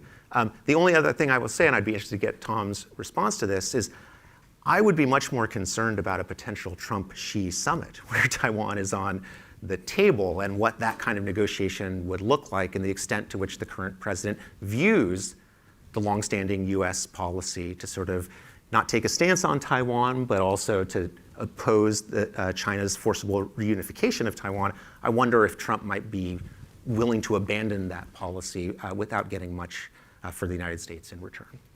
Thank you, Paul. So Paul has the prerogative to ask the first question. So You were going to would you allow like to this? Yes. All right, Victoria. Yeah, so I worry about it too. I worry about a summit because a lot of things can happen in summits. And I do believe from a strategic perspective that PRC's real point of focus is morale in Taiwan. So if the President of the United States says some things that move away from the traditional U.S. one China policy as it relates to U.S. policy to Taiwan, that could be used by the PRC to undercut morale in Taiwan. And I do worry anytime there's a summit, but particularly where there's a summit where there doesn't seem to be the normal kind of interagency process informing the president before he leaves about what the history of the policy is and why every word matters, that this is like theology, and when you change a word, it becomes blasphemy. That it's important to be able to drive that home, and there isn't that normal interagency process now. So I'm concerned that President Trump might say something in private to President Xi that President Xi will make public at Taiwan's expense. So yeah, I do, but I worry about Taiwan's security my whole adult life, so this is not a new concern. Okay. Thank you so much. So we have a lot of people. So now, if I call on you, please identify who you are, which year you graduated, and affiliation. That's Paul Midford there. Yes. I recognize him. Well, thanks. I don't have to introduce myself, but... No, say who you are. Come on, Paul. Okay, I'll say it again. I'm Paul Midford. I teach at Meiji Gakuin University in Japan. I was Jack's student. I graduated in 2001. And my question is kind of a two-part one for the panel. First, there's a lot of talk in East Asia and in the Indo-Pacific, and getting back to this issue about Taiwan, that the middle powers can make a difference. Japan, India, Canada, Australia, that somehow they can either keep the U.S. engaged in the region, even though that looks kind of doubtful, or somehow they can deter China. But my question is, is that just a pipe dream, or is there any reason to think that's possible? Or is it more likely that some of these countries like Japan and South Korea, rather than helping Taiwan, are actually just doubling down on territorial defense to deter China from attacking them, which is frankly what I see happening in Japan right now? And related to that and nuclear weapons, what is the likelihood that we might see proliferation resulting from increasing doubts about American reliability? I notice there's a very serious debate about nuclear proliferation in South Korea, and although it seems odd to think about it, and although I think the barrier to nuclear proliferation in Japan remains very high, it seems to me actually peer pressure could be the number one thing. Yeah. If South Korea develops nuclear weapons, there are going to be a lot of voices in Japan saying, why not us? Thank you. Before they answer, I want to make sure that everyone who has a question, make it as short as possible. I also encourage that you have the questions directed at all the panelists and not just, all to our member of the elite class. And so I welcome that the question is also about the nuclear posture. Go ahead. No, Colleen should go for the nuclear posture. Come on, I have to delegate here. So you can talk about nukes. I'll say something when you're finished. Yeah, I mean, it's sort of, the South Korea case is sort of always hard to predict because there sort of has been support for that kind of proliferation for a long time. And I do think, especially as of late, in the way that the U.S. is offering or not offering sort of security guarantees, I do expect that debate to heat up. And I do see that that is possible, and I kind of agree with you that I think peer pressure could absolutely come into play after that. I can't really speak as much to the China aspect of this, which I'll leave to you, but I think certainly in the South Korea case, it's primarily, ultimately going to be North Korea, of course, but I think that there can be these long-term effects in terms of deterring China in the region as well. I agree with what Paul said about nuclear weapons. I mean, nuclear weapons are increasingly popular in South Korea Public opinion polls show that. Kind of makes sense given its strategic environment. And I do believe that there is a very high degree of allergy to nuclear weapons in Japan, but it is not infinite. And a combination of distrust in the U.S. security commitment and everyone else in the neighborhood having nuclear weapons, but Japan could get them over that allergy over time. The other question you asked is a more abstract one about, what is Japan's role, middle power roles. I think they have a tremendous role to play in deterrence in the Taiwan Strait. And the U.S. military has been shifting its doctrine in the region to a more flexible, distributed strategy, which places more importance on allies and partners in the region because it requires more access to their territory for mobile, distributed forces that are harder to target with Chinese strike weapons. So the United States needs its allies more than ever, even as it's putting pressure on them in the economic front. That combination of things worries me from a strategic point of view. The only thing I disagree with you on, it makes me really nervous, Paul, because Paul is a Japan expert extraordinaire, and Tom Christensen is not, is I don't fully agree with you on Japan's posture. Japan, since 2015, has become much more involved in regional security dynamics. And I read today that Japan is about to send combat troops to the Philippines for the first time since World War II as part of a multilateral exercise, Bala-Katan. This is a much more assertive and normal, not militarized, but normal Japan. Japan's becoming a normal security actor. We're not talking about the 1930s here. So I actually welcome all that. And in the case of South Korea, I'll just finish with this. The problem in South Korea for the United States is not South Korea's loyalty to the alliance. The problem with South Korea for the United States is we have this distributed mobile strategy for the region, and South Korea has long wanted the U.S. forces in South Korea to be doing one thing, deterring North Korea, not flowing around the region. And if South Korea is going to stay relevant to the United States over the long run, this is kind of a prescription for my South Korean friends, they're going to have to think harder about allowing those U.S. forces in Korea to be part of that regional distributed strategy so that South Korea will remain relevant to the U.S. in the region so that the United States will stay committed to South Korean security and not abandon it. And I think all of those things are important. Paul, anything to add? I'll just add one brief thing. So I was in Australia a couple of years and talking to folks there, and they absolutely agreed with the premise, perhaps not surprisingly. Yes, middle powers, incredibly important role. Australia has an important role to play in the region, but there was still a lot of debate about what that meant, and this was at the time around the AUKUS deal and sort of defense cooperation around submarines, and there was a division among, I think, sort of the security community in Australia about to what extent that large middle power role involved close collaboration with the US or some other alternative, more Australian inflected conception of what its foreign and defense policy would be. But I didn't get a clear sense of which of those groups were able to define what the middle power role was going forward. At the back. Hi, thanks for the interesting talk. I'm Wanano Iktidar. I'm from University of Tokyo. I'm doing dual degree, and I'm here at SIPA MIA. My question is quite a peculiar question. You mentioned about the Chinese institutional corruption. What is the corruption, the difference between the US corruption we see here? Because the Chinese National Congress has a lot of demographic representation, which we don't really see in US Congress. And the fact that a lot of the political process is dominated by political appointee, which has influence of the donors. So I'm asking, what's the difference between US corruption and Chinese corruption? Thank you. Let me actually collect a few more questions, and then the panelists can pick and choose so that we don't, have the questions that are directed to only one presenter. Go ahead.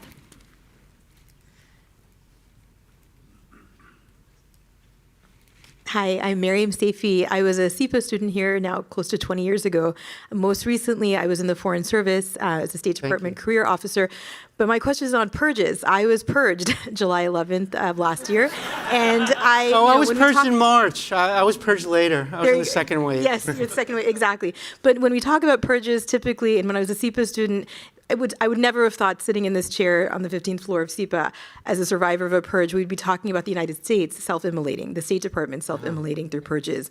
And in the context of great power politics, and sort of connected to the previous question around the US in terms of our systems and power, unaccountable power not being held to account. And it's not only specific to Trump, but I think he's exposing something in a way, right? So it's not unique that we've had these institutional flaws. He's showcasing it to us. So my question is how, when we're losing and gutting this institutional expertise, and we're mirroring the authoritarianism in many ways that we say we're fighting against, how does this work in this current context? Sorry, not a great question, but. I'll take a few more questions, especially I like to have questions directed at other presenters. Go for it. Thank you. Gilbert Lai. I'm a current advisee of Jack Snyder. And my question is to Professor Tom Christensen and maybe also to Jack. Just don't ask me about corruption. Not corruption. I'm too poor to be corrupt. So my warning to the audience doesn't work. My warning to the panelists works. Maybe it's also a question to Jack himself. Jack himself. Go right to the top. Right to the top. Be brief. So earlier, Tom said the CCP system first was a cartel system, and then they gave all power to Xi Jinping, and it became a unitary system. But the original Snyderian formula was for latecomer, it was a cartel system. For latecomer, it's going to be a unitary system. Yeah. Then why for China as a latecomer is quite different, and how should we revisit or revise the formula to adapt to this new situation? Thank you. Okay, questions for the other two panelists only. That was for Jack. That's how you. Why did Gerschenkron not anticipate China's rise? Anyone has questions for Paul and Colleen? Leslie, thank you. Thank you. Paul, which myth of Jack's do you think has the most potential to do the greatest harm in the current period? And on the nuclear question, would it be a rational decision and maybe a smart one for additional European states to acquire nuclear weapons? And if so, which ones and what kind of nuclear weapons and at what point in time? Okay. Why don't we go in the go in the order of please. Colleen and Talk then about Paul, nuclear weapons. and then Tom. Now? Okay. It's a loaded question. I will say, I think that, the state of the U.S.'s nuclear guarantees to NATO is a big question, and I think that this is an especially interesting area to watch now that France has made this speech. They're going to increase the number of warheads. They're going to adopt this sort of start to adopt some kind of complementary security architecture to NATO.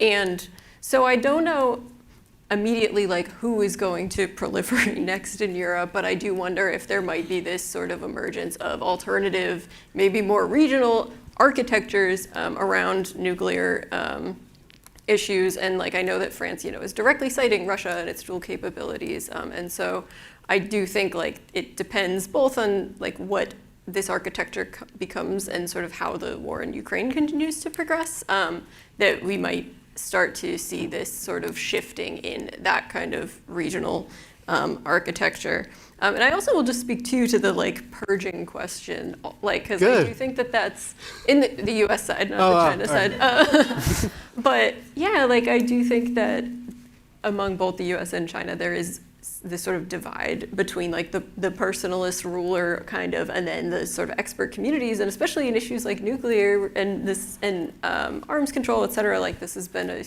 those people are really important. These are super complex, difficult issues, and so I think especially in the realm of reviving arms control, I think what has been done to the State Department is very detrimental to actually cultivating the next generation of experts that are going to be doing this. Yeah. So. Paul? Amen. I will just briefly foot stomp what Colleen said about the issue of purges. We were kind of debating, as all academics do, what is the definition of your terms? What's a myth? What makes a myth, right? Is it just any way you justify something? Is it a lie? And Jack reminded us that his definition of a myth is when not all the arguments are present. There's some debate, right? It's contentious, as the world is. You need theories and you need to evaluate them. But one of those theories is just simply absent, right? You're not having a robust debate. And I think that's, if you worry about myths in that sense, right, then these purges are very concerning, right? Because those voices at the table who have expertise, who have embedded knowledge, aren't there to check a misconception or to provide an alternative perspective. And as I'm sure you can speak to, and I'd be interested to hear your perspective, the folks I know from the State Department expressed much difference between Trump 1 and Trump 2. It wasn't like Tillerson was beloved, right?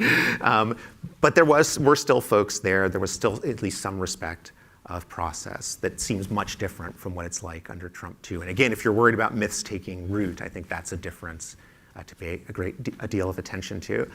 In terms of which myths I would be more concerned about, my kids always call me classics, so I guess I'm into classic Schneiderian myths. I think invading your neighbors with large military forces seems like a really bad idea, and so I would worry about that. That being said, I think some of these personalist myths could have serious diplomatic complications if Trump, for whatever reason, finally feels that he alone can solve the Ukraine war in a way that's detrimental to Ukraine and its sovereignty. If he goes to a summit with Xi and says something inappropriate about U.S. policy towards Taiwan, I think that those could have diplomatic consequences, maybe not quite as extreme as the classic Schneiderian imperialist myths, but still consequential for U.S. foreign policy. Yeah, so for Tom, if you could address the question about how U.S. corruption and U.S. purges, all these efforts have undermined the competition with China or with Russia, maybe. So the U.S. purges, what do you want to call them? It was one of the great honors of my career to work as a senior official in the State Department and have a team of career officers working with me, for me, whatever preposition you want to use. And they're incredible people, and they can't be replaced in a hurry. So you could say this is a temporary thing, but thank you, first of all, for your 20 years of service in the Foreign Service. They can't be replaced quickly. So I think of the people who worked for me, people like Susan Thornton, who's a Russia and a China specialist who served time in both countries. You can't just replace her the next year if the policy changes, because there's a tremendous investment in these people. And they are national treasures. And when they go away, it takes another 15 or 20 years of experience and training to get them. It would be the same in the military. If you had seasoned officers and then suddenly they all left, you can't just say, well, we've got a lot of 19-year-olds, so we can just replace the seasoned officers. It takes time to become an expert. And it takes dedication to be patient enough. One of the things about the Foreign Service, you have to be patient enough to wait to get promoted, as you know better than I, right? I was lucky. I helicoptered in from the top as a political appointee, right? But these people have to work and work. So they are dedicated patriots. They're not there casually. So these are people that are really national treasures. And you lose them, it's a big loss for the country. Full stop. I don't have any positive spin on that whatsoever. I joked that I was purged in March. I was an unpaid special government employee, I guess like Elon Musk. I was a special government advising the China House at the State Department. Before in the first Trump, for 10 years I was at policy planning doing the same thing. No pay, so no saving for the taxpayers when I got fired. But I got fired in July of 2018, and I got fired in March of 2025. You can draw your own conclusions why. It wasn't so bad as when someone's a career officer and gets removed. But it wasn't. I don't think it was good, but it wasn't as bad. So I shouldn't joke about it. The issue of corruption. It may sound like an American perspective that there's massive corruption in China and it's a problem, but it's not an American perspective. When Xi Jinping took office in 2012, he publicly stated, if we don't deal with the massive corruption in China, the party will collapse. The people will overthrow us. So that's not an American projecting hypocrisy onto China. This is the Chinese leadership, and there's been a massive anti-corruption drive. And I think about the people I worked with. I was Deputy Assistant Secretary of State, so I was the highest ranking person in the interagency who dealt with China. So I got to deal with the foreign ministry people, but I got to deal with a lot of people, other people in the Chinese bureaucracy, leaders in the Chinese bureaucracy. And outside of the foreign ministry, almost everybody I dealt with is in jail for life or committed suicide. That's a fundamentally corrupt system. So I think it's incomparable. Is there corruption in America? Is there more corruption in America now than there was 10 years ago? Probably. Yeah, I would say yes, if I have my opinion. Yeah. But I don't think it's systemic in the way that it is in China. And the Chinese military, every single officer who got up to the top of the Chinese military did so through bribing their superiors and accepting bribes from their inferiors. The whole system. And on that score, I only raised corruption because the Chinese solution to corruption was to give all the power to one person, which has foreign policy implications. Not to say that the corruption is always bad for the United States, because corruption in the Chinese military is good for the United States. It makes the Chinese military weaker. The fact that Xi Jinping doesn't trust his military because there's so much corruption in the military means deterrence is more likely to work, not less likely. The problem is the solution they gave is to give all power to one person. He's purging all these generals. Who's going to give him honest advice and say, you know, an invasion would be really risky, boss. I know you told us to prepare for it, but we're not really ready. It's really dangerous. Or who's going to say, you told us to be ready, we're ready. Let's go. The latter is really dangerous for deterrence. And it's the process of dealing with the corruption that worries me, not the corruption itself. And I'll finish by saying, in the 1990s, Deng Xiaoping, when he came into office, he cut the budget of the military by a lot. There was a 6 million person military when he took over. It was a high percentage of the GDP. He cut it way back. But one of the ways he cut it way back is he said to officers, go make money in the free market. And they were running hotels, they were running bars, they were running brothels, they were selling cars without taxation, without tariffs. They were making money all sorts of ways. And a foreign attaché said to me, I love professional Chinese soldiers. And I said, but he finished. He waited for a second. He said, as long as soldiering is not their profession. Because they're not a threat to me militarily while they're running a hotel. Yeah, Colin.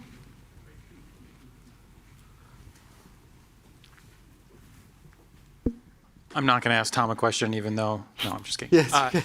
So, Paul, maybe get you to reflect a little on the myths of empire peace, because I think you make a persuasive case that I can see a lot of the myths of empire story in what Putin did in Ukraine. Historically, in the cases that Jack looked at, you had revisionist powers that believed that they could seize territory that would make them immediately secure or wealthier, but also give them an advantage in the global balance of power. I can tell a story of Putin's intervention there. I think the U.S. case is more complicated because I think Trump's myths are more complicated. Yeah. I think Trump basically believes you can punch down and get small and middle powers to cooperate with you, and is completely unwilling to punch up. And so actually what he did in Venezuela, I mean, he might have wanted to push out Chinese and Russian influence, whatever, but it's really about making the hemisphere fall in line. And what he's doing in Iran is exercising power against a long-term foe, one that actually also wanted to kill him after Soleimani, but Trump has no interest in confronting Xi Jinping or Vladimir Putin. He was an accommodationist before Iran, and the Iran war will strengthen his proclivity to be accommodationist because he's going to go into that summit with Xi Jinping, and Xi Jinping is going to have all the cards because we have depleted all the munitions that are necessary for Taiwan or anything else. So anyway, I just wonder whether you think that This is a Pentagon guy saying that, so I must be right. Yeah. So, Paul, can I reframe Colin's question? So you can make it more coherent for sure. No, it's very another member of the elite. So we can ask a Schneiderian question. Do Trump 2.0's myths of empire facilitate Xi Jinping's myths of empires, making Xi Jinping's myths or imperial ambitions more realistic and less checked? I would defer to Tom on that question.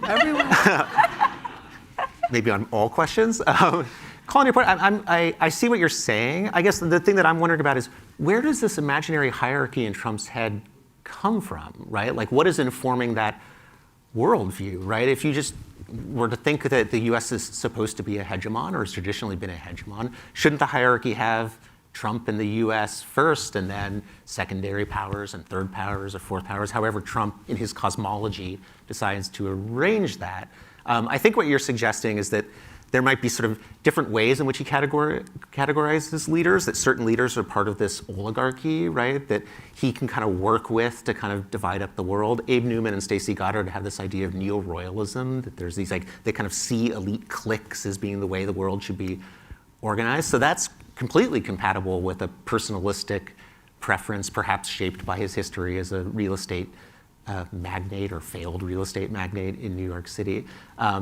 But so I think the question is not sort of like, why does he have this hierarchy of personalists, but why does he arrange it the way that he does? So maybe you have to kind of bring that in to understand the variation between who he's negotiating with. But what links them all is that it's always personalistic, it's always deal making, and when the deal making fails, at least with some of those people, it then gives him license to use force, even when using force in the case of Iran is incredibly risky. I think there's also like a performance streak to Trump too. Like he is the reality TV star, and I feel like some of these punching down like behaviors are like a way to get sort of a quicker win, and then have that sort of narrative around victory.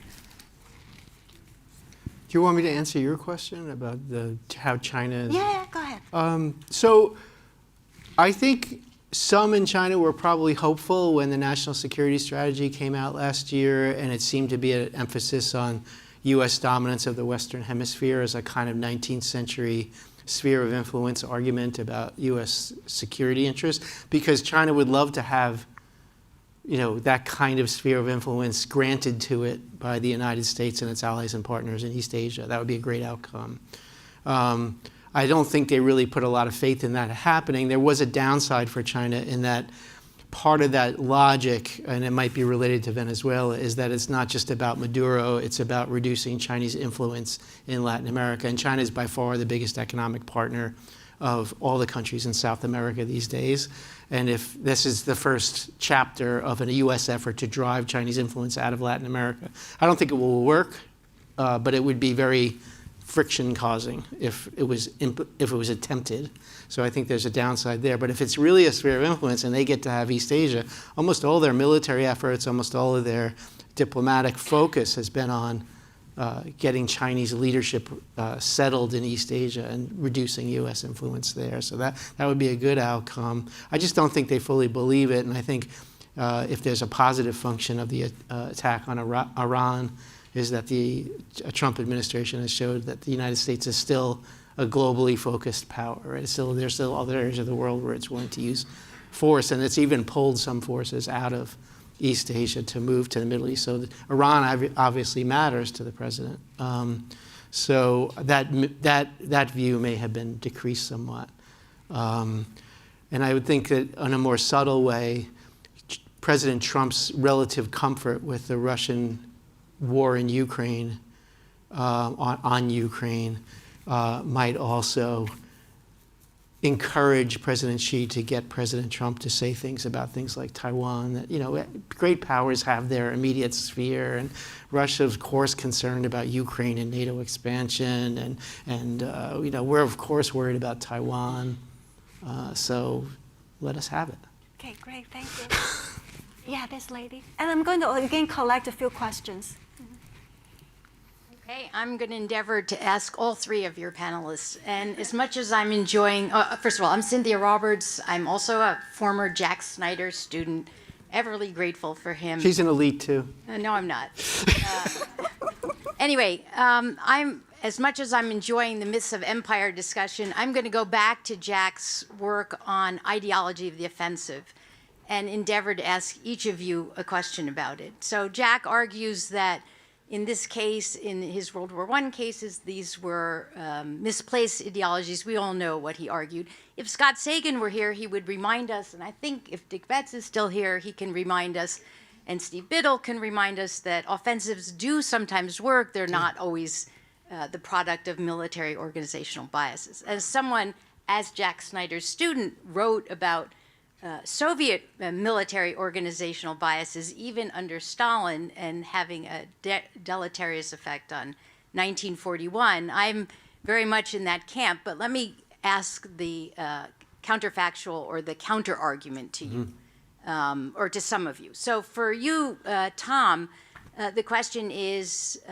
do you see in this corrupt military and difficult civil-military relations in China, any evidence of two things. One, military organizational offensive bias, overrating perhaps how easy it would be to attack and win in Taiwan. And is there any emerging new civilian experts in Beida or elsewhere learning from Jack's work and other works arguing against that? Is there any productive professional dialogue on that? And in the nuclear sphere, I mean, you could argue that the counterforce argument, the damage limitation argument actually bolstered deterrence. Certainly, many of our elite experts make that argument. Austin Long and others, I think there's a lot to be said for that argument. John Harvey's made that argument, many former practitioners, that it not only helps the United States, but importantly had deterred the Soviet Union. And for the myths guy, the myths guy. the great power politics. I'm going to get that put on a Myth. shirt. The myths. My undergrads would love that. The great power politics guy on the panel do you think the trend is more away from this, thanks to Jack's terrific work, that there are more civilian experts who are countering these concerns than not, and so that might be a lesson that's useful and showing us how important his work has been. Thank you. Did I see? Yeah, go ahead.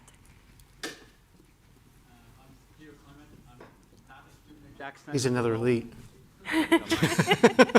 I'm Peter Clement. I teach here as an adjunct. I'm not a student of Jack's, but I know Jack. And he's a great baseball star, too. My question, I'm having a lot of fun thinking about the wording for this question, but let me test it out on you. Is Trump's rhetorical question mark empire building, and here I would cite Venezuela, Cuba, Canada, Greenland. We have a 52nd state waiting in Cuba. Is that reflective of some kind of a subconscious desire to show the U.S. is, in fact, still the superpower in a world where people are talking about China as the rising and greater power? Question? Do we have another question? I got to write things down now. My question is for our PhD candidate here. My name is Garrett Hink. My question is for all the panelists. To what extent is great power politics characterized by decline and stagnation rather than rise? And how does that change how we think about and apply, say, classic theories today? Great question. Let's go from Paul. Great. Maybe I'll start with Cynthia's question. What I think is interesting, and I hope it is the case, that awareness of Jack's work would lead us to be able to see cults of offensive emerging and then get counter arguments, right?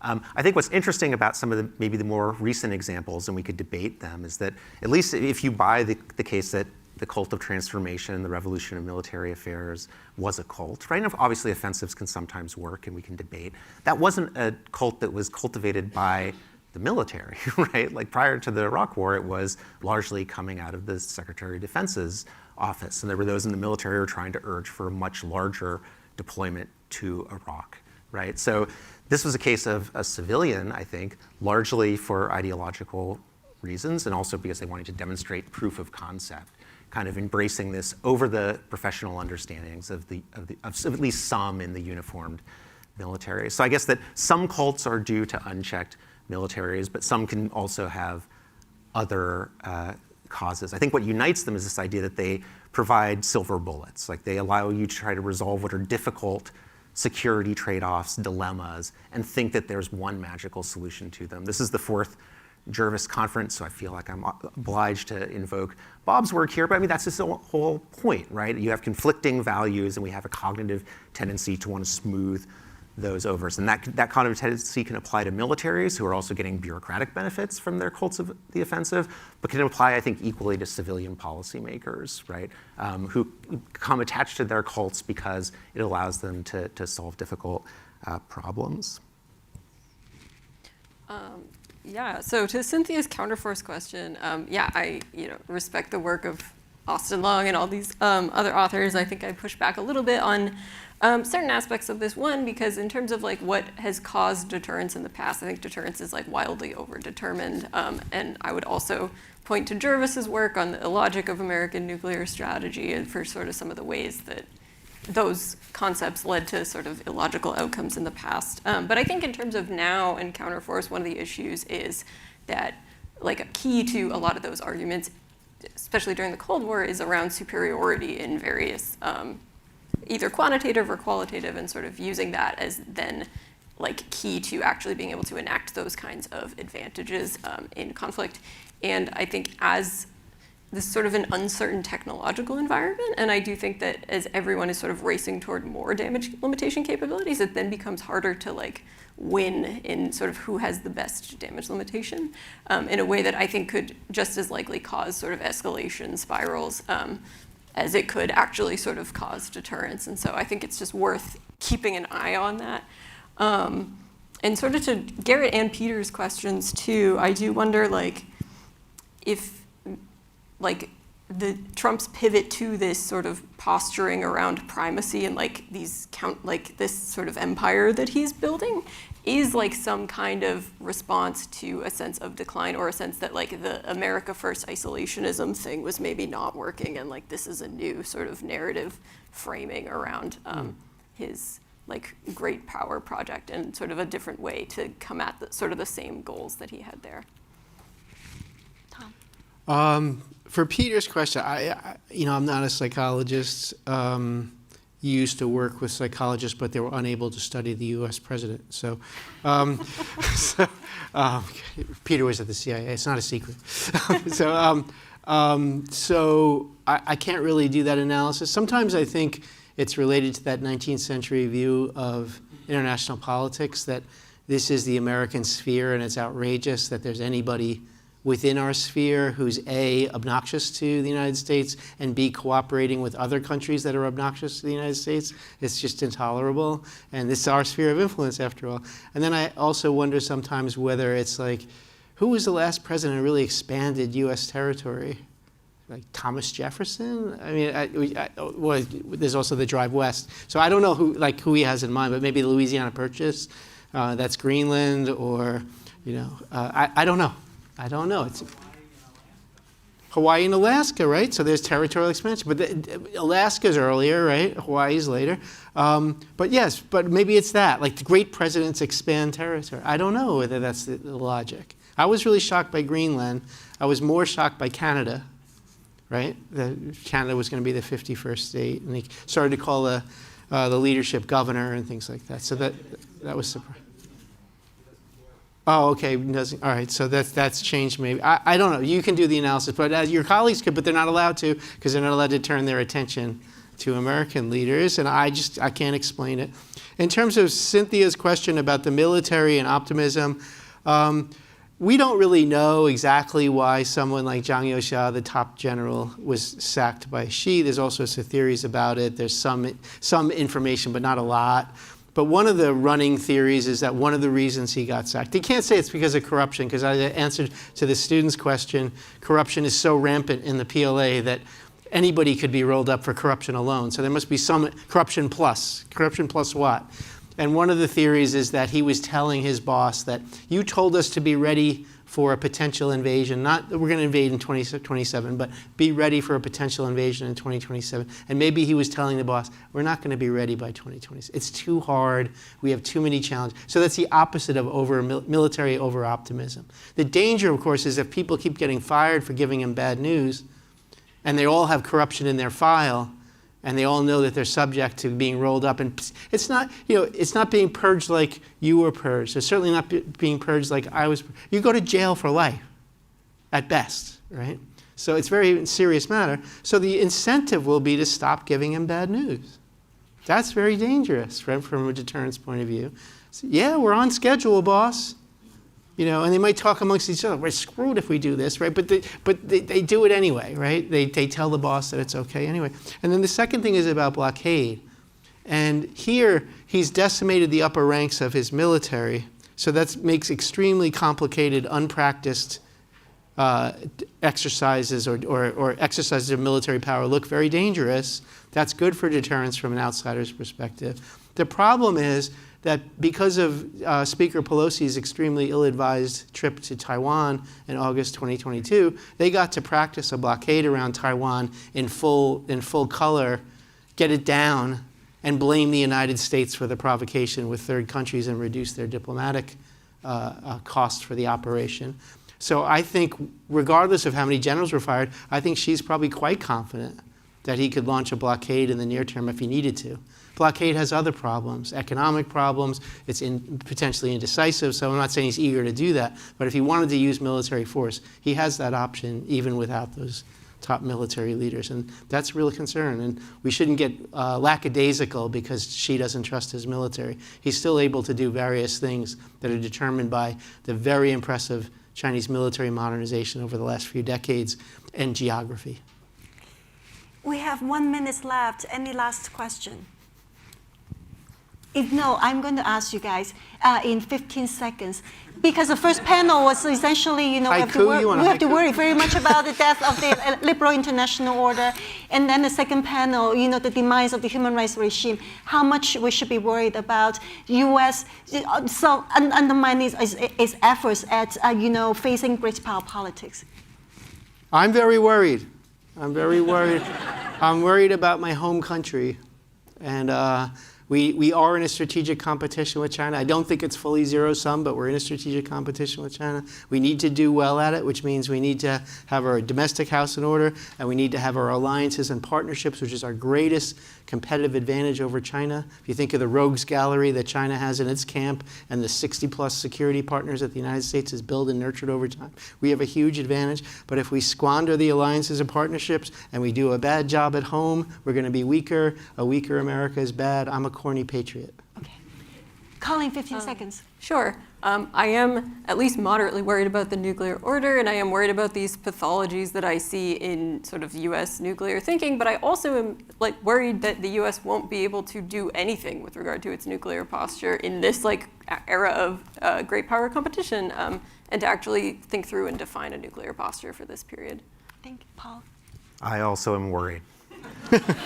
And I'll just simply add that I'm worried that we'll also define great power competition and power politics solely in military terms. And a lot of what the competition between the countries that we've been talking about is going to involve economic instruments, cultural instruments, diplomatic instruments, so needs to be viewed in a more holistic term, even though we've just largely been talking about it in military terms.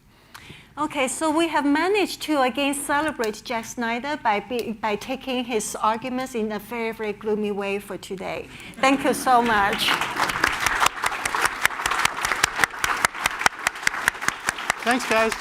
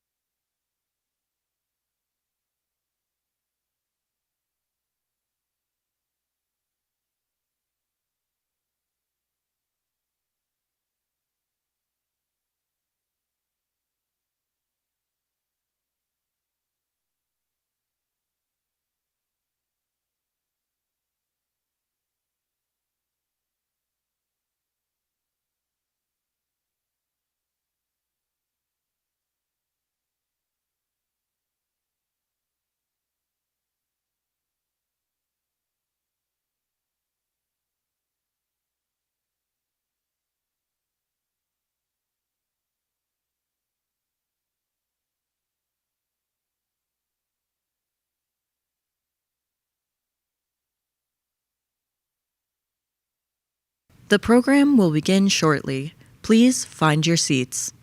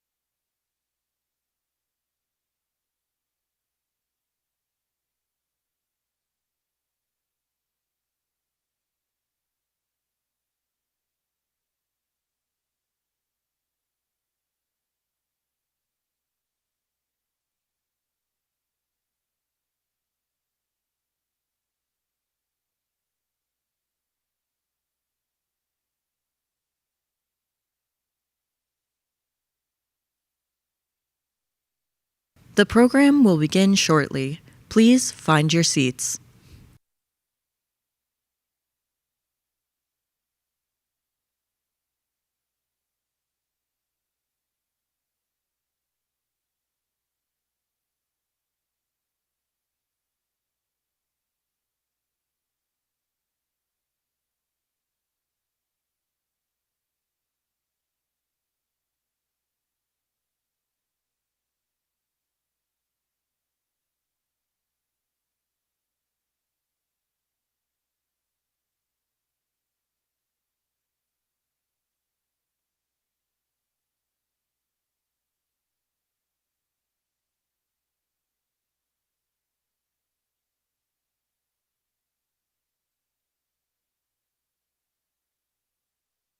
The program will begin shortly. Please find your seats.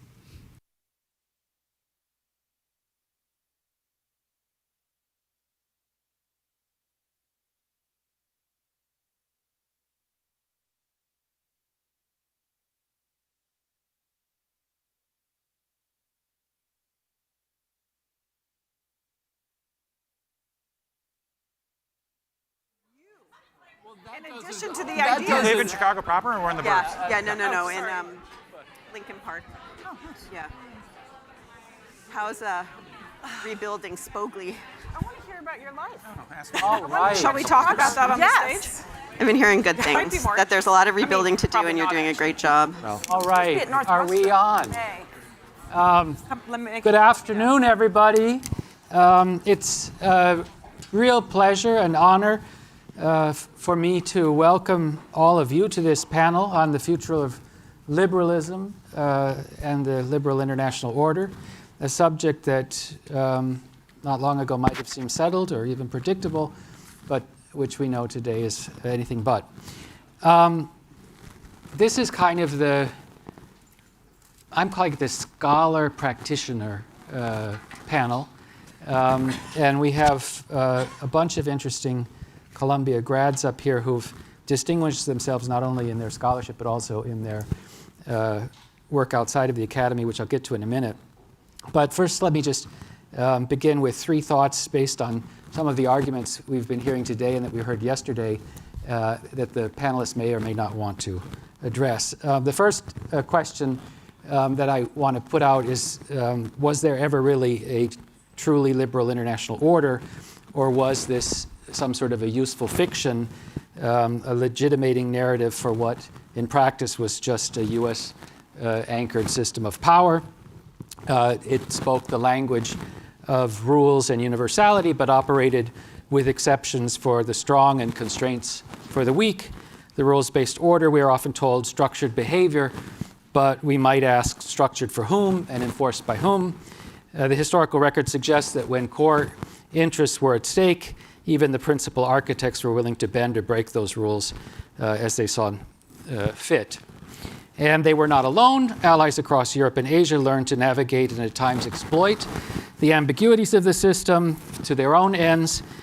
And so if I think about it that way, what's new, and now I'm going to quote Canadian Prime Minister Mark Carney at Davos, is that the US has provoked a rupture in what was always kind of hypocritical type of system. Second proposition I could put out there was perhaps there was something distinctly and genuinely liberal about the post-war order, closer to the vision articulated by scholars like John Eikenberry, an order that was characterized by institutions that constrained power, created a degree of openness, unusual in great power politics. If so, then the question that we want to be talking about, and we talked about this in some of the papers that were discussed yesterday, is why is the U.S. turning its back on that?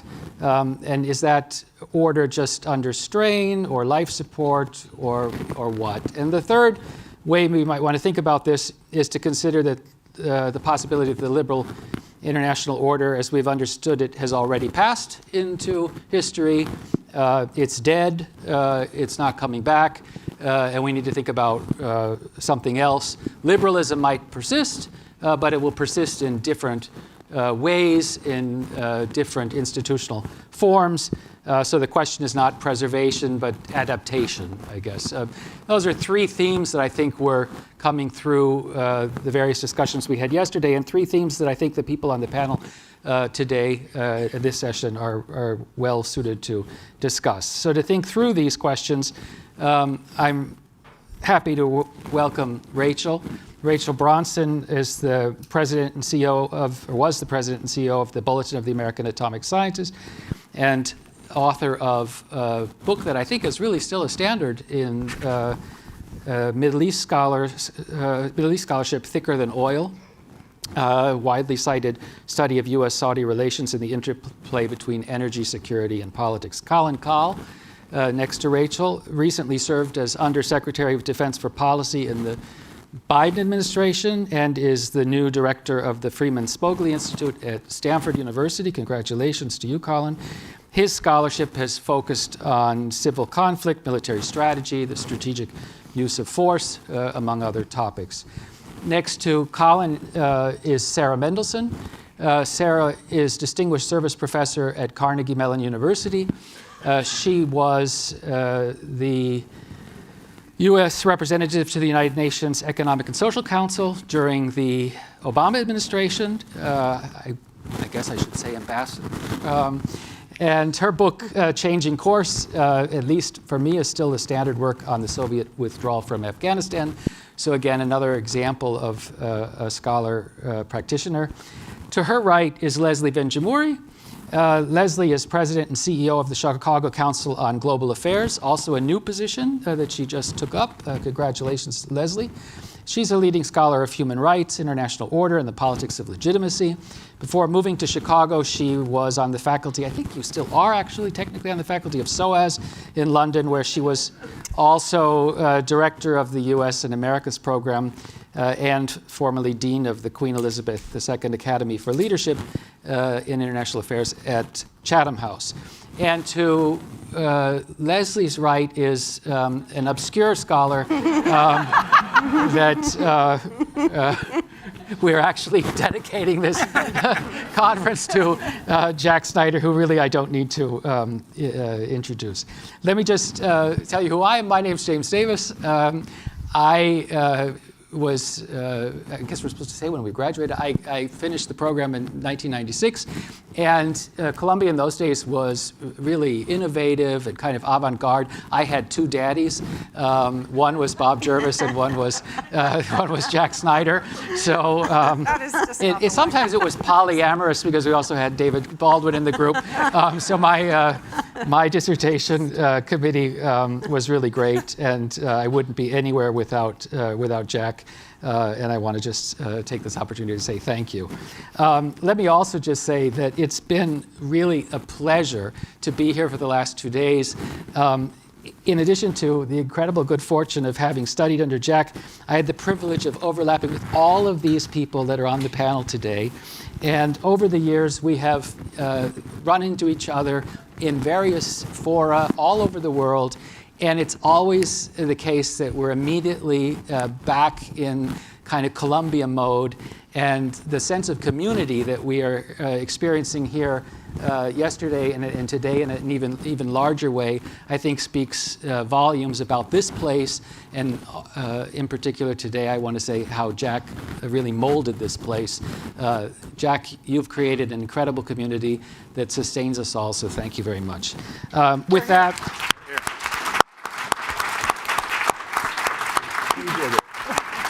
And Lisa. with that, let me turn to Rachel. Thank you. I'm so delighted to be here. And that's just a perfect segue. I feel like when you bump into people from Columbia and the Columbia that we went to, there's kind of a secret head nod. And it starts like, oh, you're one of them. And then it's like, oh, there's some trauma bonding that happens. And then it's like, but we can get through this together. And it's very optimistic. And Jack and so many professors are in this audience. Ed and Lisa and Bob and Dick Betts is back there. And I'm sure I'm missing someone. You're also formative, at least to kind of my experience. I know many of us here. So thank you. And Jack, thank you for leading. And shout out to Bob Jervis, who isn't with us, of course, today. So the challenge before us is to talk about what is the future of liberalism and the international order. And with such a big question, I kind of wanted to put on my grad school hat and really think about how I wanted to answer that as I prepared an outline for today's conversation. And I really thought I needed to kind of start where we've been and to defend the idea that the current system isn't simply under strain and we can't return to some halcyon past. But in fact, we're experiencing systemic erosion and the system we knew is really in the rear view mirror, and we, in my view, need to be honest about that. And I believe that this erosion, if not collapse, is really most clearly visible in the breakdown of nuclear arms control. And Colleen did a really good job kind of talking about that. But just given where I spent the last 10 years, I wanted to kind of make sense of it. And I do think it offers us some ways of seeing and understanding the reality that we're living through. And of course, nuclear arms control has historically been one of the most critical pieces of the order that we experienced. And we know that from Jack's work and Bob's work and what Colleen was talking about. And it actually, when I started thinking about this order in that way, I really thought that the breakdown, you could actually point to a period in time that I wonder in the economic sphere, in the cultural sphere, if we can also point to that time as like when it broke or when it started breaking. And if you think in arms control, for me, it was in 2002 when the US pulled out of the Anti-Ballistic Missile Treaty, the ABM Treaty. And the core claim of kind of how I'm thinking about is this isn't just a story of poor choices, changing domestic politics. In fact, of course, it's about that as well. But there's a structural change in power politics that interacts with the domestic politics in important and changing ways, but it's that structure that you can only see if you were a student of Jack and Bob's and Ken Waltz, who eventually came here as well, to how the structure was changing. And it's been further exacerbated by technological changes that are outpacing our institutions' ability to manage them. But I believe if the political power structure was different, we'd be able to manage them better than we are now. So it's the structure that's changing and the technology that's coming so quickly beyond our abilities to manage it. So what is this liberal order from whence we've been speaking all day? And there's different definitions, and so what do we mean? And I mean the systems of rules and institutions and norms that emerged after World War II. It's typically characterized, as we know, by kind of three main elements: multilateral institutions that structure cooperation, second, legal and normative constraints on state behavior, and third, a degree of predictability in great power relations. And nuclear arms control is especially important here because it represents cooperation under the most extreme circumstances, where the stakes are, of course, existential. So if states can sustain rules and constraints, I'm going to come back to this idea on constraints, in the nuclear domain, we know that the order is functioning, and it's functioning at its highest levels. So rather than looking across a whole number of institutions and issues, I'm going to focus my remarks on nuclear arms control as the critical case test, which is so Columbia, and I love a critical test, and whether the order is holding together or breaking down. So during the Cold War, nuclear arms control demonstrated that even adversaries could cooperate under structure rules. It was messy, it was never as easy as we kind of remember it being, but we could find areas of cooperations. And there were key agreements that come, right? The ABM Treaty, the INF Treaty, SALT, START, New START, and that they institutionalized strategic stability. And these agreements, they did more than just limit weapons, right? They created transparency and predictability and verifiable mechanisms so we could understand what others were doing. And in doing so, they reduced uncertainty, they reinforced trust, even between rivals such as the US and the then Soviet Union. And this is the liberal international order at its most functional. And this, and I'm going to come back to this at the very end for like where we're going, this was states accepting constraints on their behavior in exchange for stability.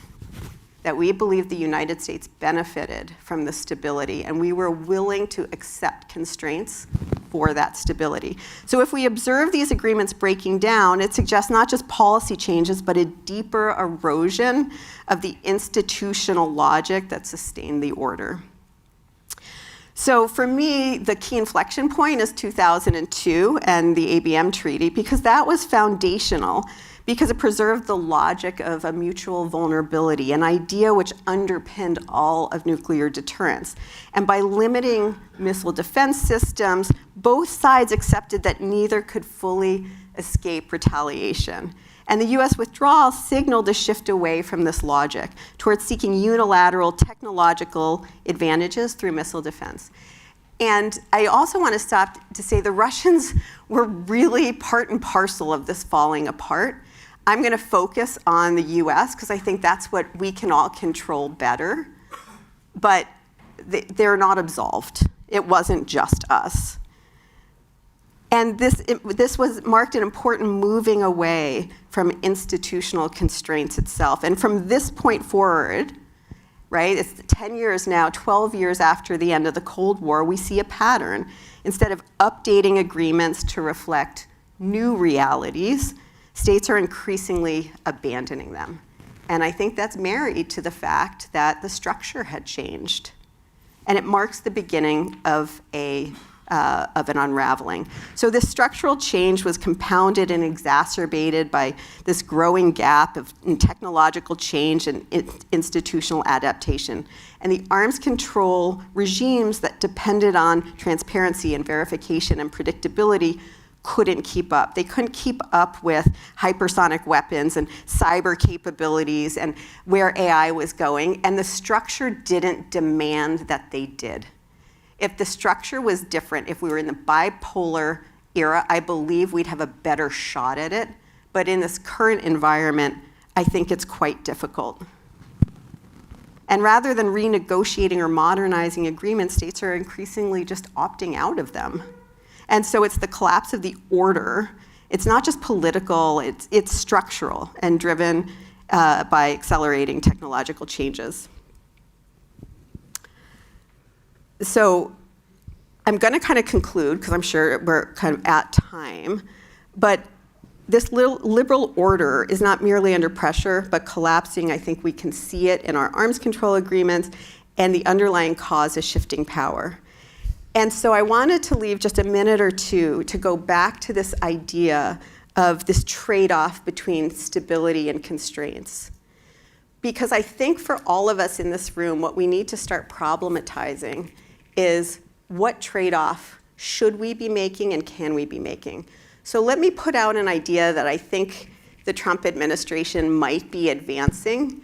And I for sure don't want to be a spokesman for it, but I want to give us like an academic question to think about. I think where the Trump administration is now is they believe that instability is good for the United States.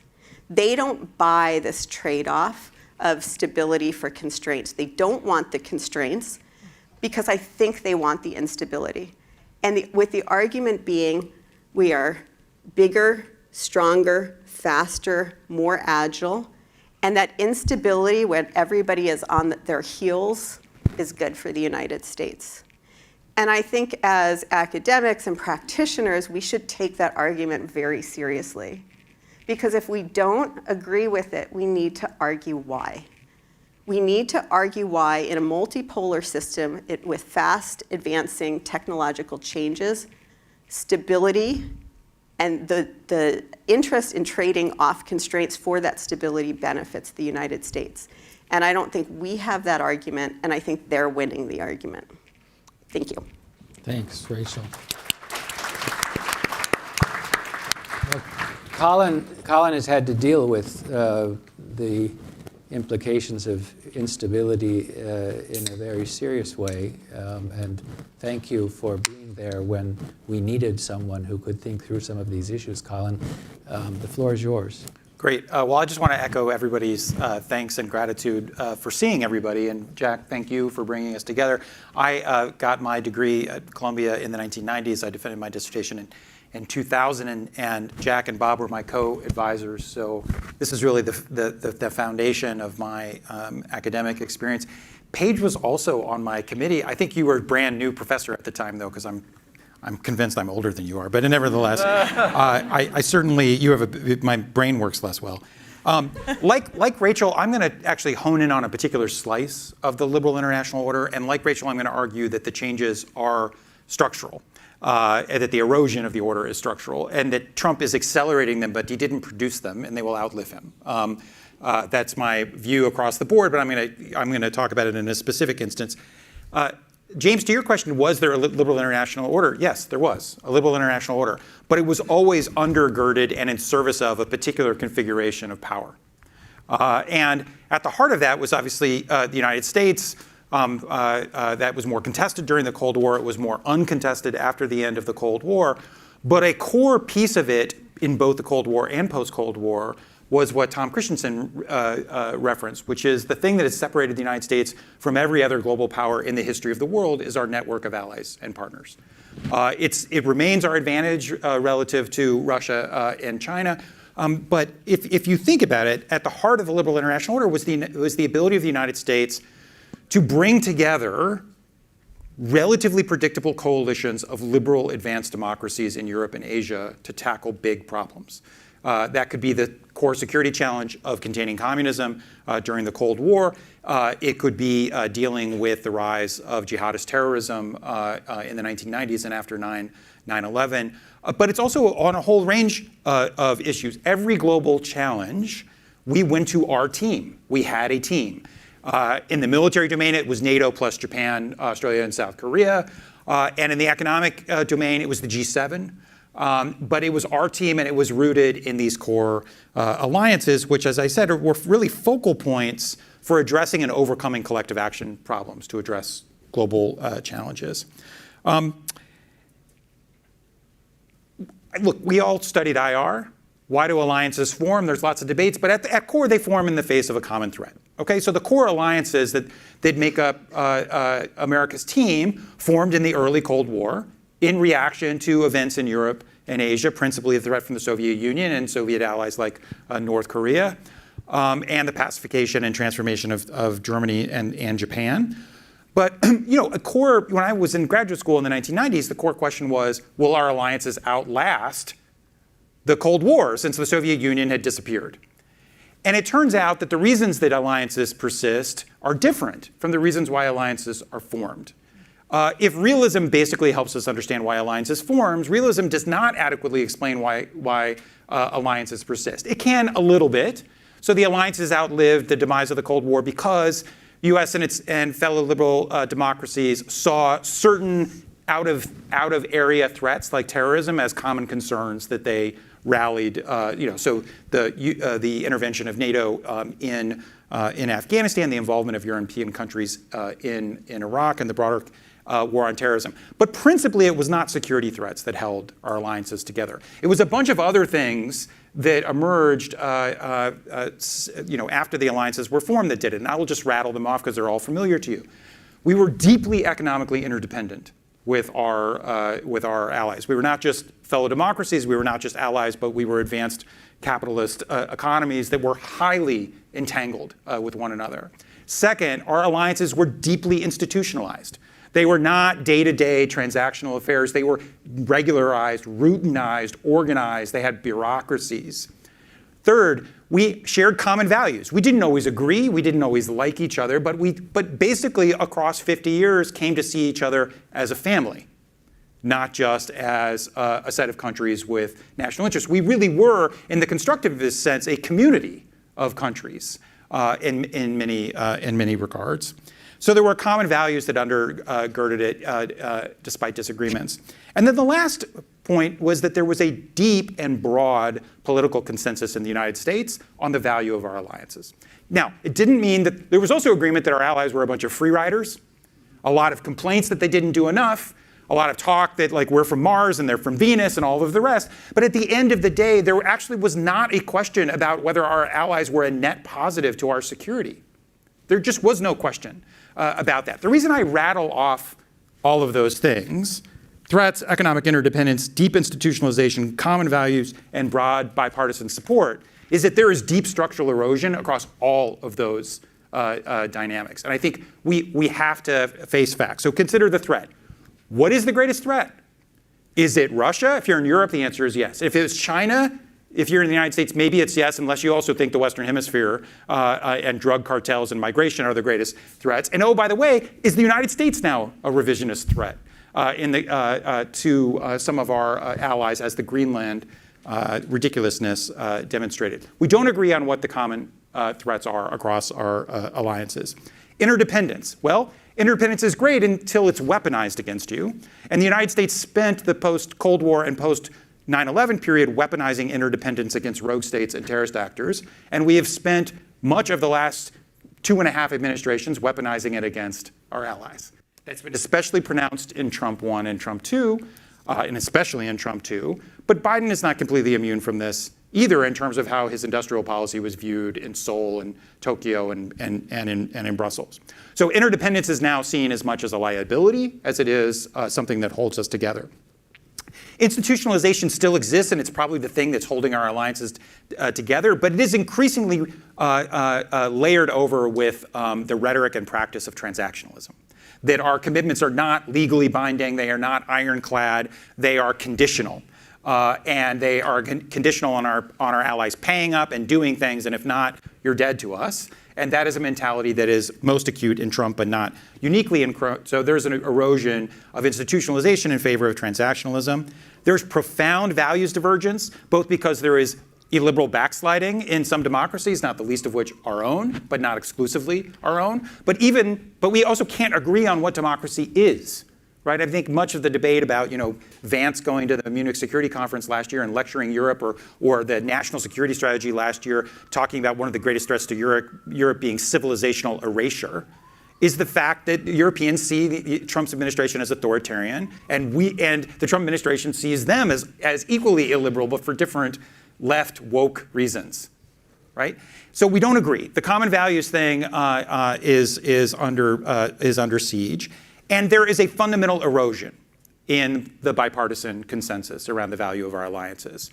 That the MAGA movement in many respects represents, to the degree that there's any ideological coherence on foreign policy, a pre-World War II American approach to being a great power, when the liberal international order was rooted in a post-World War II understanding of that. And there is a fundamental view that allies are free riders, but also they entrap us. In fact, the war in Iran is probably going to accelerate that dynamic within MAGA because of the assumption that it's basically we were chain ganged into the war by the Israelis, and following on the heels of Gaza and a bunch of challenges there. So it's just to say, you put all these things together, and the time horizons become really short. Right? right? There is not a long shadow of the future over our alliances anymore. Our allies cannot count on the United States for any longer than 4 or 8 year cycles, and that's not going to change, even if it's a Democrat in 2028. So I think our alliances are fundamentally eroding. Trump is an accelerant of that, but not the only cause, and it's going to outlast him. The last thing I'm saying, because I know I've been talking too long, is I do think it puts the onus on whoever comes after Trump not to abandon our alliances, but to figure out how to re-anchor them in something else. If you can't anchor them in the things that I talked about, what can you anchor them? I'll put one provocation on the table. I think our best shot at re-anchoring our core alliances is around industrial entanglement. I think the common threat that we all face is Chinese industrial overcapacity and the fact that the axis of upheaval, China, Russia, Iran, and North Korea, has a defense industrial base that's more mobilized for protracted war than the free world does. That's a problem for the United States. If you read the Washington Post article today, we've already fired off 850 Tomahawk missiles. We only produce a couple hundred a year. We are out of Schlitz. Trump wouldn't be able to fight a war against Russia and China the next 3 years, even if he wanted to. And Beijing and Moscow know that. So we have a common challenge in our defense industrial base capacity, and we need agreements like the AUKUS agreement. We need the agreement like the South Korea sub deal, which people don't talk about, where they made massive investments in our shipbuilding industry here. We need to buy European weapons, even as they should still buy ours. We should buy Israeli weapons as they buy. We should be entangled so that there are political incentives to maintain those alliances. And that's not idealistic. It is ruthlessly pragmatic, and it has the benefit of putting us in a better position to actually defend the free world, but also incentivize the free world to stick together. And I'll close there. Thanks.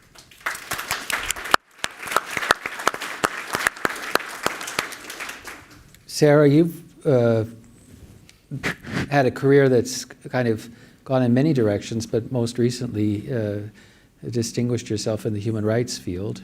And I understand now working sort of in both the university, but also in a kind of a startup NGO type of capacity. How do you see it? So I've inhabited a different part of the international order for the last many decades, one animated by human rights, but also civil society.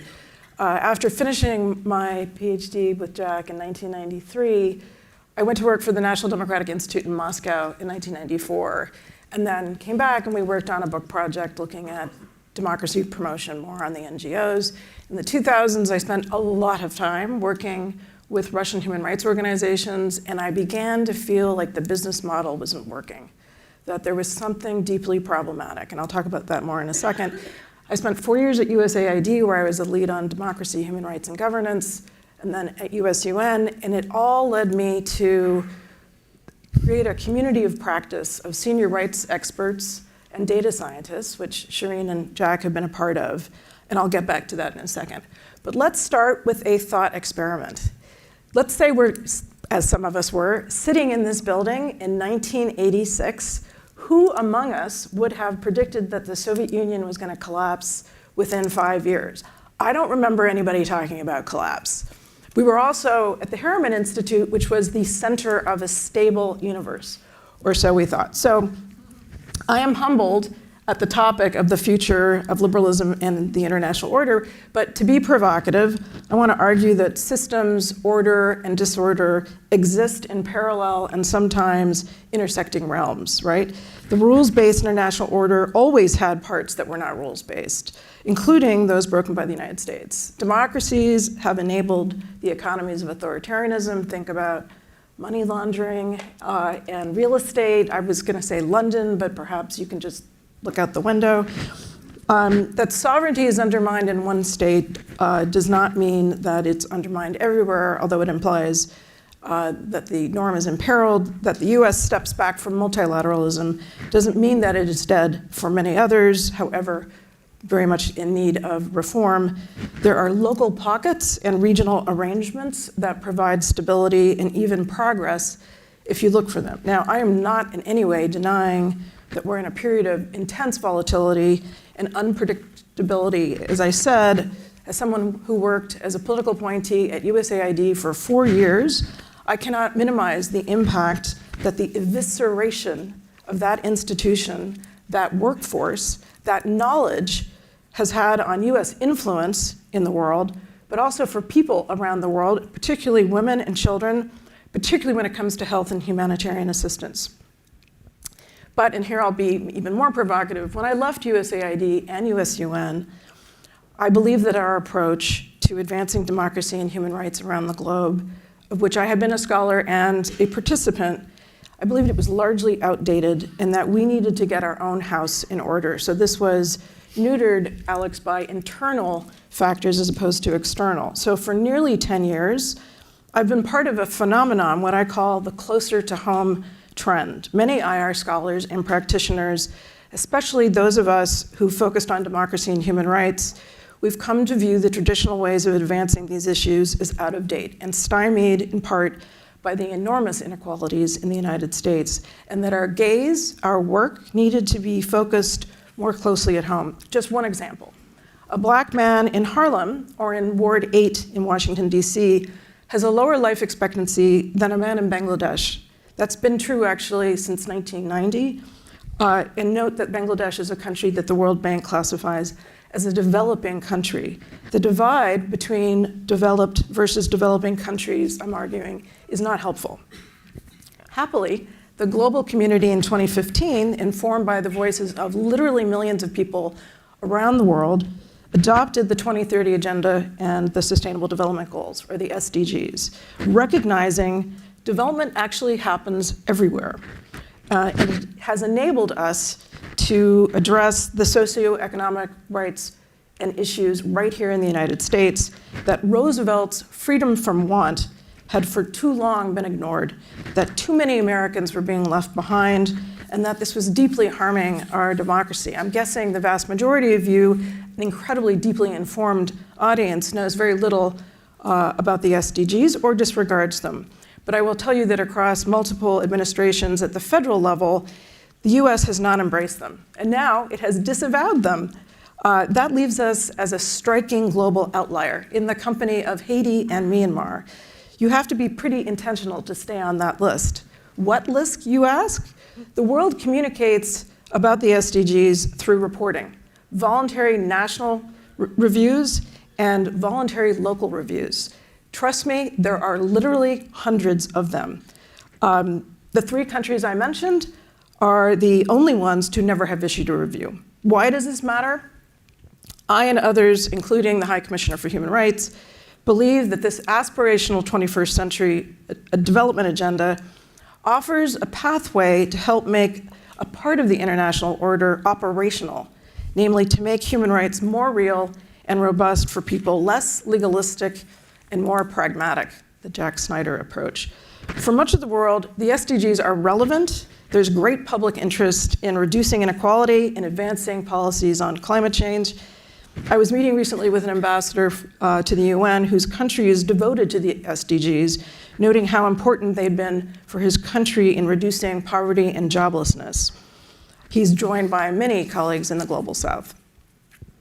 Okay, back to the thought experiment. I should have been reading all of Jack's work over the last couple of weeks, but instead, I've spent several weeks drafting chapters for a new edited volume in a new book series from CMU Press on imagining sustainable futures, pegged to the year 2050. The focus for this particular book is on imagining sustainable futures and rights. I've dutifully produced a provocative, optimistic piece drawing on a project CMU colleagues and I have just started in Pittsburgh, and imagining that has worked brilliantly, and I'm reporting on the 25th anniversary of the effort. And I should say that the CMU colleagues I work with are a combination of AI experts, engineers. It's about reimagining how we do development, right? We didn't ask for a blank piece of paper, but that's what we've been handed with the evisceration of USAID. How do we make human rights more real for people? We've been very fueled by worries that NGOs are going to be left behind in the rush to innovate with AI. It also advances a paradigm shift from supply-side development, and here I mean, think about congressional appropriations, where 95% of what Congress appropriated was for DRG, for democracy, human rights, and governance. It's a terrible business model. We want to shift to demand-driven development. What do people actually need? What's going on in their community? Can we listen and respond? And specifically, and this part is real, we've hired a data scientist, and we've embedded this data scientist with local public-facing, service-based NGOs to generate in real time data on local needs and more relevant local solutions to problems, and then lashing up with local government to respond in a timely way, which until a few weeks ago included Aaron Dalton, who Mayor Mamdani has just poached as the commissioner for the Department of Social Services here in New York City. Nevertheless, maybe we'll get this going in New York. Initially in Pittsburgh, we want to start with the idea to create a bespoke open source data commons that can help democracy deliver and design a model for more resilient and people-facing civil society organizations, right? When I was at USAID, I was seeing an epidemic of closing space around NGOs around the world because foreign governments didn't like them, but they were all seen as less resilient, they were less connected to the local population. So in the chapter, we imagine we've scaled up to 25 cities in the US and around the world. Extra bonus points, we imagine we've also helped repair the damaged relationship of institutions of higher education and local neighborhoods, cities. It's a model for how to do localization, which is a very buzzy word in the development space, but having NGOs in the lead. In a sense, we are betting in many localities the local order trumps, the international order, which is inherently abstract. International legal frameworks are important, but they're not closing the life expectancy gaps or maternal mortality gaps many face in this country. We need, I'm arguing, to look fully at the American context in which, if we ever want to be a global context, again, and really be speaking in the vernacular. Finally, the divide between issues domestic and international needs to be eroded. To quote Secretary Blinken from 2021, quote, "The distinctions between domestic and foreign policy have simply fallen away. Our domestic renewal and our strength in the world are completely intertwined." I wouldn't argue that necessarily that's how the Biden administration governed, but I think it's an important point. So discussions about the international order need to recognize we have large swaths of communities here left behind, including with no clean drinking water, no sanitation. That's how we end the rule by these populists, or those who claim to be populists. That has in part brought us to what we call the thunderclap. Thank you.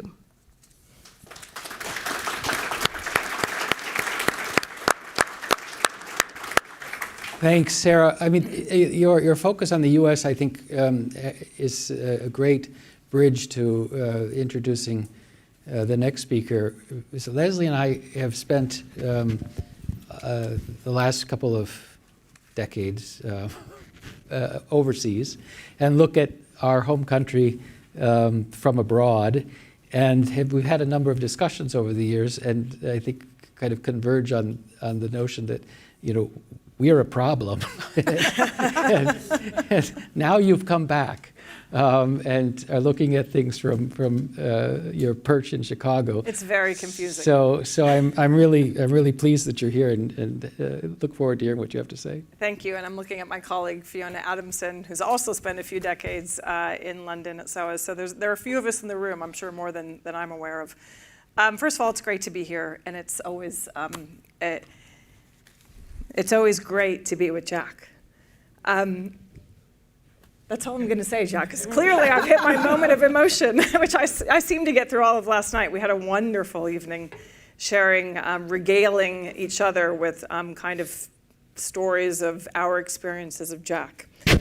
So I actually just wrote down your three questions, which were not in the in the brief that we got originally. So I'm going to answer your three questions. So bear with me because they're not pre-prepared. But was there ever an order?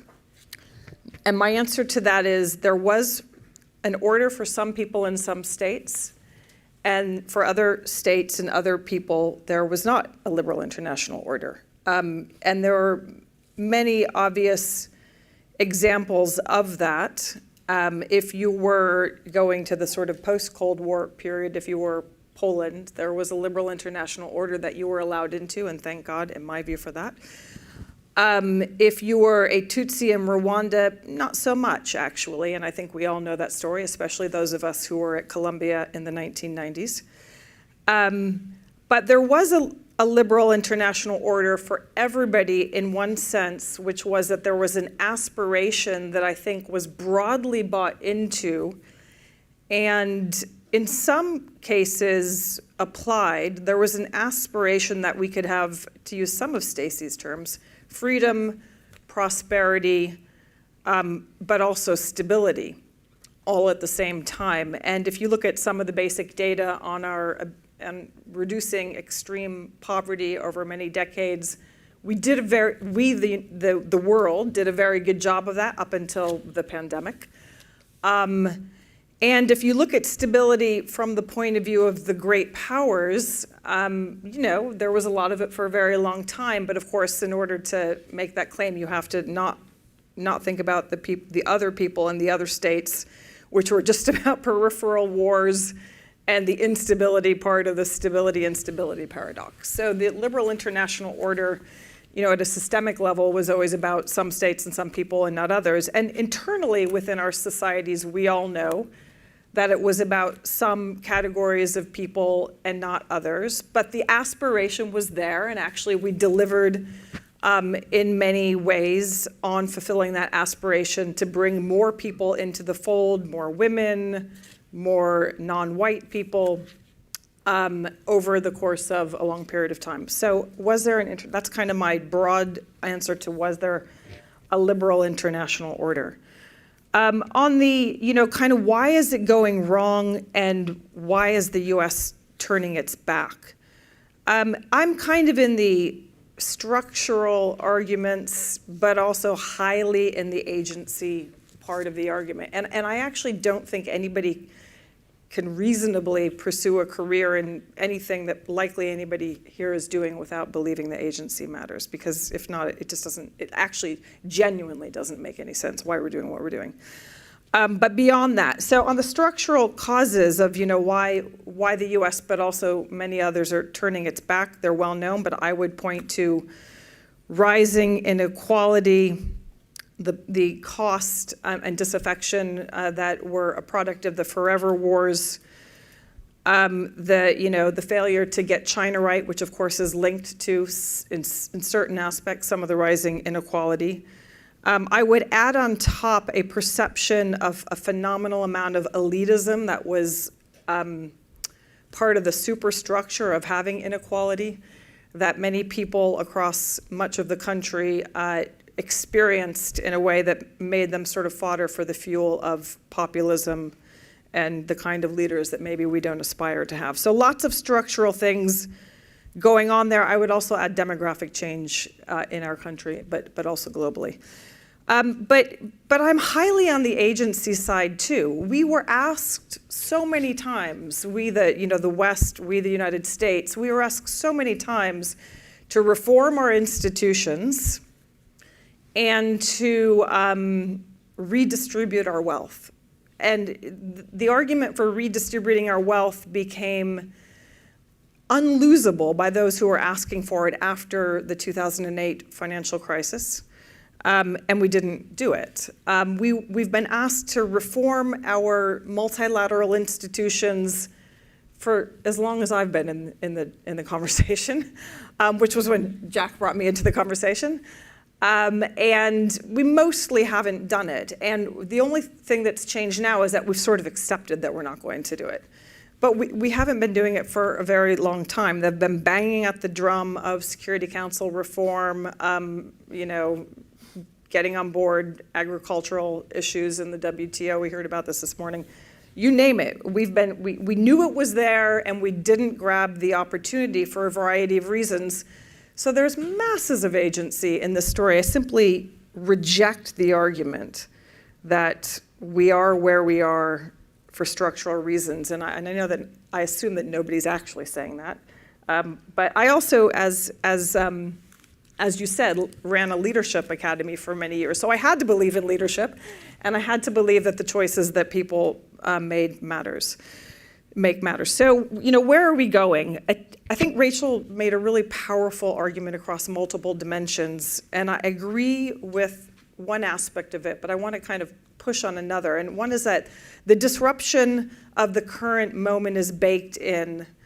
And at some level, fair enough, a lot of things weren't working.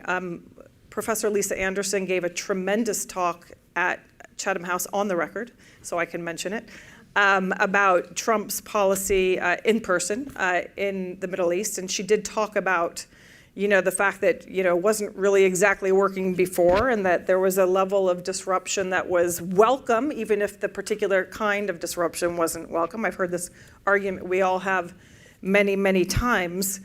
But we do also get, if we kind of wind the clock back, we get 3.5 decades to get this, to kind of sort through this. And I actually think the disruption is possibly not simply for disruption, it's actually for to produce certain changes. The problem is that we don't have a clearly articulated view of what those changes are. The institutions that I've worked in since I left Columbia have all been founded, actually, SOAS, and correct me if I'm wrong, came out of the, training the British officers of the empire to do their job better. But the other institution, which is kind of bizarre given it's the post-colonial institution now, but the other institutions that I have worked for, Chatham House, the School of Foreign Service at Georgetown, and the Chicago Council on Global Affairs, were all born in the early 1920s, 2021, 22. And, they spent decades fostering conversations about the disruption, the breakdown, the new order. It takes a long time. So where are we going? Leadership matters a huge amount. Trump is an agent in this. He's not simply a reflection of the structure. And to Rachel's comment, they are winning the argument. I actually think they're not winning the argument. First of all, I don't think they're making a clearly articulated argument. Secondly, I think that the polling that's come out of multiple organizations, including the one that both Rachel and I are part of, and Rachel was part of it for a long time before I was, the Chicago Council on Global Affairs, has shown that the American people want to be invested in alliances. They want American leadership. They want international engagement. They want good leadership. They kind of want the things that we thought that they wanted during the time of the liberal international order. So I actually think Trump is much more than structural, much more than a symptom. I think he's a radical break from pretty much everything underneath him, and that it's far more, we're on the record, but I'm going to say it, pernicious and dangerous than anybody who kind of says it's just structural is really allowing us to take on board. So what comes next? It's all about the agency, and we've seen a few different propositions or proposals. Obviously, everybody since Davos is talking about Mark Carney and the middle powers, but remember that the rest of them were also talking about multi-alignment, and Dr. Jay Shankar, the Indian foreign minister, has been talking about his version, India's version of having multiple relationships led by middle powers. For a very long time, it's not only the Canadians that have made this argument. I tend to think that it's not going to be enough, that it might move the needle incrementally on certain issues, but that we do need a broader order and we do need a broader framework. And I think that the United States and its allies have a very high chance of winning by default, because nobody else is making, if we can get through this current period, because actually nobody else is making the argument very effectively, or at least nobody who could actually win the day, and that would be China. Again, the public opinion data suggests that people actually want to be on the side of the US and the West. And so I think that there's everything to play for, even though our allies, most especially in Europe, would like nothing more than to have nothing to do with us and absolutely no dependence on us ever again. I'll stop there. Thank you, Leslie.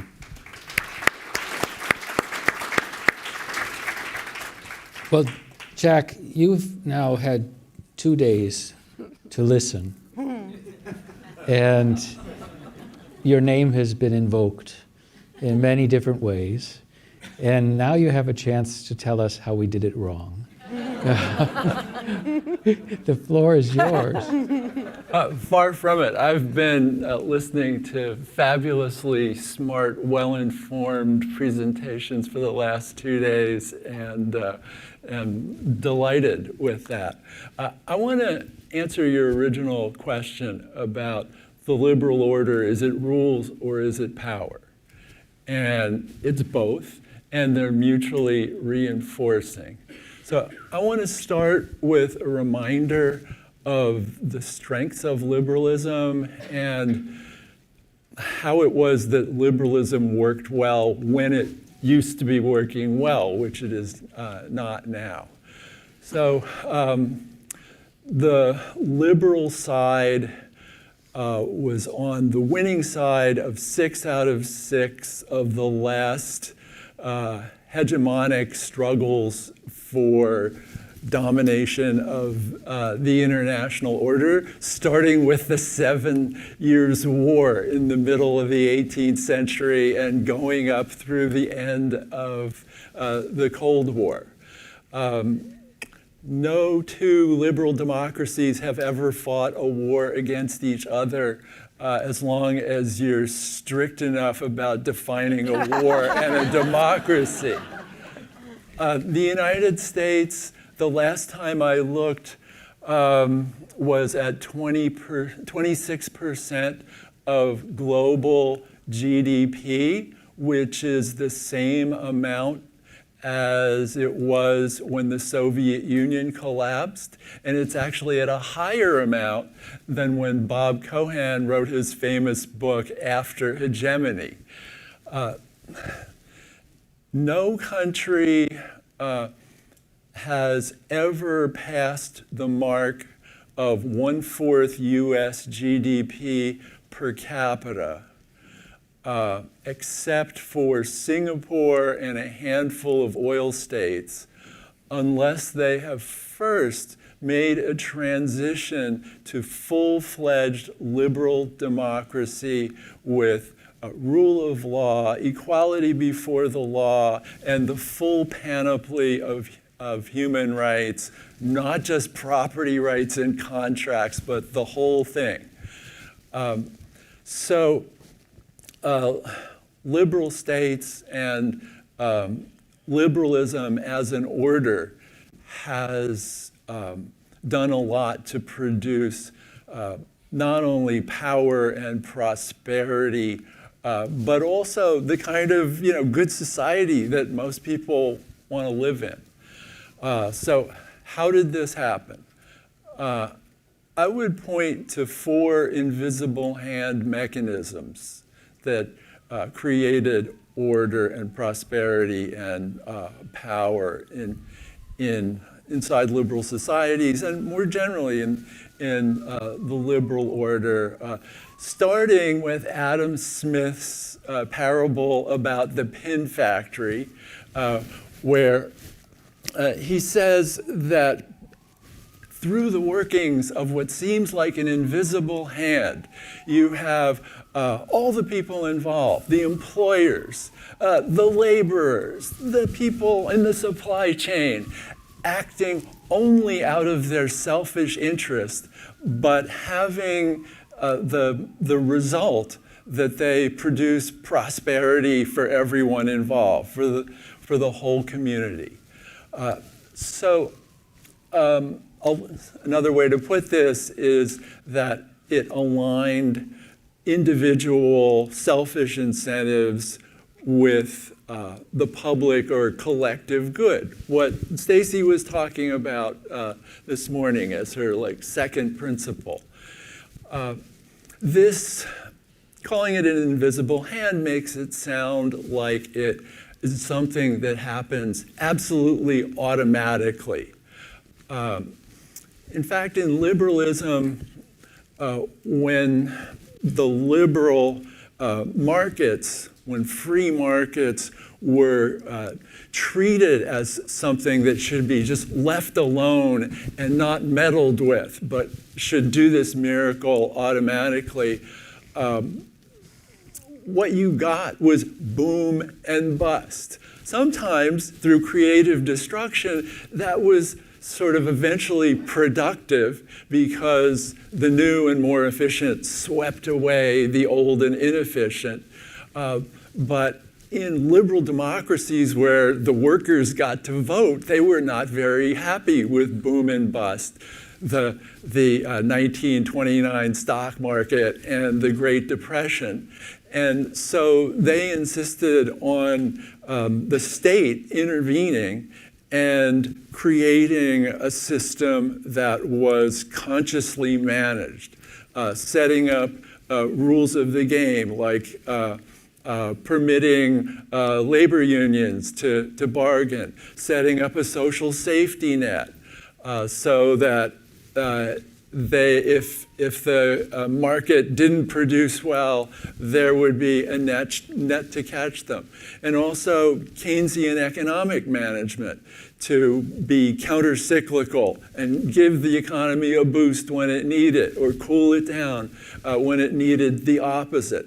So it's not the invisible hand only when the markets work well, it's as a result of this kind of design and setup of a well-functioning system, and then fine-tuning the results through expertise and management. This is what John Ruggie in the international relations field, called embedded liberalism, socially embedding the market in the liberal welfare state, which worked really well for quite a time until the 1970s, when people got frustrated with stagflation. We had inflation, but also high unemployment at the same time. Keynesians didn't know how to cope with this, and so they lost the ideological battle with the libertarians, and Thatcher and Reagan brought in the Washington Consensus, and we wound up eventually with, once again, relatively deregulated economy, and which leads to 2008, which sets up the Tea Party, which sets up Trump. So the lesson from that invisible hand mechanism is that you need the rules and the management, the expertise to get the invisible hand to actually produce the public benefits that are promised. So what are the other invisible hand mechanisms? The second one, the marketplace of ideas. John Stuart Mill says that absolute freedom of speech is the best way to make sure that truth has a chance to rise to the light of day.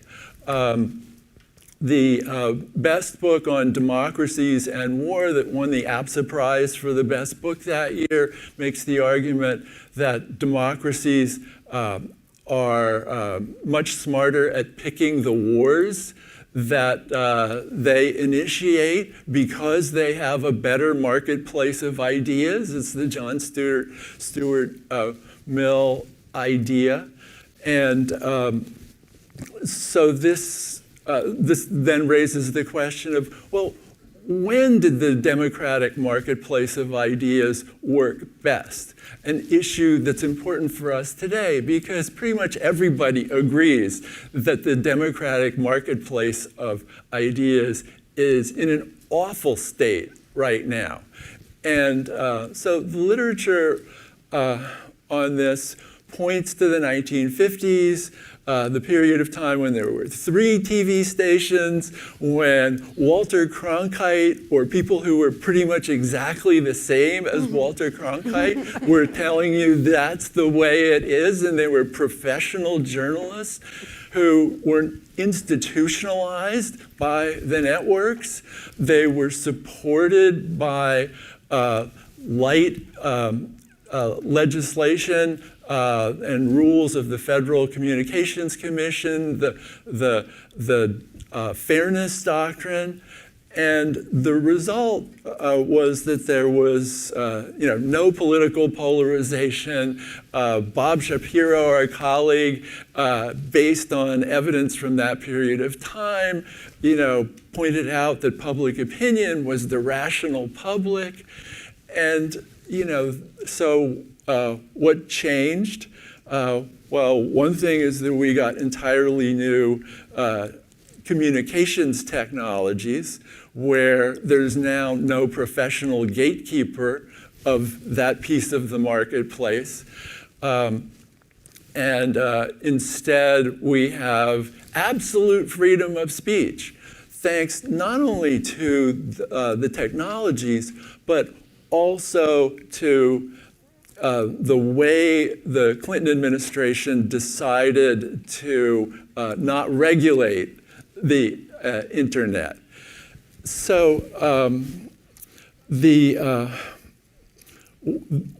other two marketplace of ideas are the median voter theorem, that in a two-party system, you'll always get the median voter as the person who decides who's winning the election. That turned out to be a hypothesis that worked when the South was in the Democratic Party, but after the civil rights bills flipped the political coalitions in the US, you got gradually partisan polarization. So the political coalitions that you had and the way politics was institutionalized in the democracy made a difference. And then the final invisible hand is the balance of power. So the democracies already have the leg up because they don't fight wars against each other. They're more reliable allies. They get a geographical advantage because they're insular states that can wait and see which side to join. So that's pure geography, maybe nothing to do with democracy. But the other key thing is that the democracies in the balance of power actually understand how the balance of power works. They understand that the balance of power punishes aggressors. And when they get empires, they often get empires by invitation. After a bunch of countries have been attacked by the aggressor states, who are authoritarian states that believe in the myths of empire and make everybody afraid of them and angry and willing to join together to stop them. This is why liberal states have done very well in setting up international orders in the past, and why their liberal orders have succeeded in making them rich, powerful, and why they're based on actual rights and rules that are good for people. But we need to remember that they worked best when they were embedded in social systems that regulated the invisible hand mechanisms, when they were in charge by experts who were knowledgeable people. And this is the solution, is to remember how liberalism produced orders successfully in the past. And it's both the invisible hand that produces the dynamism and the payoff, but it's also the regulation that prevents you from having booms and busts that alienate lots of people in society and cause, populists with their pitchforks disrupting the liberal order. Last one-liner is how to get to there again. Remember the principles of what made liberalism work, and B, think about political coalitions. The people that are temporarily misled by a messed up marketplace of ideas, or who are temporarily screwed because your market for goods is not being well regulated. And think about wedge issue strategies and cherry picking, people who are suffering because they're in the wrong part of the political coalition. So, cheer up. Liberalism is by far the most effective political order that has yet been invented. And there's every reason to believe that it has the resources and the potential to do some of these things again.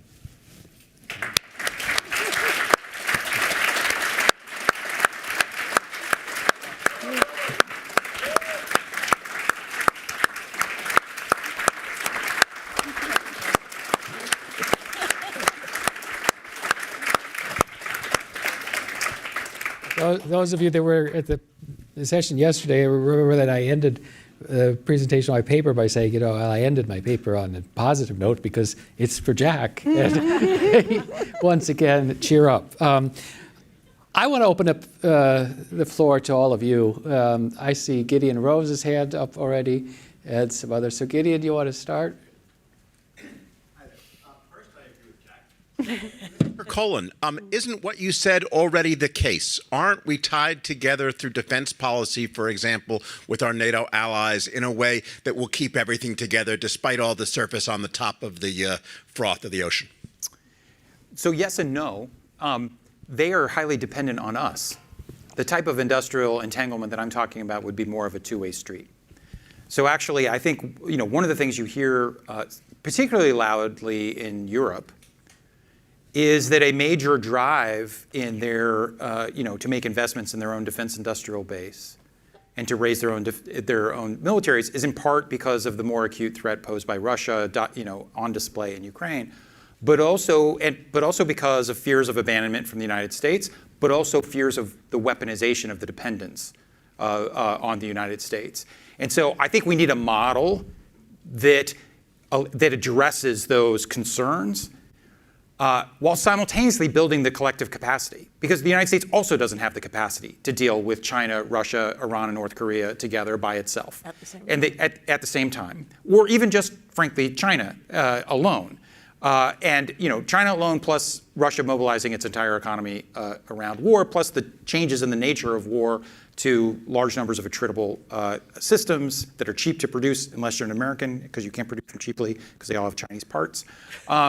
So I actually think it's quite a different approach, and that it's much more along the kind of co-development model that the United States explored in the two pillars of AUKUS. I also mentioned the South Korea model, but it would require the United States to fundamentally change to not just buy from a broader set of U.S. companies, but to buy from Israeli companies and French companies and German companies and other things. And so that's the type of things I'm talking about. I also think it doesn't all have to be around defense. A lot of it is around common supply chain vulnerabilities, which is actually one area where the Trump administration, I think, is correctly trying to get after the problem alongside our allies. The challenge is it's doing it on quite extortionist terms because of the way that Trump uses tariffs to force our allies to invest behind the tariff wall to make us more resilient as opposed to ourselves being collectively more resilient. I have a gentleman here. If you could just introduce yourself to us. I'm John Severini, a PhD student from Georgetown. I appreciate everyone on the panel. It's been a great panel so far. We've invoked a lot of people, a lot of liberal theorists, and I feel like we'd be remiss to not mention the late Joe Nye. And the last book he wrote was called Do Morals Matter? And we've talked a lot about rules in the LIO, and I'm curious, if you read his last writings, he seemed very, perhaps despairingly ambivalent about whether morals of especially the president matter. And he didn't really seem, by the time he passed, to know the answer to that, especially when you have someone like President Trump, who seems like they're revising the moral order. So I'm curious if individual morals matter for revitalizing the LIO, and if they do, how? And how do we adjust to those to the new post-Trump era, if indeed we have to. Somebody want to take a shot at that? I mean, USAID was an institution created both for national interest, national security, competition with the Soviets, but it also certainly over time evolved into having a very heavy moral driving purpose. I found it to be a very thick institution in the sense of super mission driven. And so we've lost that, right? We were a very generous nation for decades.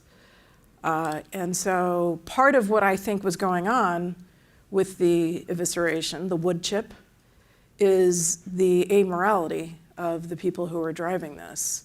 I also think it was a test case. Can I just say something from personal experience? I think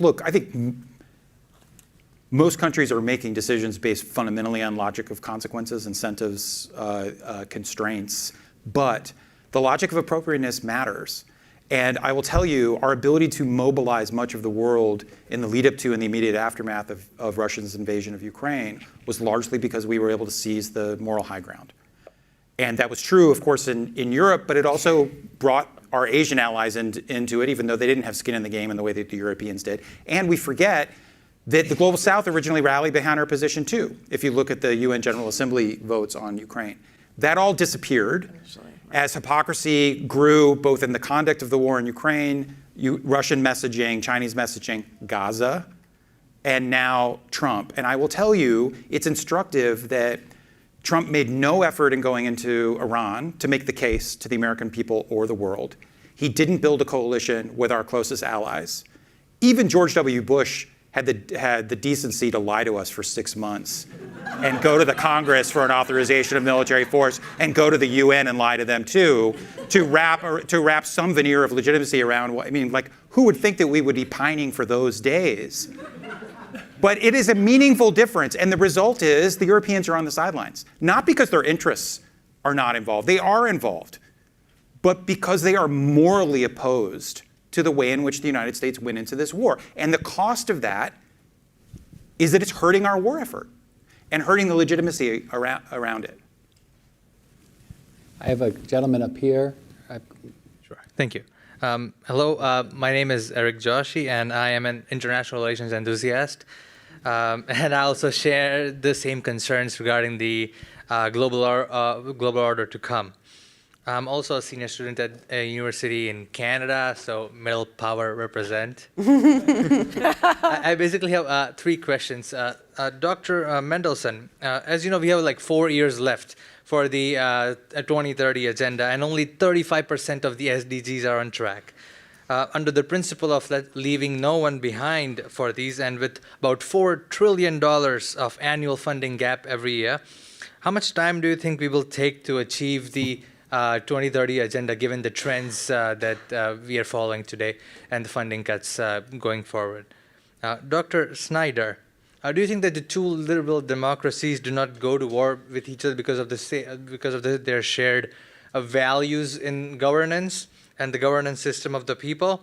Or is it because the rational benefit that 2 liberal democracies generally gained under the bastion of United States as the bastion of international liberal order and liberalism, noticing that all general liberal democracies have historically been connected either through alliances or as former colonies, so like historical connections.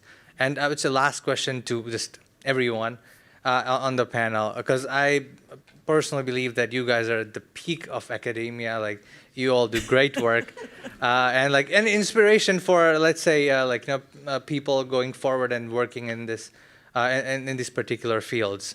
That while I love democracy, democratic values, I would personally value where, let's say, there is more civic engagement built. And this room full of leaders and future community leaders, leaders in academia, how would you want the future generations to be civically engaged and just think critically regarding any decisions that they might take, like for voting or governance that choose? Because I know that influencers, either in the left or the right, politically, they have a huge impact on at least the generation, the Gen Z today. Thank you. Sorry for that. I'm going to take the question from this gentleman, and then I'll come back to the panel. The gentleman right here. Okay. Yes, no, listening. And since I don't know you, can you introduce yourself? Okay, Jean-Marie Guéhenno, Southmont Institute. Well, listening to Jack Snyder, I want to cheer up, but but I'm not quite totally convinced, because I think your point is essentially there are three pillars to the international liberal order. There is democracy, there is prosperity, and there is peace. And the beauty of it is that they're all mutually reinforcing. And today, when you look at the three pillars, they are in very bad shape. Prosperity, you mentioned the lost decade after the oil shock. We may have another lost decade coming just now. And we see that even once that was recovered, there was major problems of inequity, of all the things that were mentioned by Sarah Mandelson in developed countries as well as in developing countries. Peace, we see a big democracy being rather bellicose, and we heard from Tom Christensen earlier that actually if China was democratizing, it could be actually more dangerous than a China that is controlled by the Communist Party. I mean, yes, but you make a strong point. And then the third pillar, and that's, for me, that's the key issue. The third pillar, the idea that in the end, the marketplace of ideas, democracy produces the best ideas and the best leaders, or if not the best leaders, at least not the worst ones. That is in doubt today. That is in big doubt. And Colin was saying the Europeans, and I'm a European, the Europeans, there's a moral issue with not going to not joining the US because of the lack of preparation in the military action against Iran. I think it's deeper than that. I think there is a sense that you have to keep a distance from a loose cannon, and you don't know the consequences of the action that are taken. So I think the alliances, and I agree that's one of the key assets of the United States. I believe that the alliances are much more damaged than most people think. That the long-term view is that we Europeans, we have to not be the enemy. I mean, at the moment, the United States is the enemy of at least the European Union, if not of European countries. But that we Europeans have to be very careful in creating some space away from a country whose direction is unknown. Thanks. Jack, a couple of questions went to you, so I'll let you start, and then I'll move through the group. So, yes, we're doing very badly right now. But one of the arguments in Myths of Empire was that democracies are better at quickly learning from their mistakes, or at any rate, they're better at learning from mistakes before they balloon to the size that's absolutely, destructive of the country. And so I think that even though we're in parlous circumstances right now, that there's enough left of civil society and the pieces of the liberal order so that we're still able to learn and to correct the very bad turn that we've taken. On the mechanisms that produce the democratic peace, channeling Immanuel Kant and his interpreter, Michael Doyle.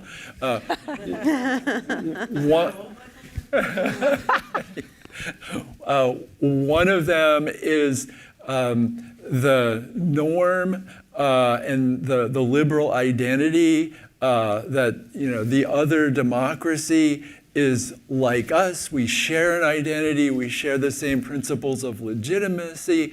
Those principles are such that we don't see each other as threats.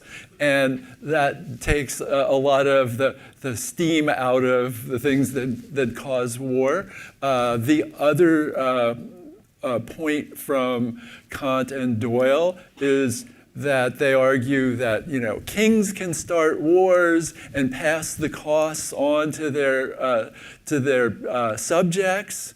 And since we have neo-royal theorists on our panel this morning, this is you know, relevant for us today. But they say that, you know, liberal democratic states empower the median voter who bears the costs and risks of war and therefore is normally much more cautious about going to war than the king. And then the third one, which is somewhat more in a secondary status in the usual literature on the democratic piece, is the superior marketplace of ideas, which, you know, I believe is you know, an important cause and contributes to the working of the other two causes.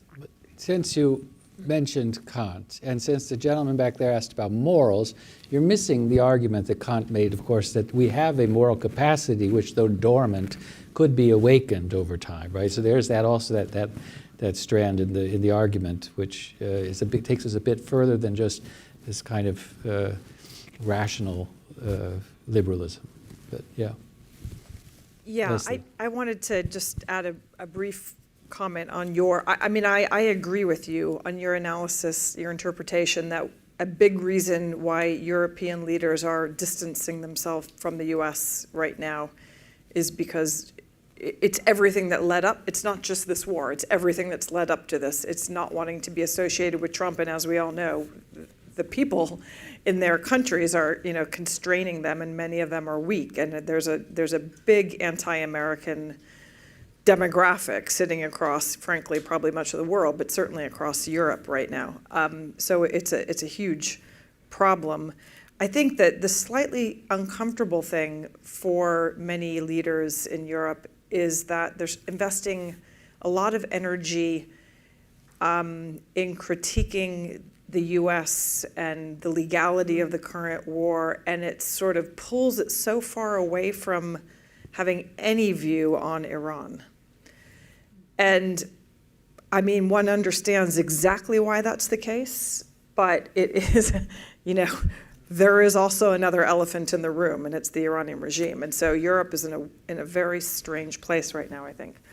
And I guess it sort of does take me to my answer to your question. So one of the things that I find very, very upsetting right now is that European thinkers, journalists, leading commentators are talking about America. They're not talking about Trump. They're not talking about the Trump administration.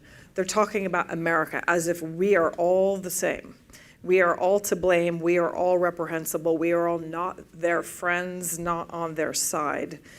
And so I think it's extremely important to engage transnationally with other students across our civil institutions. So, I mean, we knew this theory of, you know, kind of keeping the space alive in authoritarian states during the Cold War. We understood that we should work with dissidents, that we should kind of find the pockets of liberalism in illiberal societies. But the Europeans right now, you know, my reading Philip Stevens on Substack last weekend, they're not giving us a pass anymore. And they did warn us, right? They warned us during the Biden administration that if we did this again, if we voted for Donald Trump again, then it wasn't an accident. It wasn't, you know, a few people in the wrong states and, you know, we know the story of 2016, that it was us and it was who we are. And they are not giving us a pass. So I think the mechanism for engagement right now has got to be to engage productively in serious ways and demonstrate that America is not Trump. I want to just add to that because, you know, from my pocket of Europe, what I keep hearing is, how come they're so quiet? Yeah. And so that's why tomorrow is really important. You know, No Kings has to be big, and it has to keep getting bigger because people look at us and they say, well, where are our allies? They're too quiet, right? And so there's this sense that it's not only that they voted for them again, but everybody else is just too damn quiet about this. And the Senate Armed Services Committee is going to have a hearing after they get back from their holiday in 2.5 weeks. I mean, really? But it's not just Congress. They actually, I read the language coming out of a lot of European commentators that it's America. Yeah. All of us. Yeah, and to go back to Colin's point, we used to think it was just, the team was fighting over the strategy. And now it's like they don't think we're on the same team, right? The captain has left, he's gone somewhere else. And then the question is, can the team hold together without the captain? Sarah? It's not only the Europeans that are saying that. I had a conversation with a very senior Canadian official, and the example is Ukraine. How come you Americans are not responding? I do think this is a moment where we ought to be having a lot of transnational conversations. Unfortunately, we were supposed to do a meeting in May in Minneapolis with Nordic colleagues to talk to human rights scholars at University of Minnesota about the SDGs. And in 1 week, we had extrajudicial killing in Minneapolis, and then we had language about Greenland.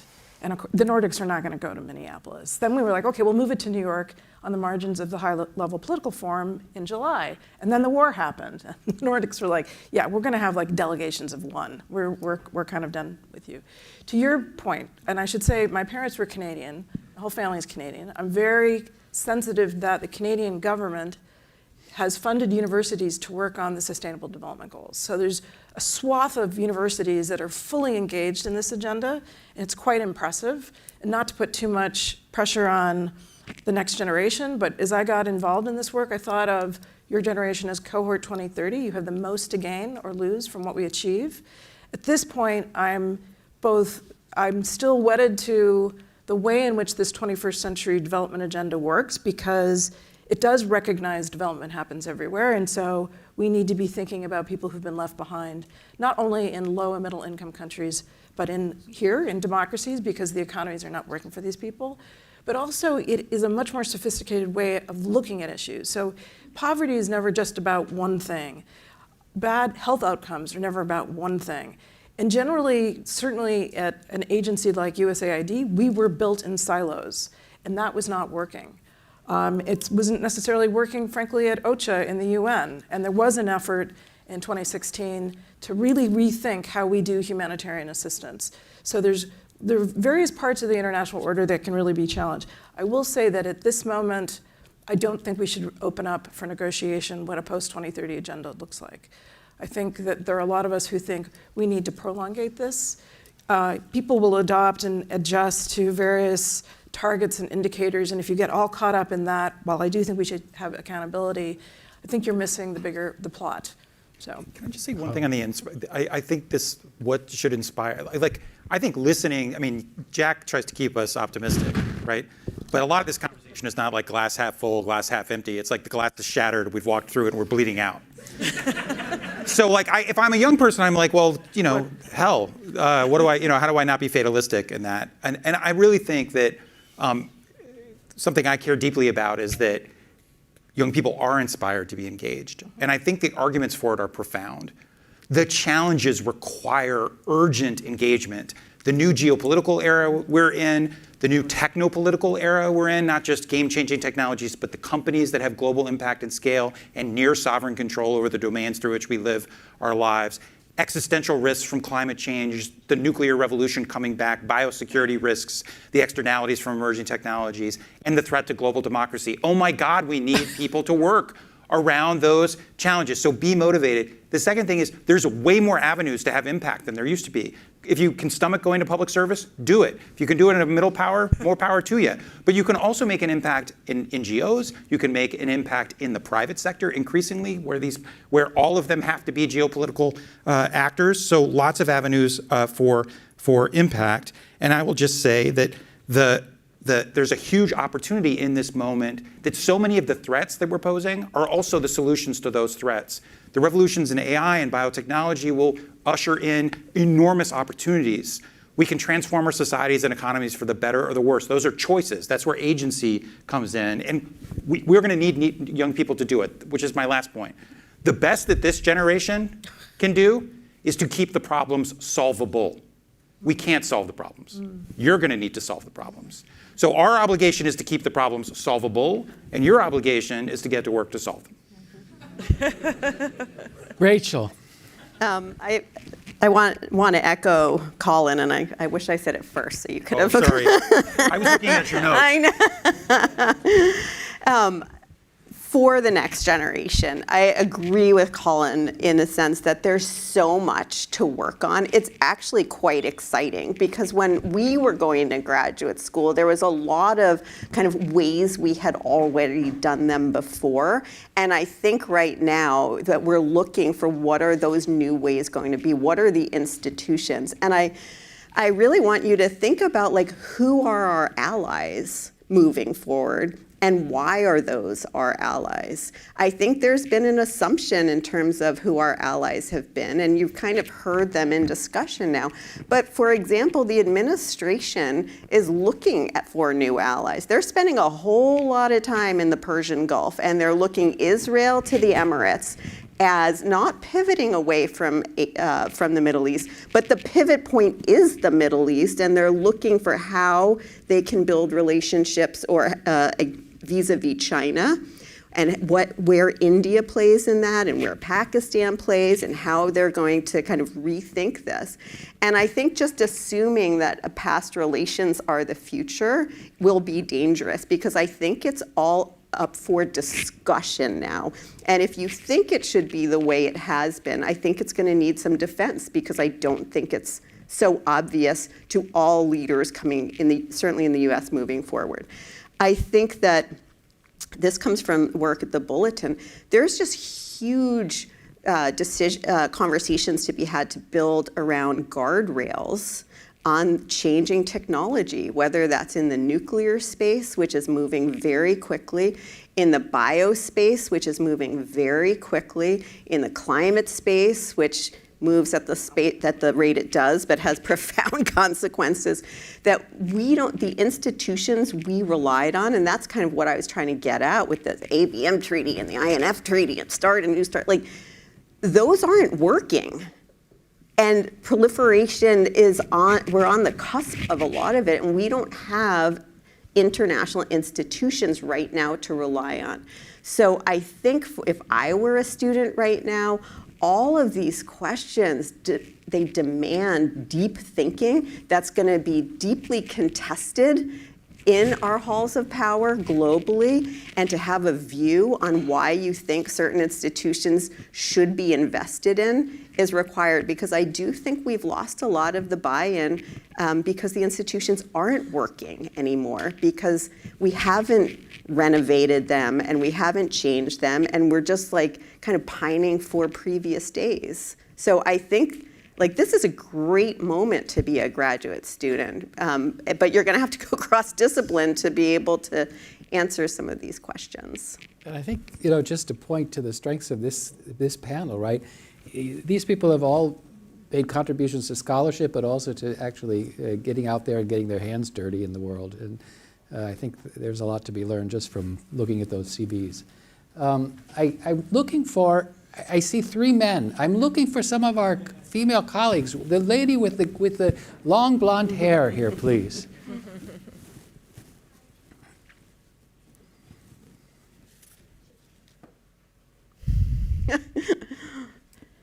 They cut off your voice. Go figure.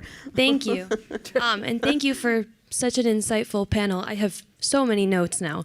I'm Mia. I'm an undergraduate at Columbia. I have a question about America's role in the future of the international order. And as you were speaking about how the rest of the world perceives America today, I was wondering how Americans think America can solve its own problems in order to be the leader that the international order needs. And what I'm talking about is, I'm thinking of my generation, Generation Z, and if we're to be the next leaders, this is a generation that has grown up in an America that has a lot of anti-immigrant rhetoric, a lot of racist rhetoric. Generation Z men in America are more conservative in their attitudes towards women than the boomer generation. I'm kind of wondering, where to start in order for America to be the leader that it needs to be. Yeah, that's a great question. I'm going to turn it to the panel, but I'll say one thing to you it's sort of a paradox, but I always thought these feelings were there, but people didn't say them. And now they feel comfortable saying them. I don't know if that's a good thing or a bad thing, but it at least allows us to recognize that there's still a lot of work to be done. So we can't fool ourselves anymore, for whatever that's worth. But I'll turn it to the panel. Somebody want to take that on? Look, I think a lot of the work actually has to be done locally. I think that people experience both their economies and democracy locally, and there's a lot of opportunity. That's why we're starting the Pittsburgh pilot, as we call it. I also think that there's a huge, if the 19th century was empires, the 20th century was nation states, I actually think part of the 21st century is much more a story about cities and conversations between cities. So it's not just Americans solving problems locally, it's also understanding from other young people in other countries, other cities, what they're doing and having that conversation. I think there's a lot of utility for that. I don't know who's going to fund it, but I think that there are ways in which even just the university network that I was talking about that the Canadian government funds, I think there's a lot of potential there. Leslie, I'll just say very quickly, of all the things that we've sort of launched or relaunched at the Chicago Council on Global Affairs since I started there in July, the one that's sort of grown the fastest and the largest most quickly is the Young Professionals Network. It had been very robust. It had been dormant then for several years, and they're everywhere, and they're phenomenal people, and they want to be in the conversation. They turn up, they engage, they bring more people. It's extraordinary. So I think, I kind of agree with the local engagement. The second thing, and just getting into the conversation and finding your avenues. But the second thing I would say is, I think a lot of people want to have their voice, and right now people feel a bit like they need to be quiet. It's a very strange thing. I can't work out if it's because I've been out of the country for 20 years, or because I'm older, or what it is. But people are silenced right now. So I think there's a lot to just opening up the conversation. I would say one thing on the young professionals, and it links to what Colin was saying about the many ways in which one can be active. I chair the AI board chair the ethics board of an AI company that does a lot of defense work. And the toughest people in the questions of AI ethics are the young professionals on the staff of that company. And so the Anthropic story didn't surprise me at all, because when I have a board meeting, I have all these young people coming in and questioning what the company's doing and holding the feet to the fire. And so I think that's exactly right.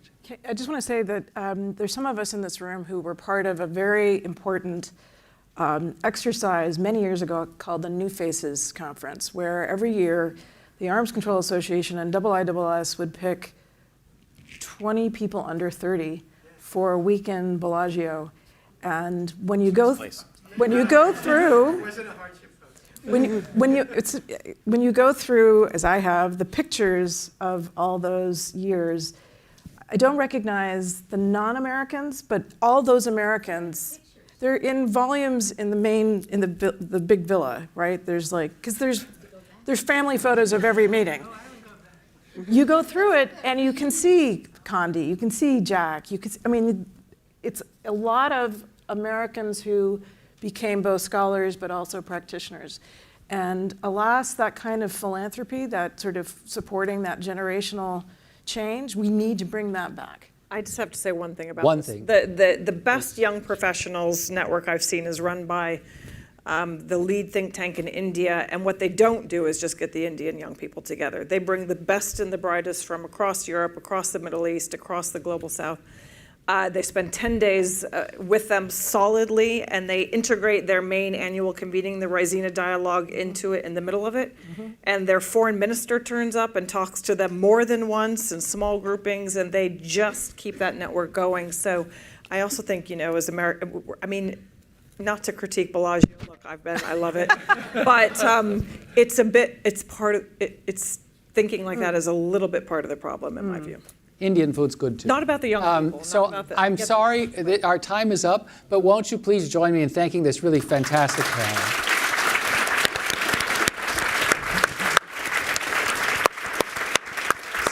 Stay where you are. Stay where you are. I'm going to turn this over to Stacey Goddard, who is one of the organizers of this great event, and she's going to have a few things to say.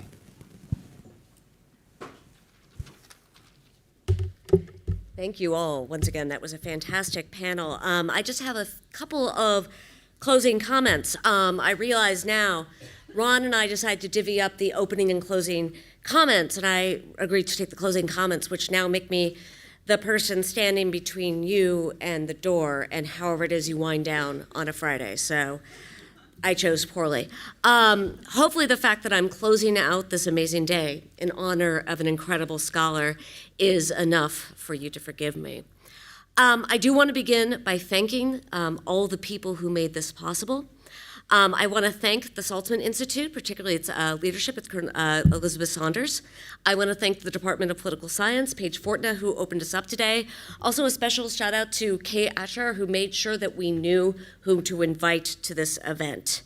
I want to say a huge thank you to Dean Karen Yaremelo, the dean for her. The Saltzman Conference is very much her vision, and it's just wonderful that it's continued. We had the generous support of SEPA as well as ICERP, and again, all of this would not have been possible without them.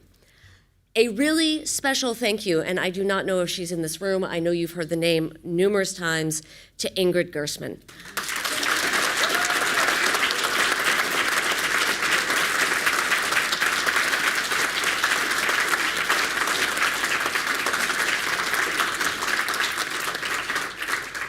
Every idea we had and many that we did not, she made sure happened. And it's really, I think, made these last couple of days really special. Final thank you. I want to thank, of course, Jack Snyder, who has for 30 years been my mentor and my friend. And as you know, all of the panelists, the people that you saw speak today, can tell you about his intellectual guidance and his generous personal support. And I think you all saw today the significant impact that Jack has had on the field of international relations, both its theory and its practice. You know, most scholars are happy if we can contribute to one, maybe two research programs. Jack Snyder, on the other hand, has made major contributions to the study of imperial overstretch, to democratization and conflict, to the dynamics of nationalist conflict, to human rights, and to our understanding, as we ended today, of the liberal order. And when Jack contributes to a field, he's not just happy to kind of say something, he advances it.